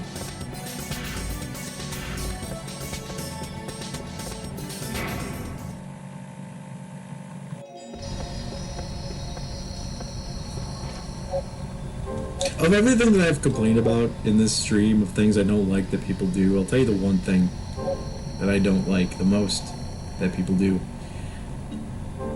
Do not approach me ever and tell me that Smash Bros. Is a better fighting game than Street Fighter. If you ever want to see my eyes turn into laser beams and know that you're getting into an argument, a fight to the death, step up and give it a try.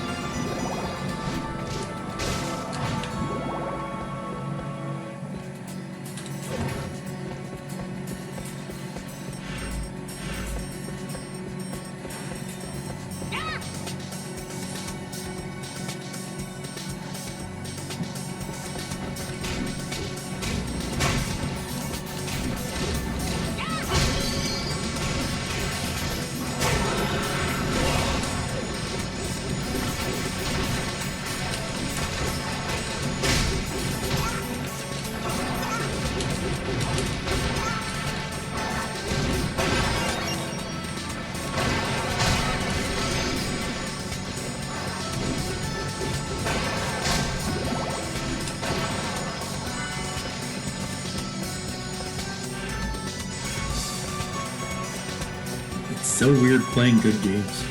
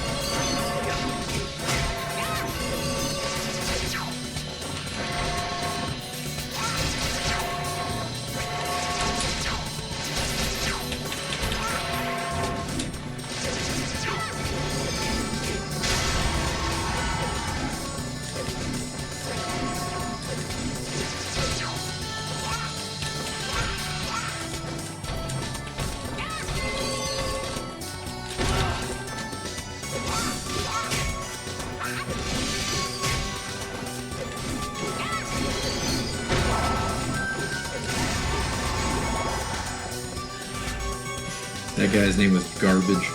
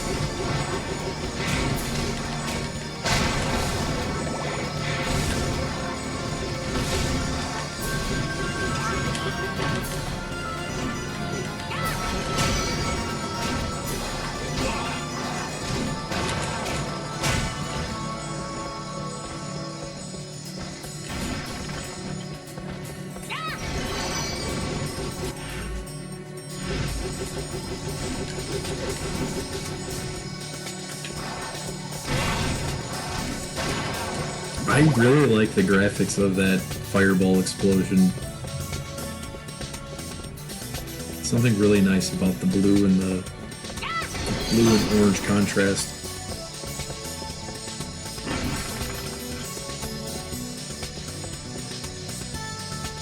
I really like the way that the PS2 era games popped like that.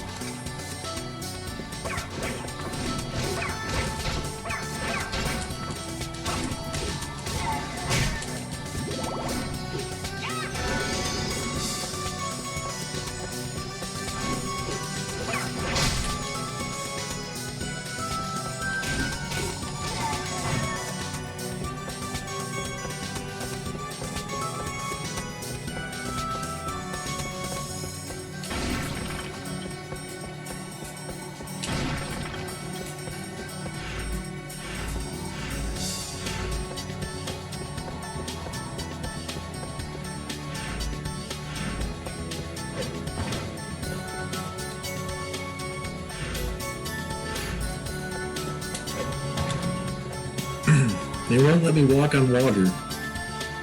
Where do I meet the magic man who walks on water?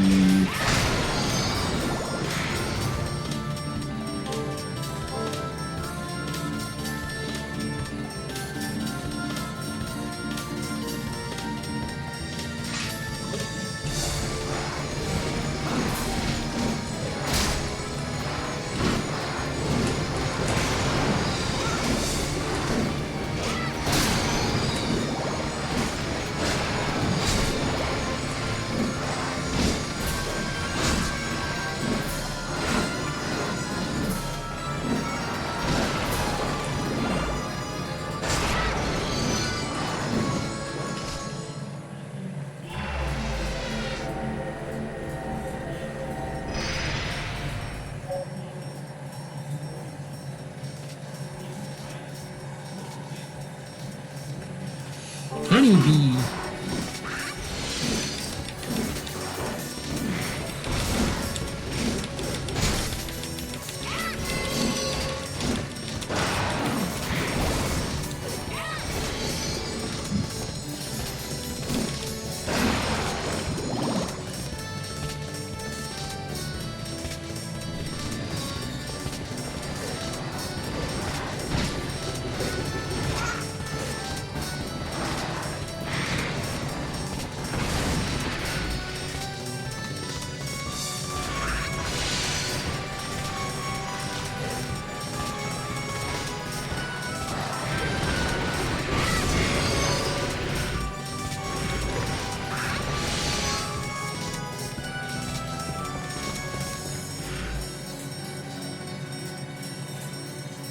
Yeah, me too. I wish that I didn't get Lament of Innocence. Now I'm running around in circles. Left. Right.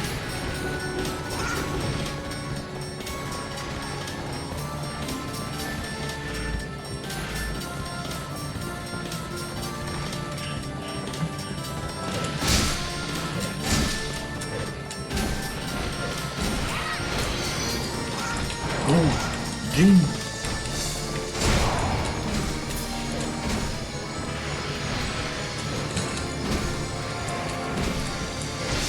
I think by the time I told you how I broke my PS2.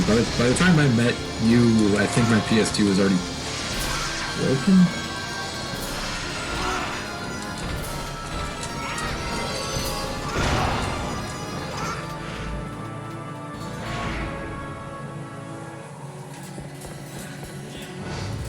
It's so funny. In Michigan, like, everyone I knew, their first PS2 broke. Everyone I talked to on Twitch is like, dude, I've had the same PS2 forever. It's like, why did we get the defective ones?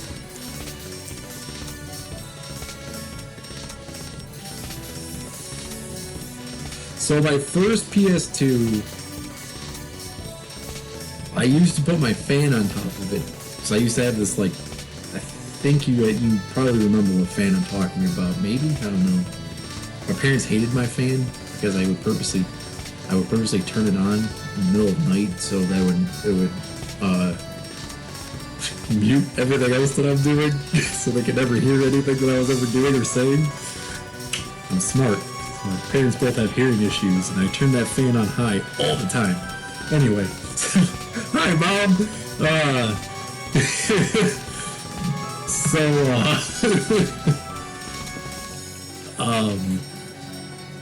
I used to put that fan. It was like this metal fan. The whole thing was made of metal, and I used to put it on top of the PS2.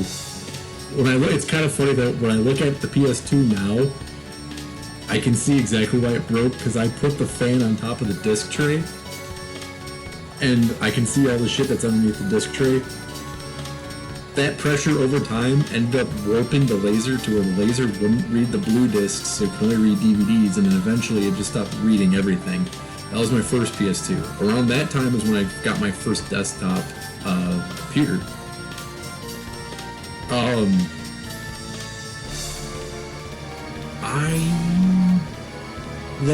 I don't remember how it happened. I ended up getting another PS2.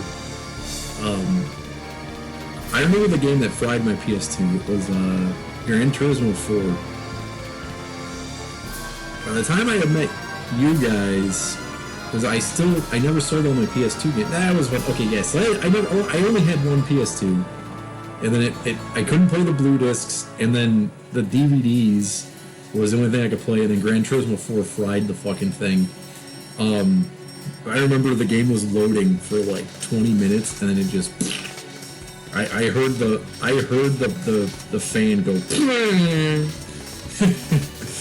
So that was my PS2. I held on to all my games though, and I got that piano black PS3, and that's how it happened. Yeah.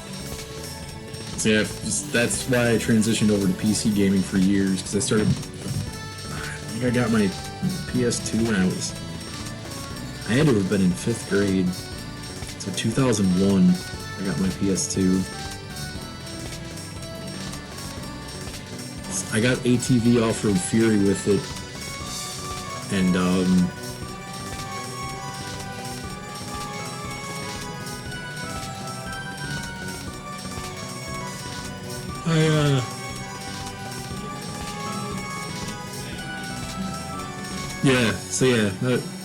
my PS2 had to have fried around like 2005, 2006, and then I got my first computer around 2004.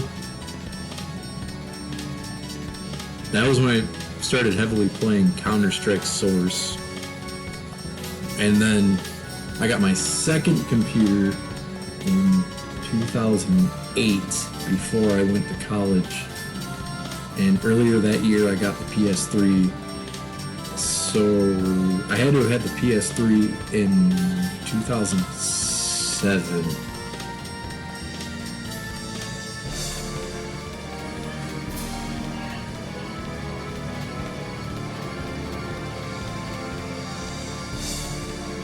First PS2 game I got was, ATV Off-Road Fury, because it came with it. The first one I actually bought, though, was either Virtua Fighter 4 or Twisted Metal Black. I'd have to look at the release dates. But I know that the blue bottom discs are CDs, the gold bottom discs are DVDs. It stopped reading the blue discs, so it stopped reading CDs, which is weird because I could still use the PS2 to listen to music.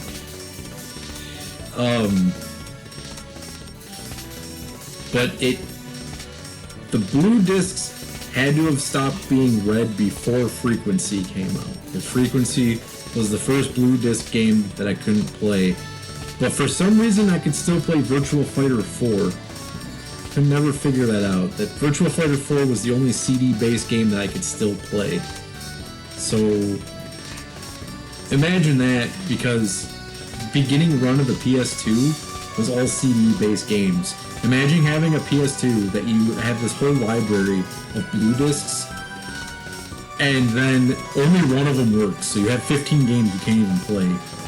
And then the DVD games started coming out, so then you rebuilt your entire library on the same system that just decided it doesn't play half the library you own anymore.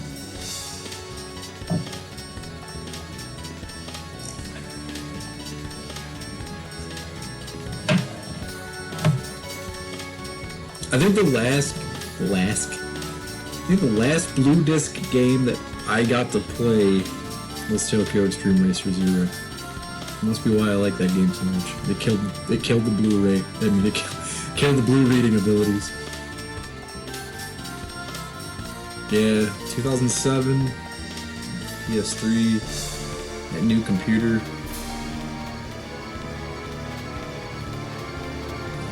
What were the days? I miss those days. Shit was so different back then. Like, I've forgotten that people even exist from those days. That's how long ago it was.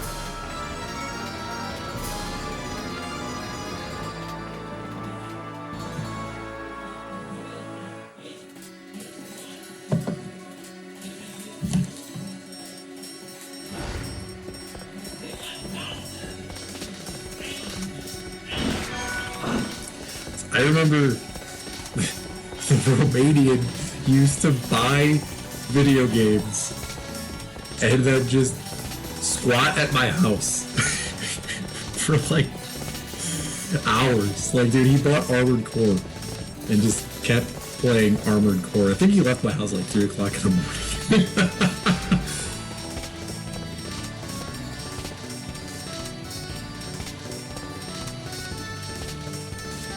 You remember,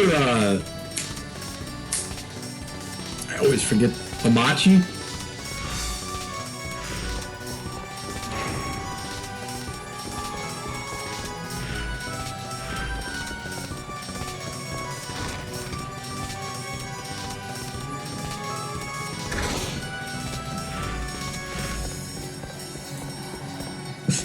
Hamachi was that program that allowed you to land without anyone being in the same room.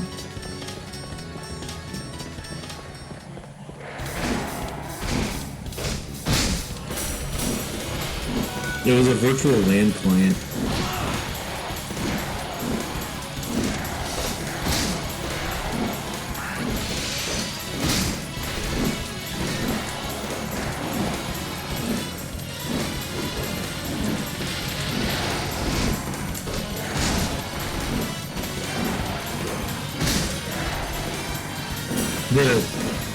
I'm talking about, like, you could play, like, me, Dave, and Chris used to use Hamachi for Unreal Tournament 4.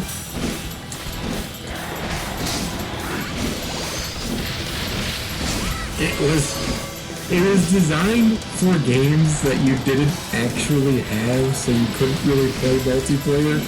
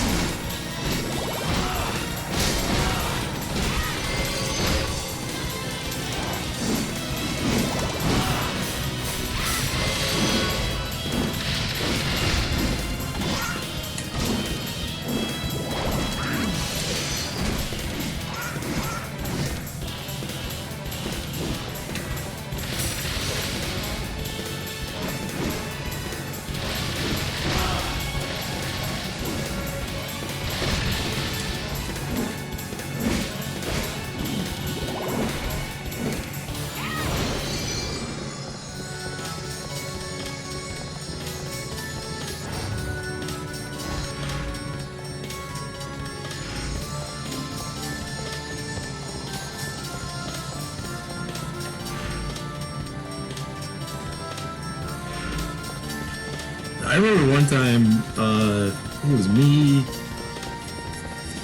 Dave, Chris, and Medic Dude. We got like some mod for Grand Theft Auto San Andreas where it only worked locally, but you could play together on, man, we messed with that game so many times and it just kept crashing everything.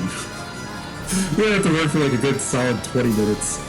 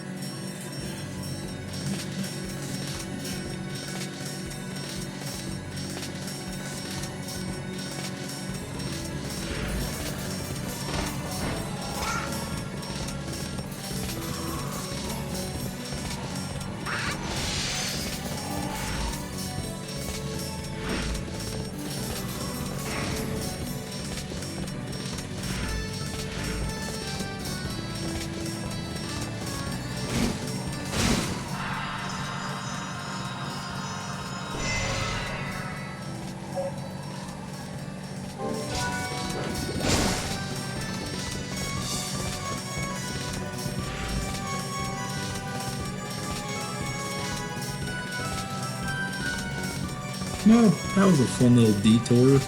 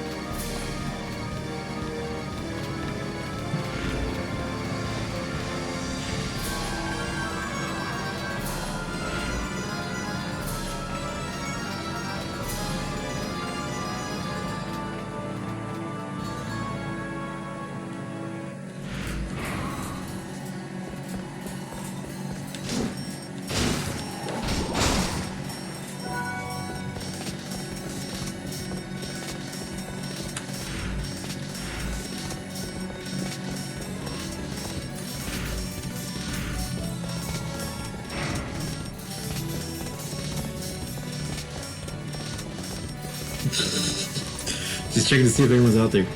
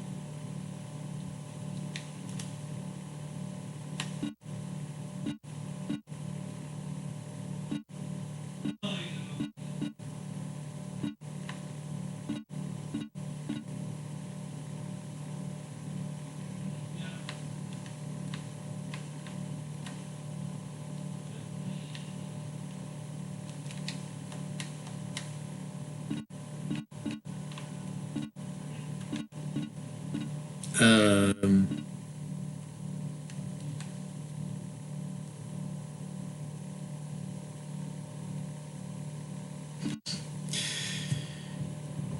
Well, that's nice.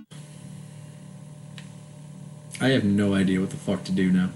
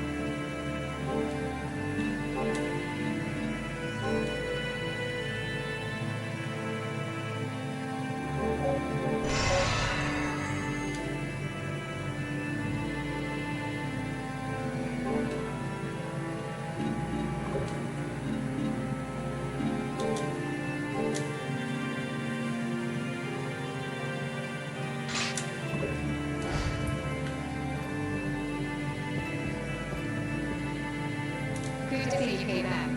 What can I do for you? Need to get a new one? Will that be all?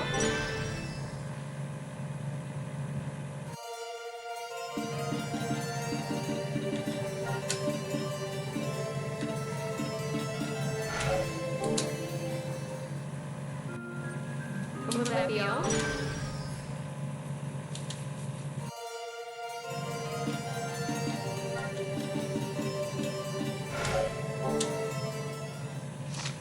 Anything else?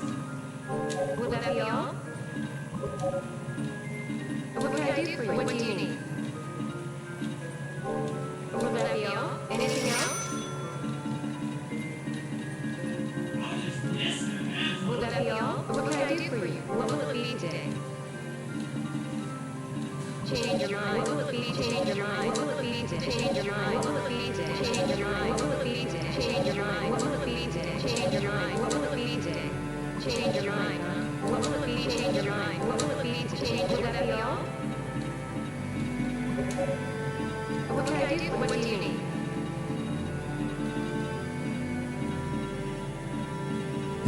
Change your mind.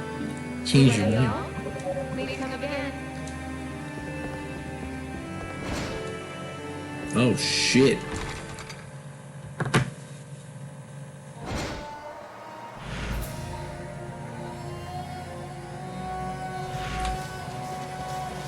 Hey! Figured it out.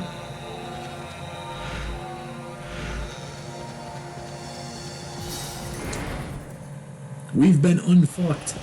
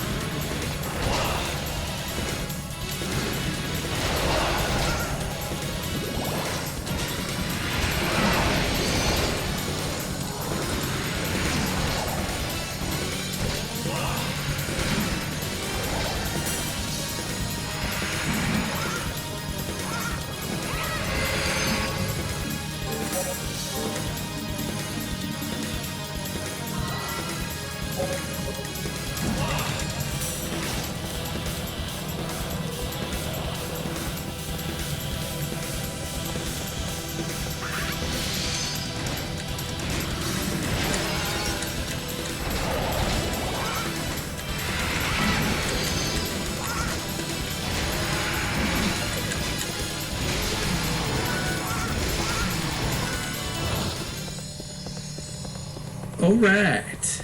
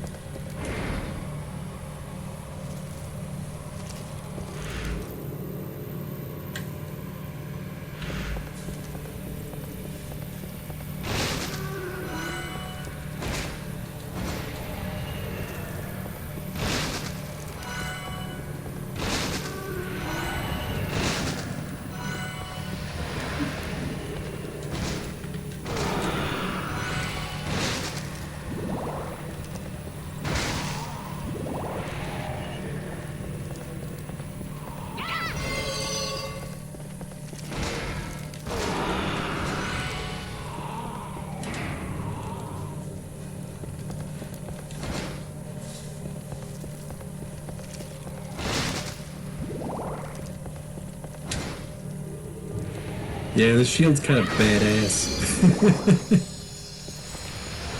What's funny is the fact that when you block, he doesn't even, like, use the shield. Like, dude, you're wearing a shield on the same arm that you're using as a weapon.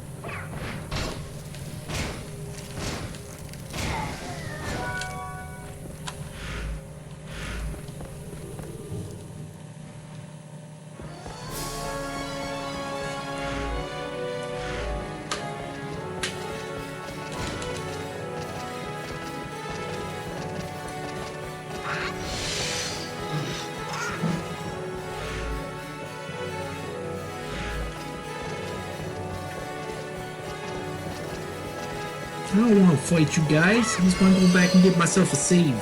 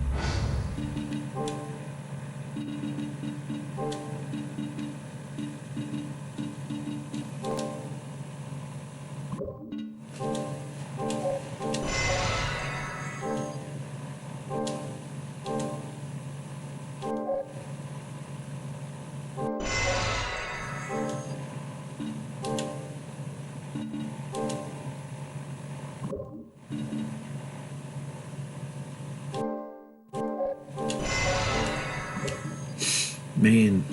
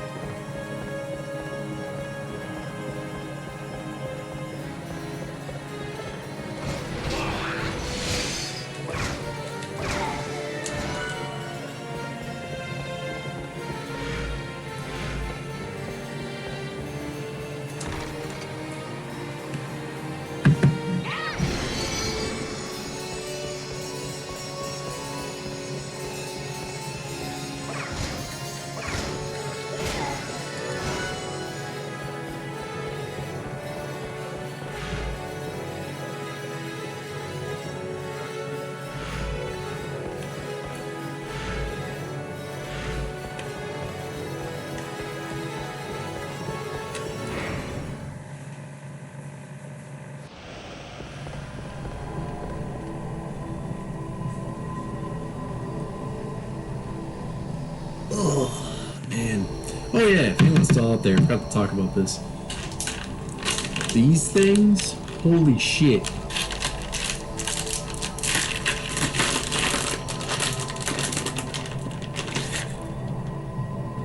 As Lord Shadowcaster thought they were called cum clusters.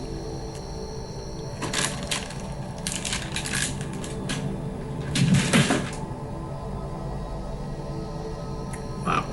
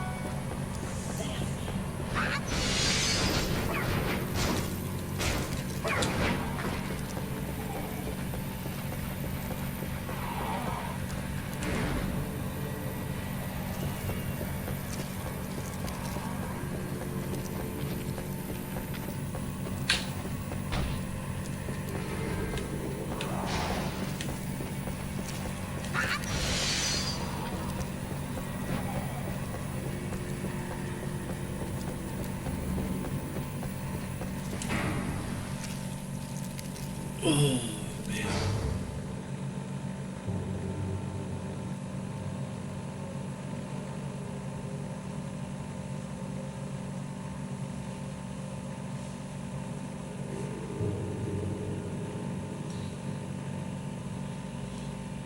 Yeah.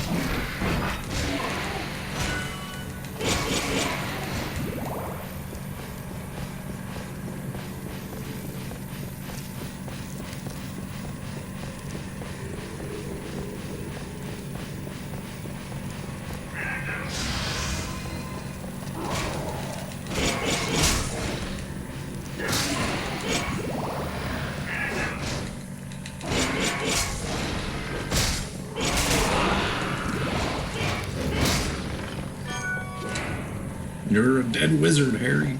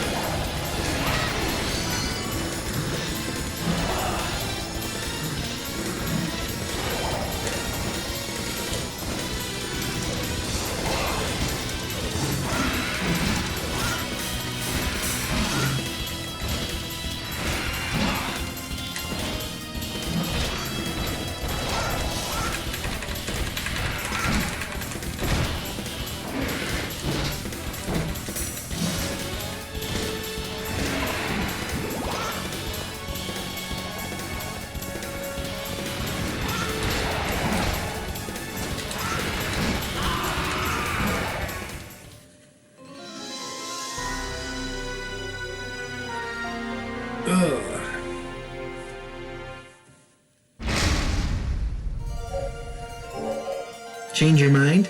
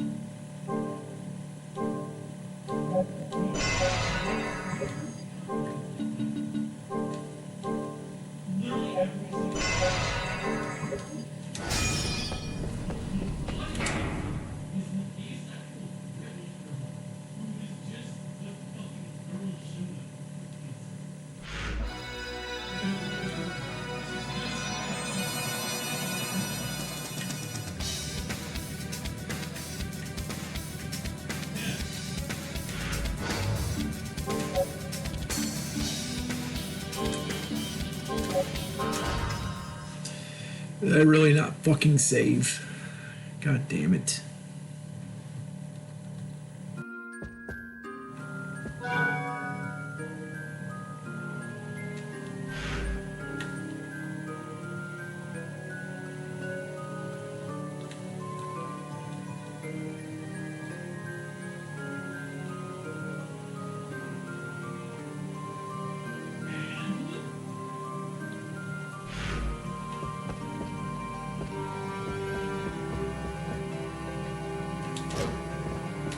Good to see you came. What can I do for you? What do you need?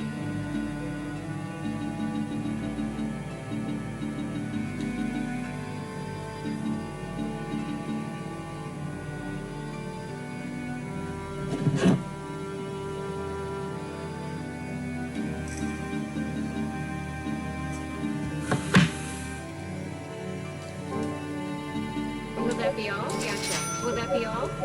Do your best.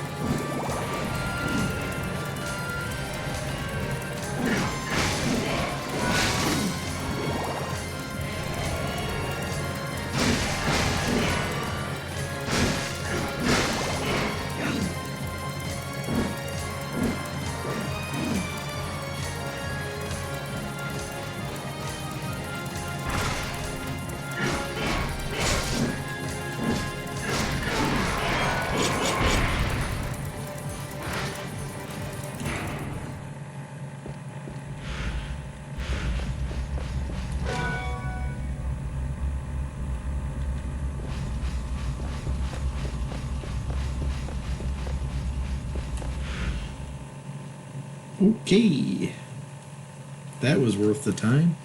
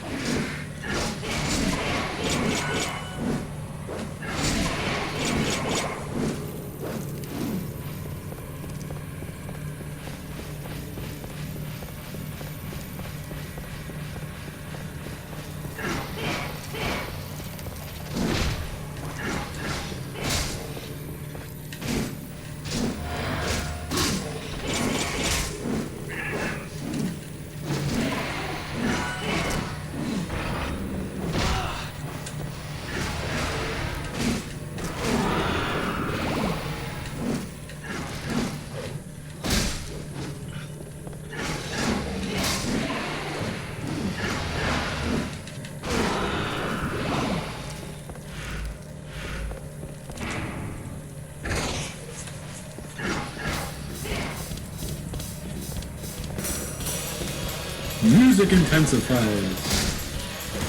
Enemies get shittier.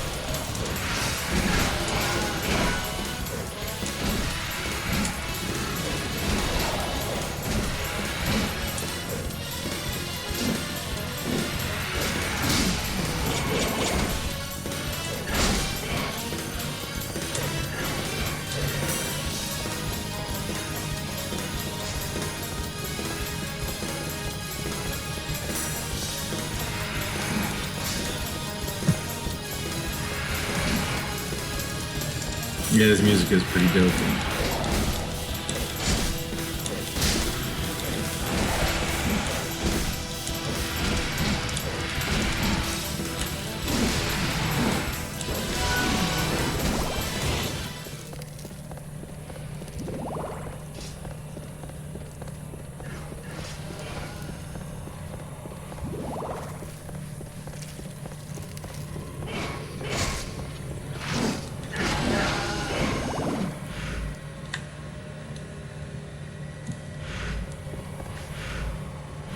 Alright.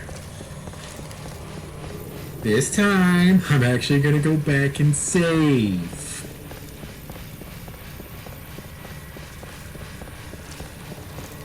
Oh, Left arm is killing me.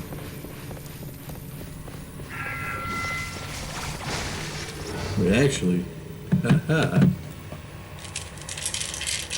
Ibuprofen. It's really funny because I got this ibuprofen because I fucked my arm up. And then I stopped using it because my arm felt fine. Now my arm feels like shit and I'm using it again. I've been Pavlov, dog.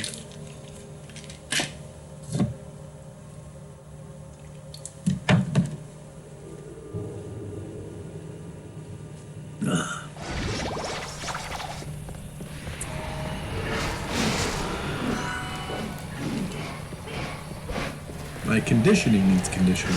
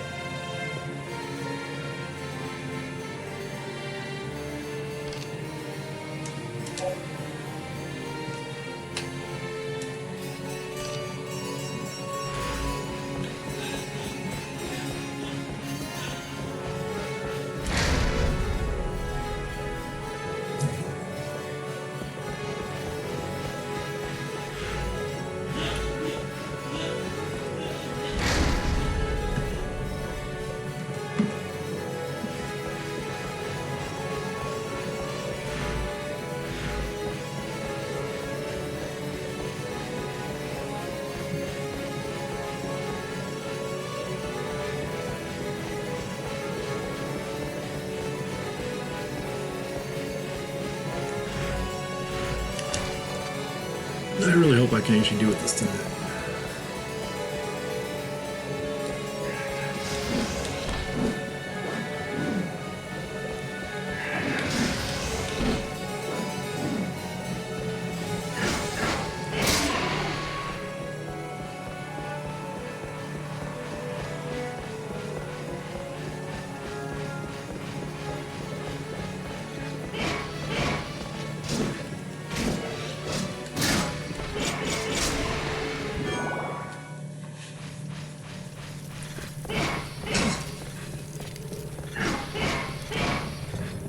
I recorded myself finger painting. Don't hear me bragging about it.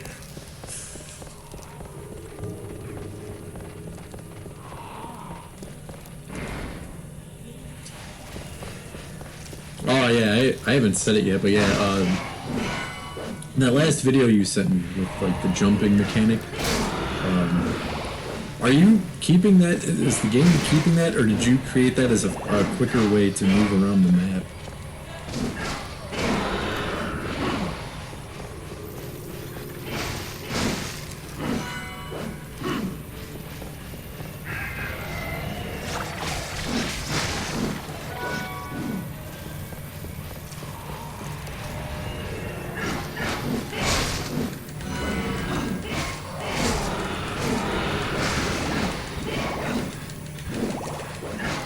Make that a power up, because yeah, I figured you did it for testing, but just like the way that breaks the game just looks so cool. Like it,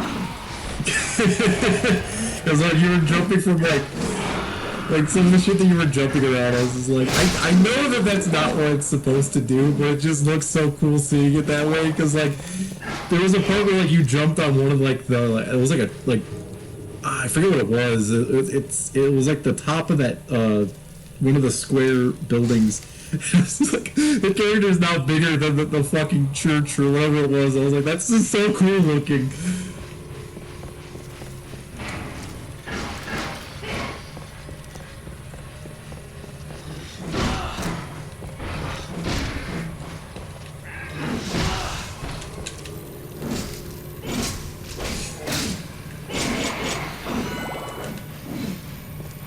Yeah, I like the way the game moves. The animation is really fluid.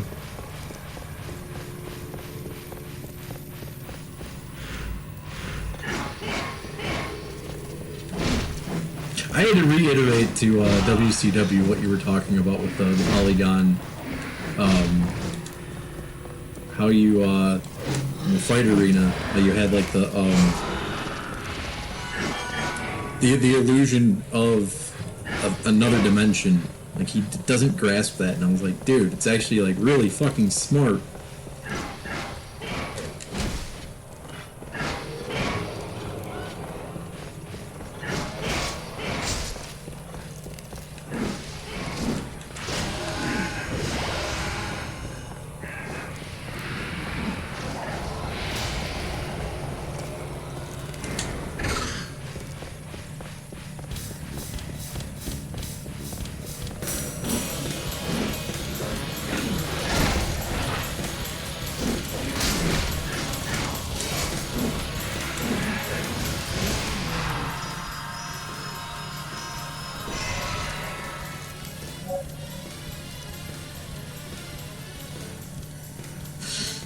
Ballsack produced a double shard.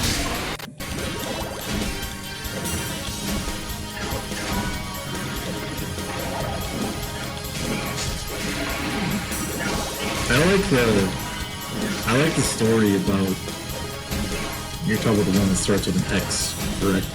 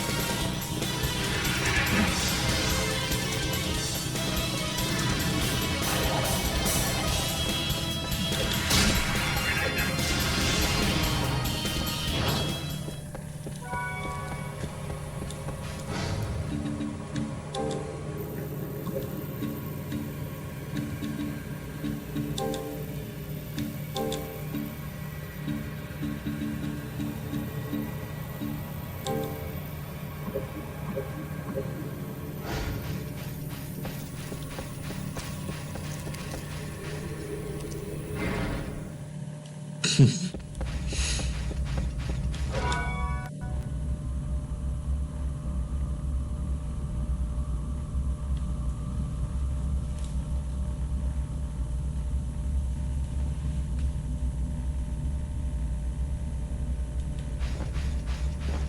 you fucking kidding me? I've been spending the last fucking hour to get to the bottom of this stupid fucking pit. Just that? Just when I thought Castlevania games couldn't piss me off anymore, I didn't think this game could possibly do it. It just did.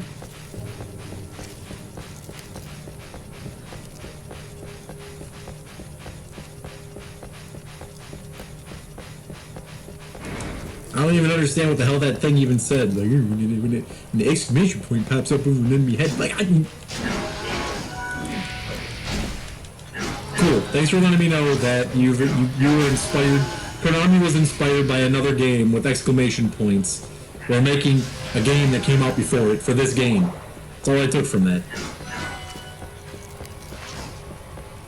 Whose footprints are these?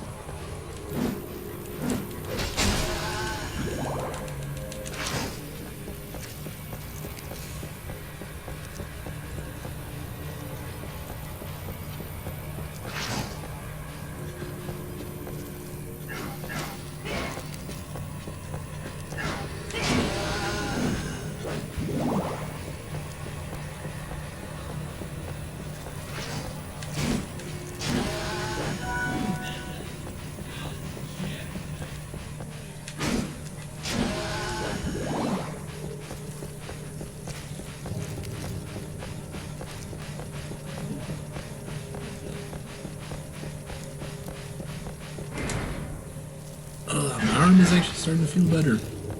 I was gonna cut the stream if it didn't start feeling better, though. Good thing, ibuprofen sometimes works. Ibuprofen.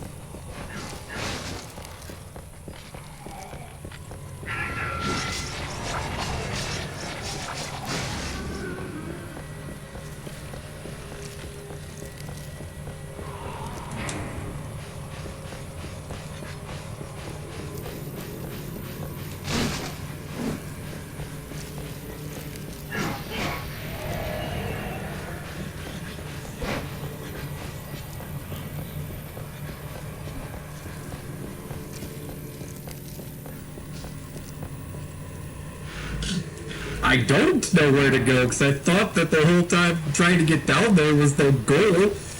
I did the stupid shit in the aqueducts, and it ends up in a dead ends, because there's that place you can't do anything at, unless I'm supposed to do something with this night guy, or oil blasted or some shit. I don't fucking know.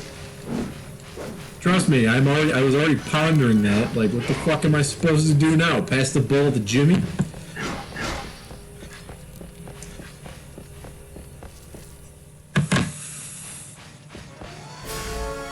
Or put some goggles on and look at his feet.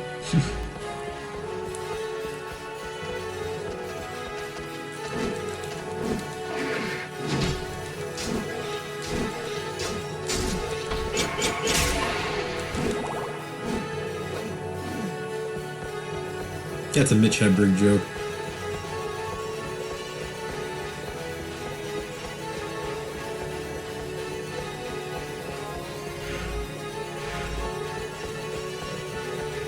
I saw a commercial on late night TV for an above ground pool.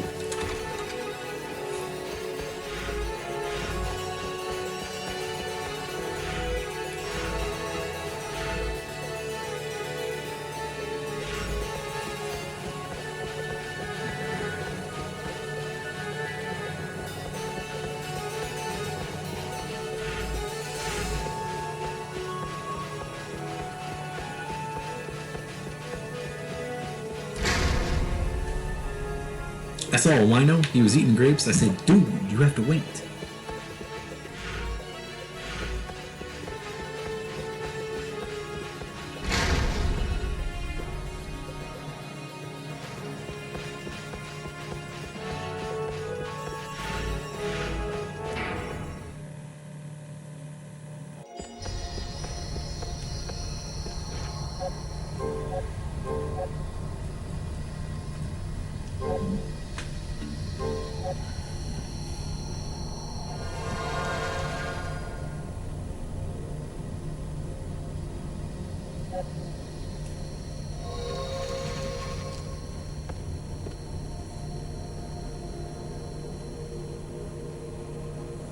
Just one. Lament of Innocence.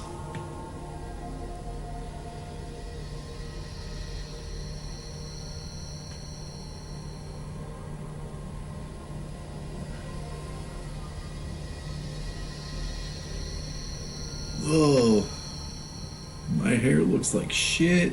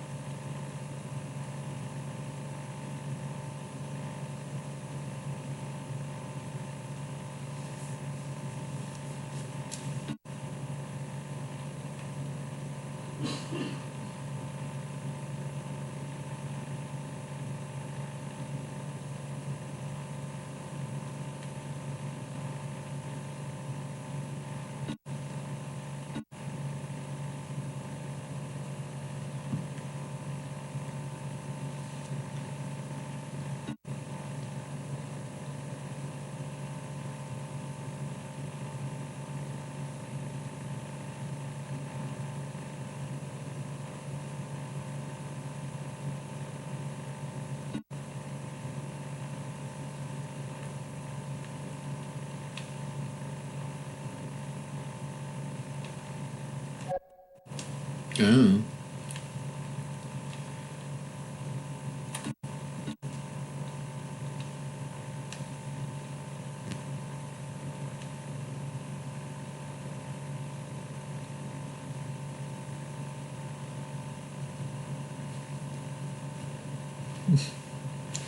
What happened to the music?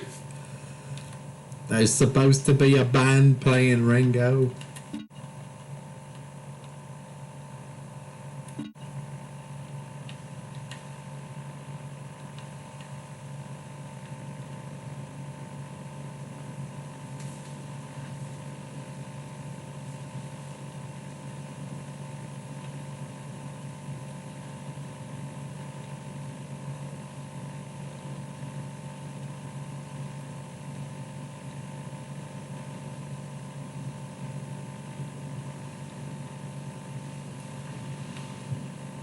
Alright, well, I guess I'm gonna go try to figure out what the hell is over there. And, try to figure out what the hell is right there.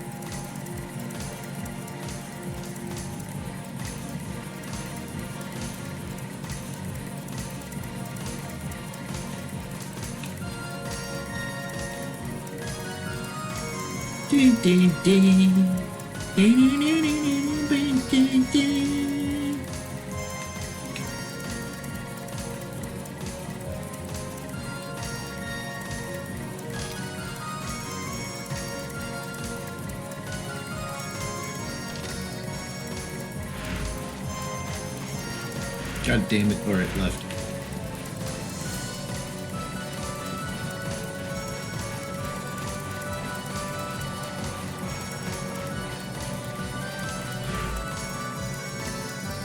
See, pretty soon what I think is going to happen with AI, and like, it's an idea that I wish I could create, but I wouldn't even know how to even do it. Instead of games being remastered and games being remade, eventually I think someone's just going to make a program that's just going to do it automatically, where it's going to take a game like this, and you will be able to then just take the source files, and then it's going to be able to auto-render all the old school files and shit, and rewrite the code so it works on whatever platform you're playing on. That's what I think the future of video game is. It's just going to be like, that's going to be like a subscription service. And then people are just going to put old games into it, and then it's just going to spit out whatever the hell it wants. And if you don't like it, you can just auto-generate it again.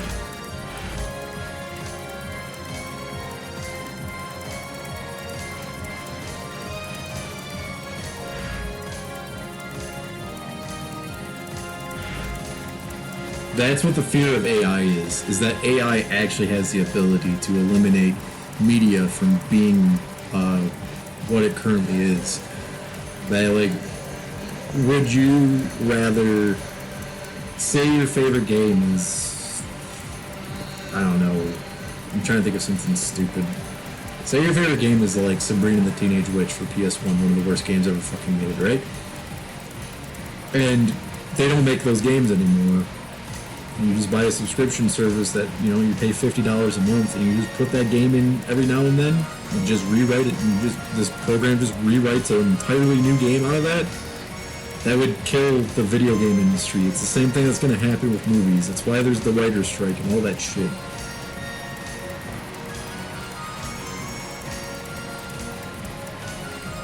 I mean, I'm just going to the off the deep end of what that has the ability to do.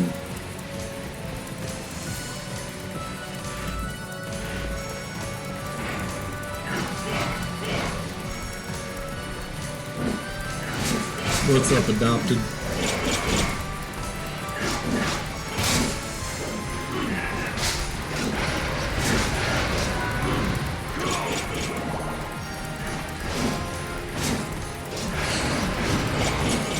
Yes, we're trying to beat games these days.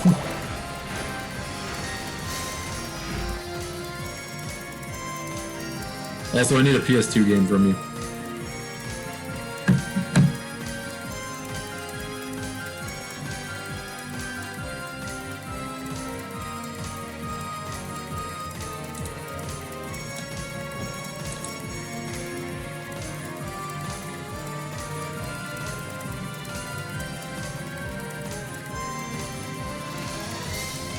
Either way, I'm not worried about it. I don't have a list for the PS2 games.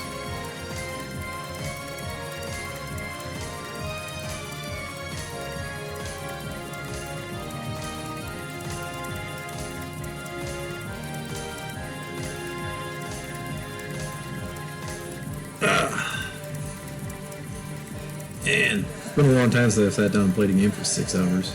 Not streaming. 6.5 hours.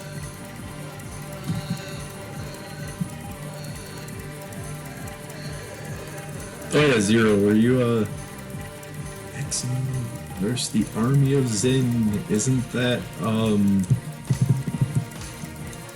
one of them, Ghouls and Ghosts games?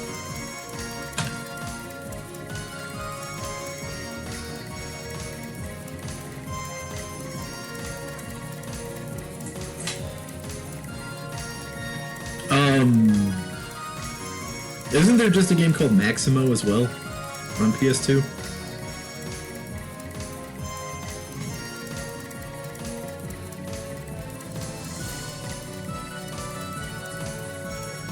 Alright, so you're getting both then. The music's been going hard. What's going on, Ickis?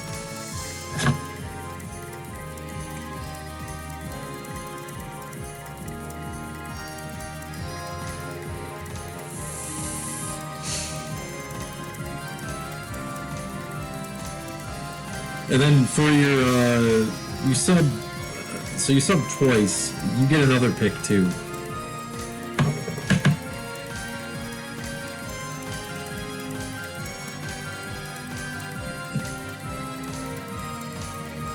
So for the time being, we're going to be doing PS2 games until I get the PS1, and we're just going to have to find out, have some kind of way to figure out how we're going to do both PS1 and PS2 at the same time.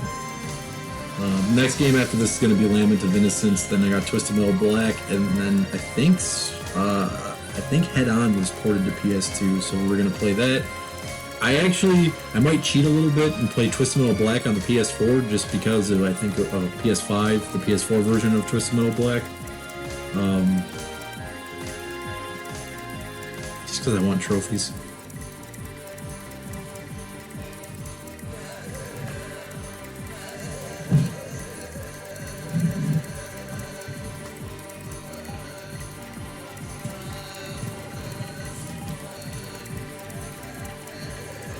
And then we got Def Jam after that, and then we got Maximo. So that's currently the game plan. I still have the list laid out for the PS1. So yeah, PS1 isn't dead, it's just on the back burner. It's coming back.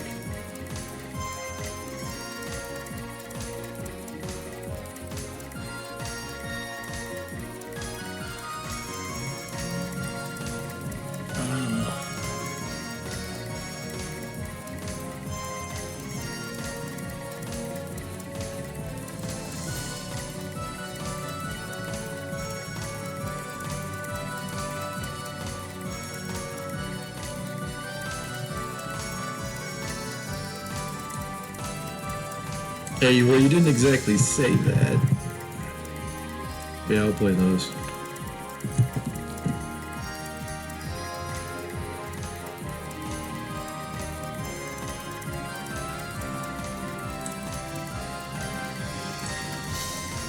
You know, there is a PS2 game that I really want to play that I didn't know even what. Well, I knew it existed because I used to see it all the time, but I didn't know it was good.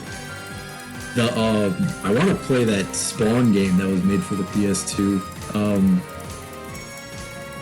They actually got Keith David doing the voice of Spawn.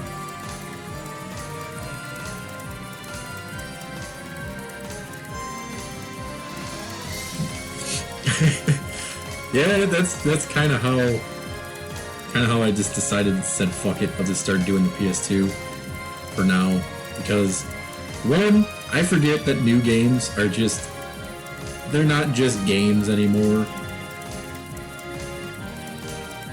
Like, when I was playing Gran Turismo 7, I was like, this isn't even, like, fun. Like, not that it's not fun to play, it's not fun to stream, because it would be one thing if they just actually recorded all the dialogue, but I don't like games where, like, there's all this random nonsense being thrown at the screen and you're sitting there like, I don't even know what the hell is entertaining at this point. So, it's a good thing I'm not a PS3 challenge streamer, or PS4 challenge streamer, or PS5 challenge streamer. They kind of suck. But, yeah, going back to retro, going back to PS2.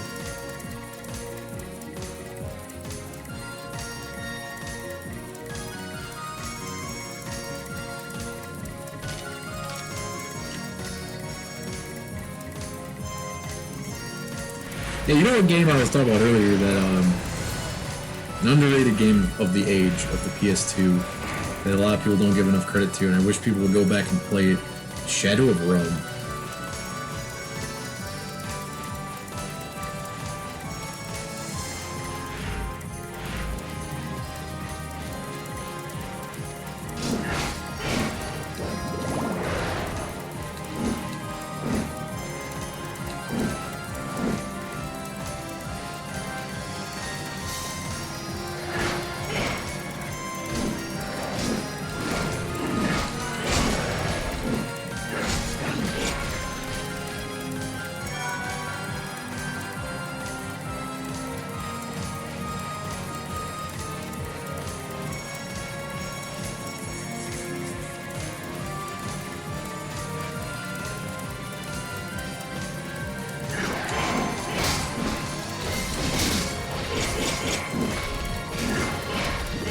Yeah, it's funny because you know the PS2 era was just something different.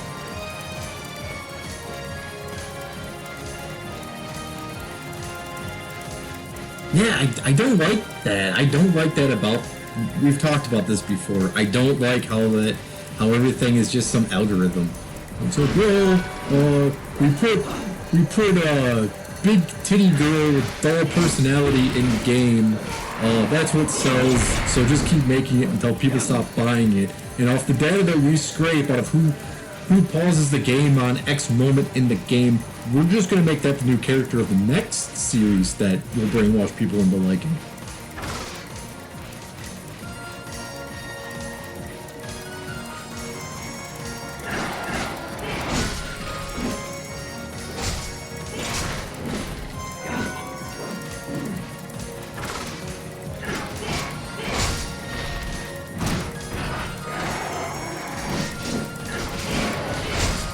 I don't like that the bigwigs don't take risks anymore. Like, the indie games have proved that making a smaller project of a 2D side-scroller type game in today's market works. So I don't understand why companies like Capcom and Squaresoft and, you know, those guys who can stand to lose $100,000 to make one really badass retro game, they just don't do it, which is stupid. Like, you have nothing to lose on that.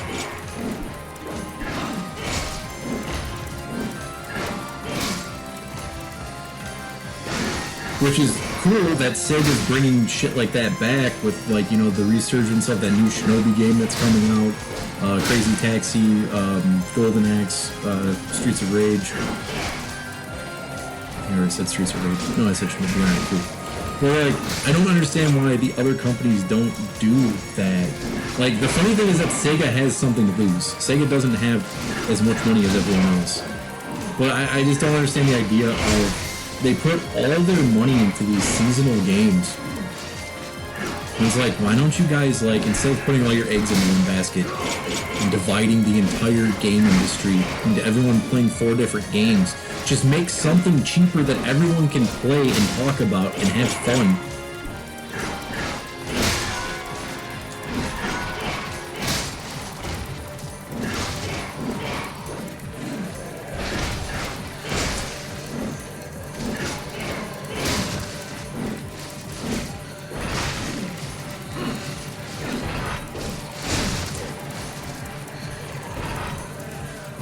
Am I missing something here?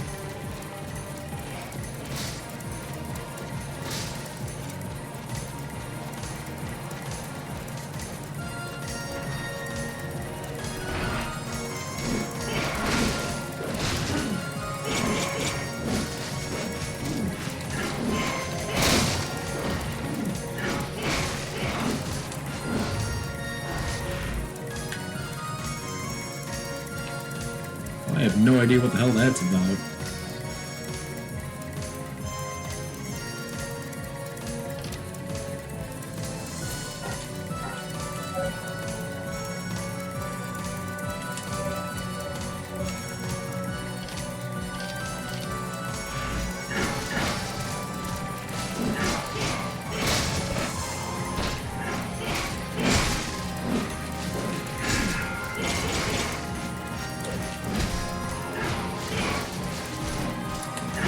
Alright, so blood skeletons just don't die.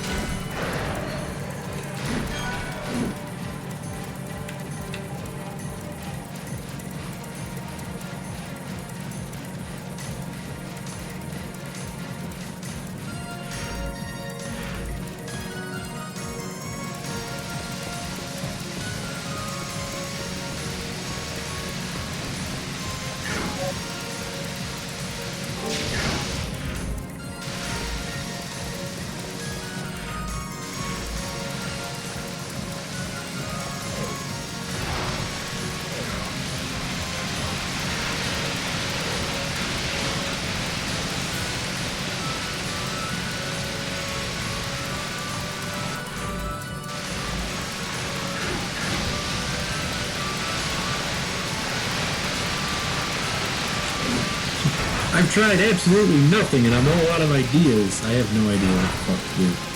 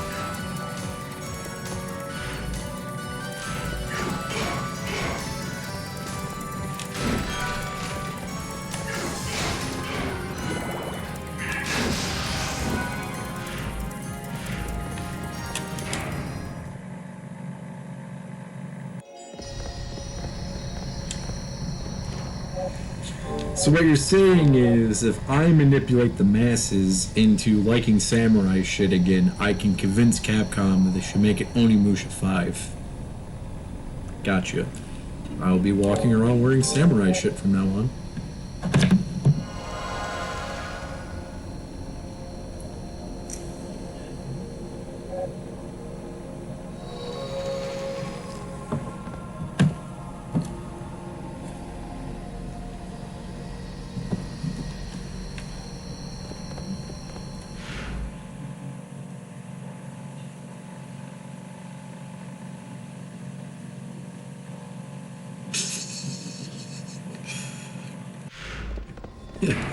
Loader's always been a menace.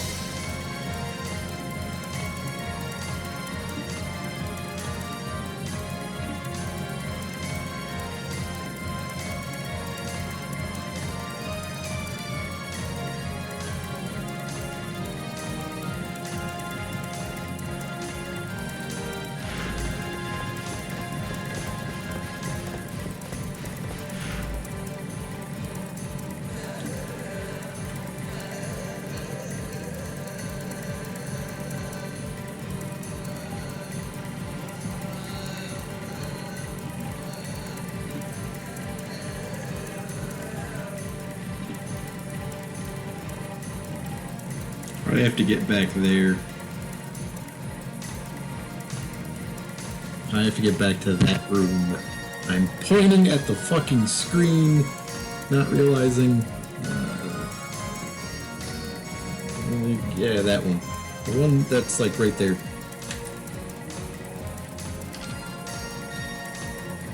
That one. Gotta get right there. Pretty sure I gotta aura blast that shit.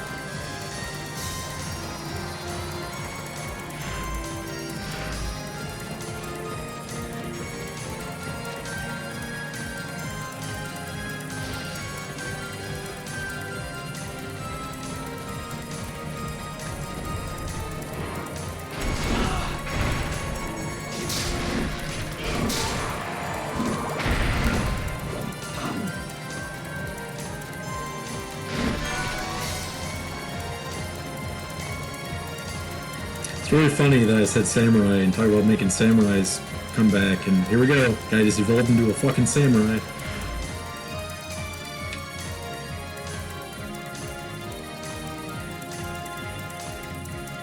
And it went the wrong way. Wait, yeah, it went the wrong way.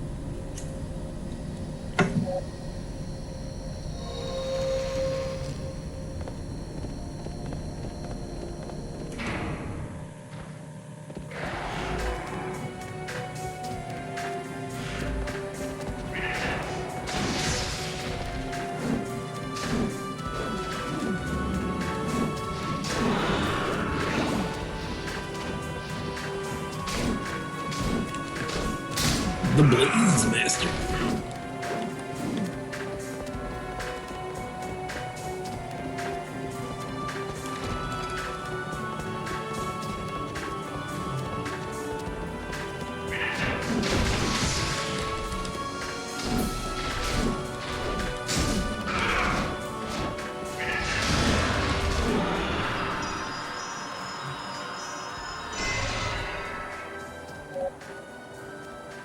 Yep.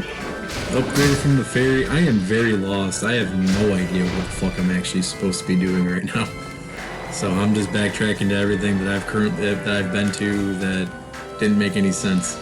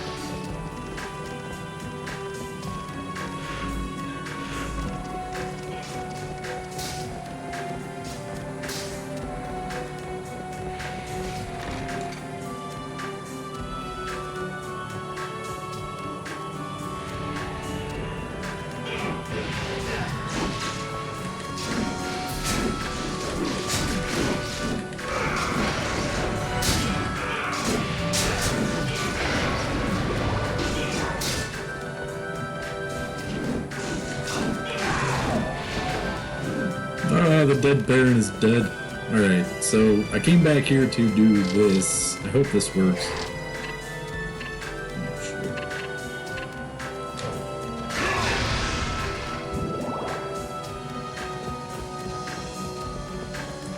Is it just brute force? Nope.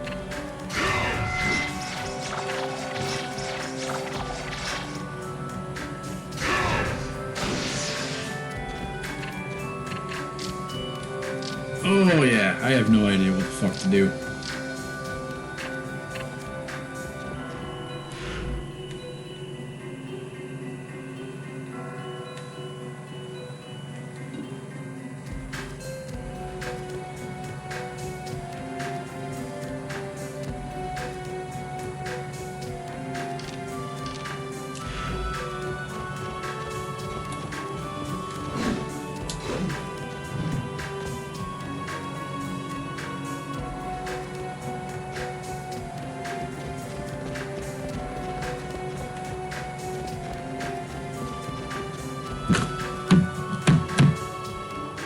Alright, YouTube it is.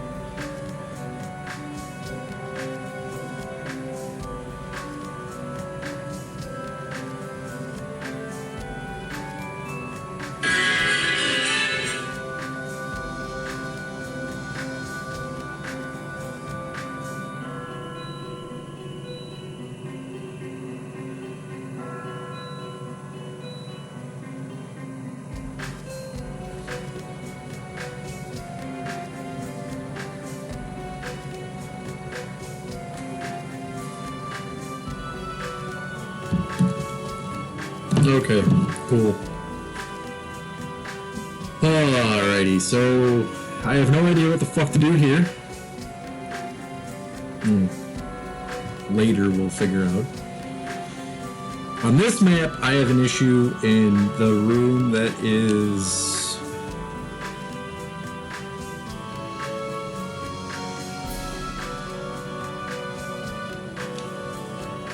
Let me put the fucking... I have an issue right here. This is like a water room, and it won't let me jump in the water, so I'm trying to figure that out. I've got... I don't know what the hell is going on here, and don't know what I've missed.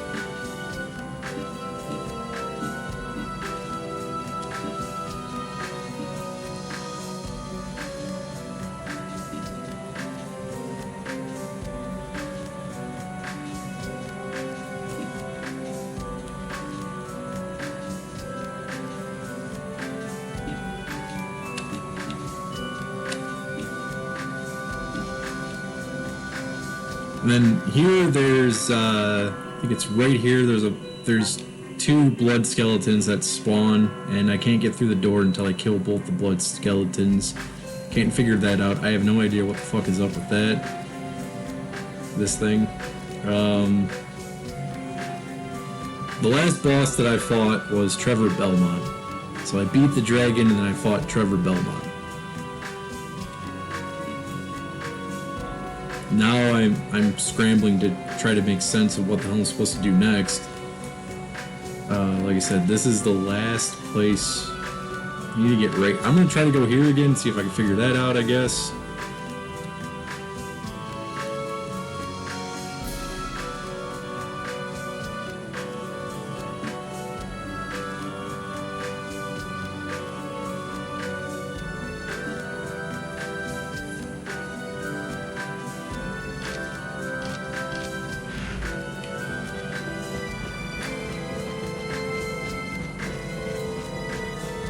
I'm gonna just assume it has something to do with I have to do something in that aqueduct, because that was the only place that made sense to go back and use brute force to open the wall.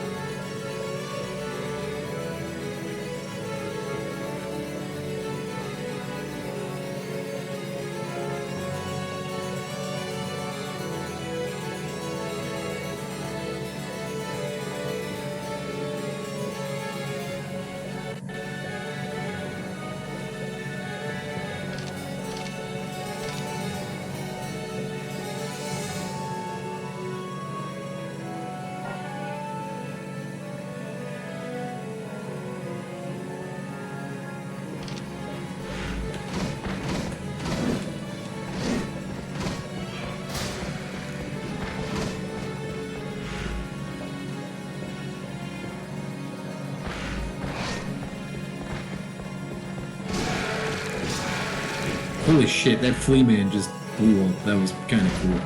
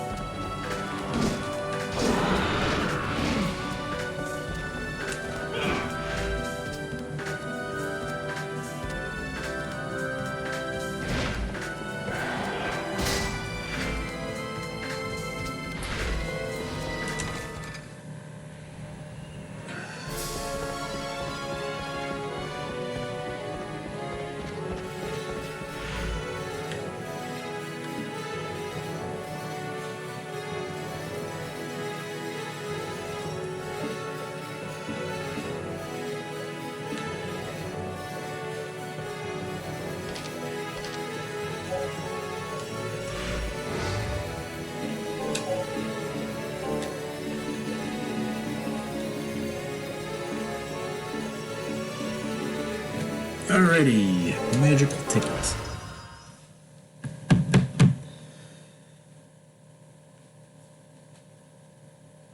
I got a question.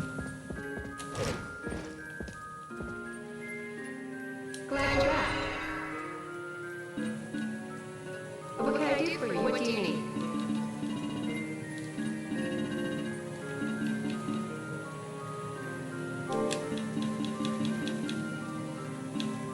Will that be all? Anything else? Will that be all? Anything else? Will that be all? What can I do for you? Incubate a new one? How does this work? I don't understand how this system works.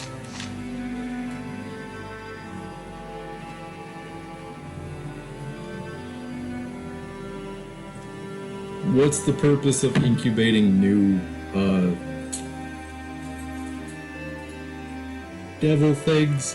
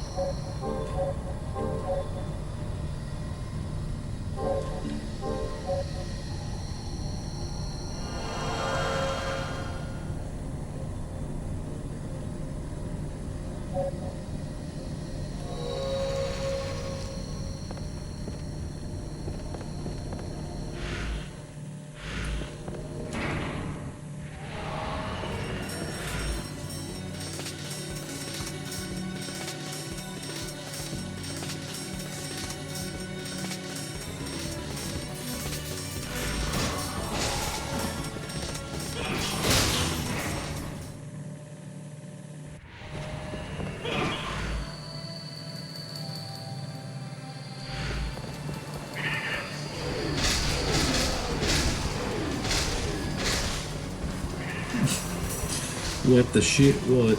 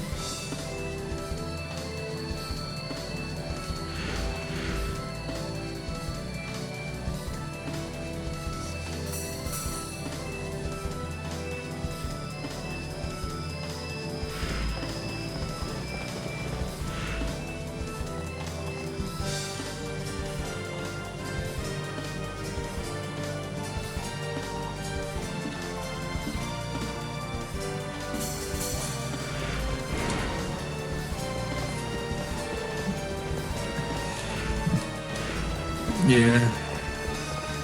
I'm tired too.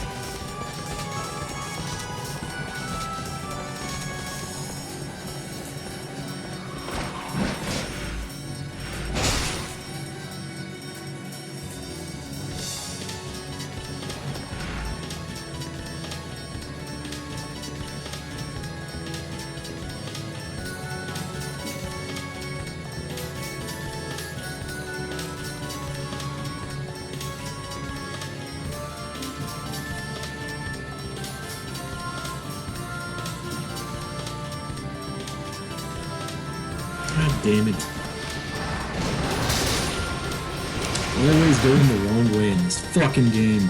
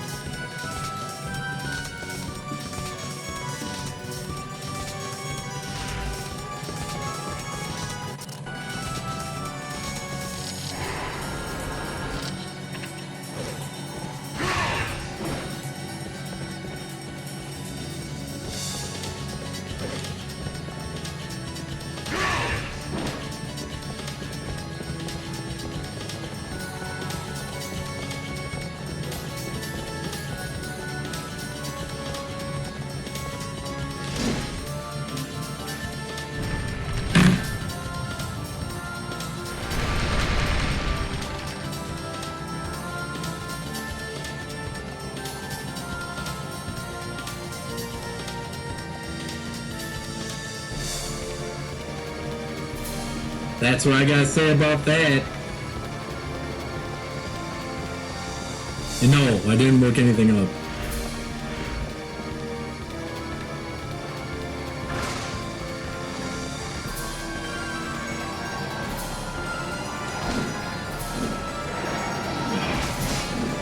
The stupid video I found wasn't even about what I just did.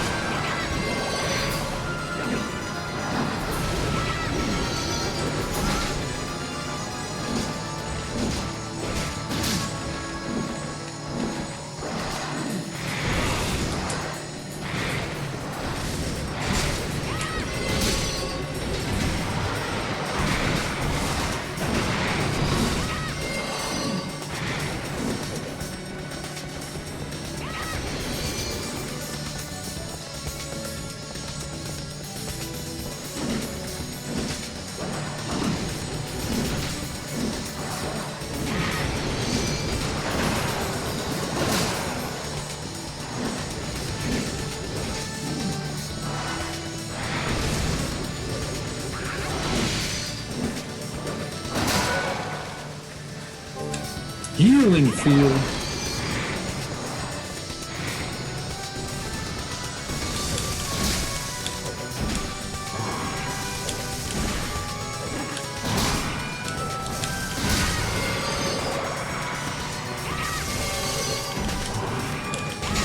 Time to burn these frosty dragons.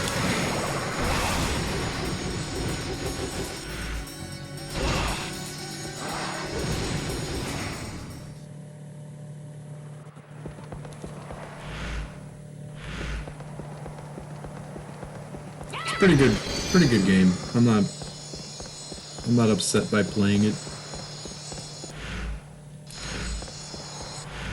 Unlike most things I play. I feel like punching a hole in the fucking wall.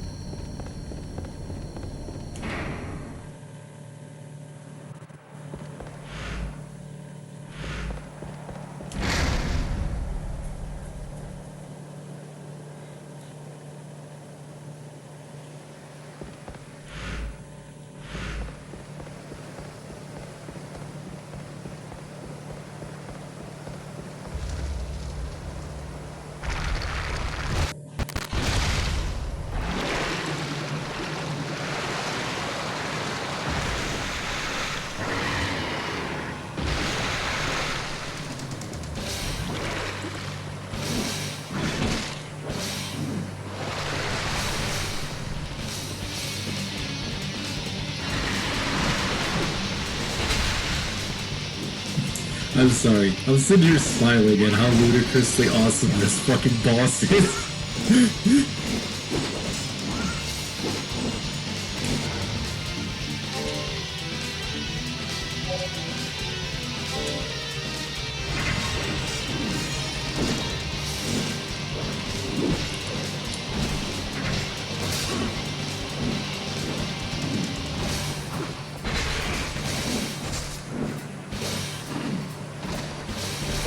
shit. I'm.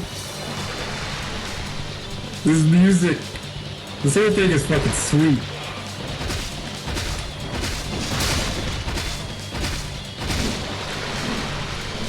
What are those stupid things in Final Fantasy VII, in the Shinra, building? They're like, they're called like death spines or some shit like that.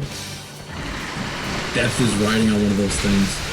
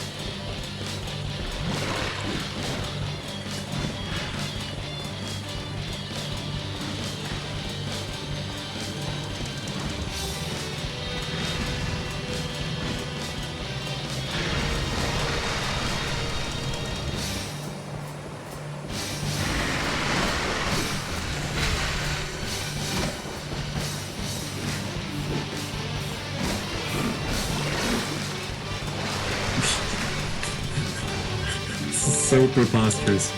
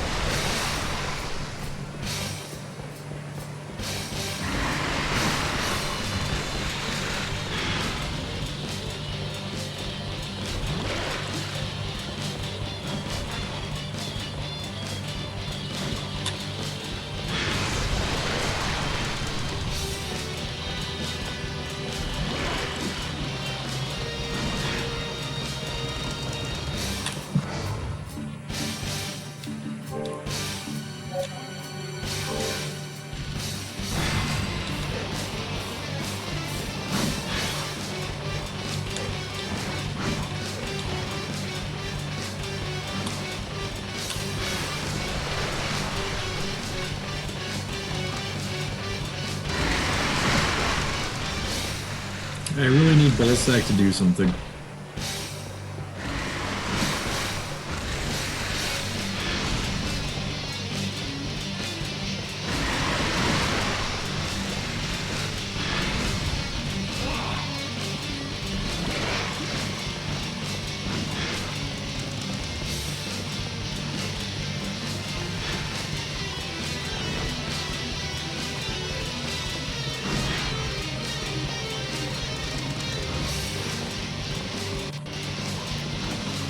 It is epic, because it doesn't end. I don't know what the fuck to do. I don't have any way to hit this guy.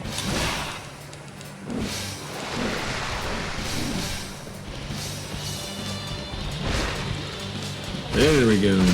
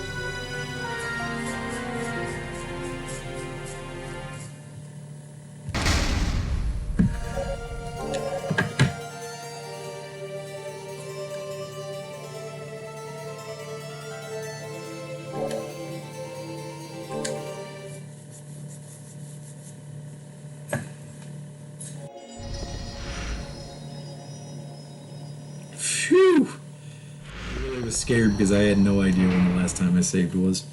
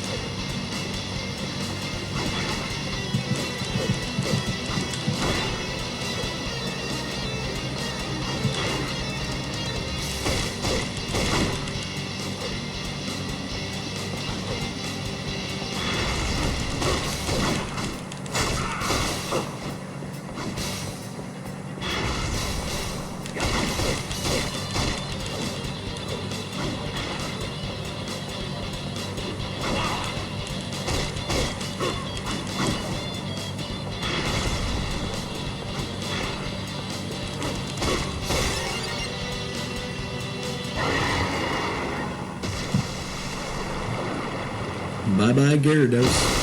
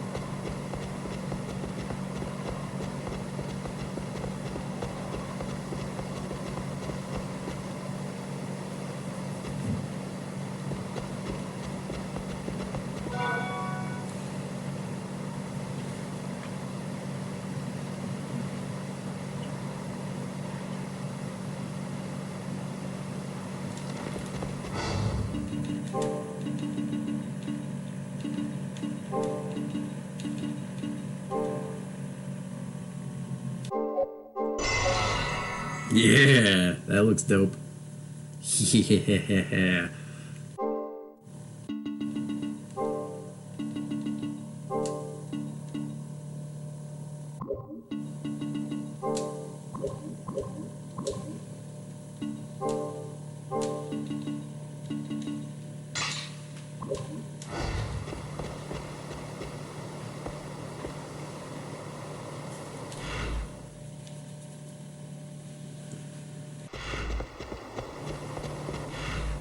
Time to save the game.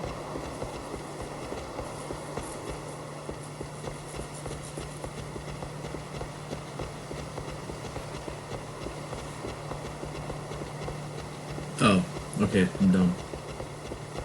Just walk over the bridge.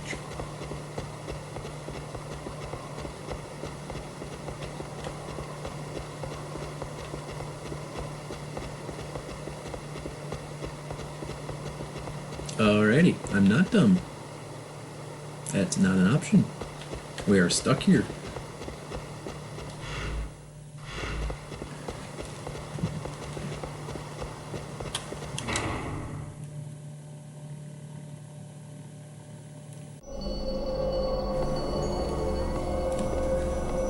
Summon the dead.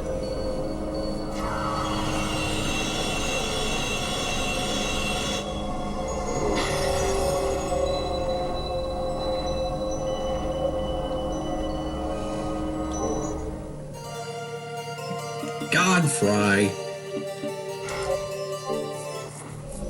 Couldn't it be a Satan fry?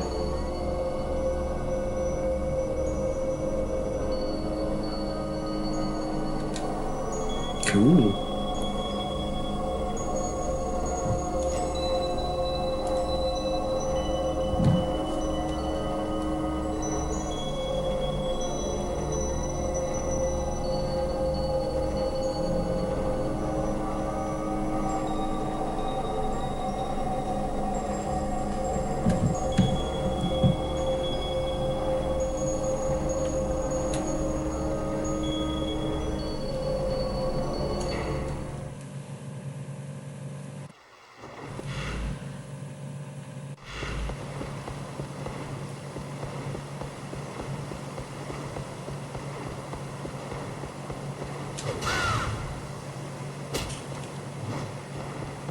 What the hell, Godfry?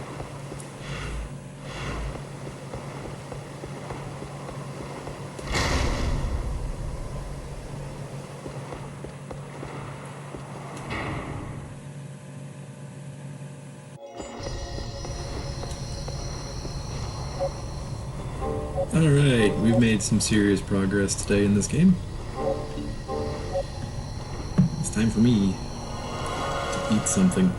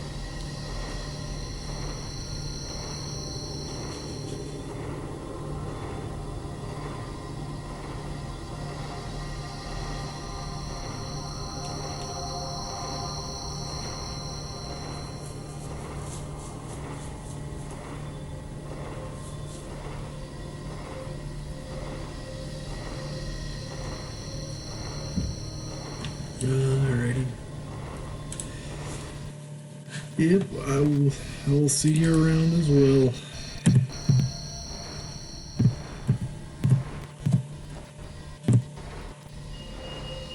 Who knows when I'll actually be back.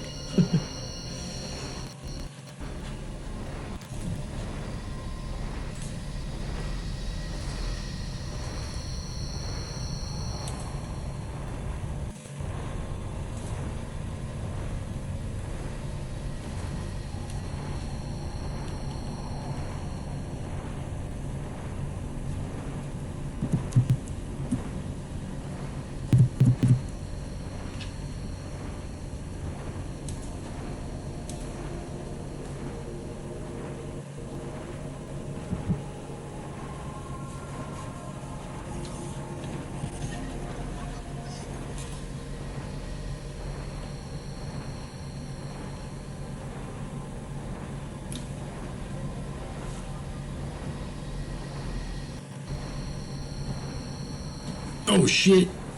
Sharpie's on. I'm playing Chase HQ. I fucking love that game. We're gonna go say what's up to Sharpie. Hope everyone has an excellent night. Thank you for joining me. I promise the streams will get better from here on out. I know I said that. I said that last time. I think I coughed last time too.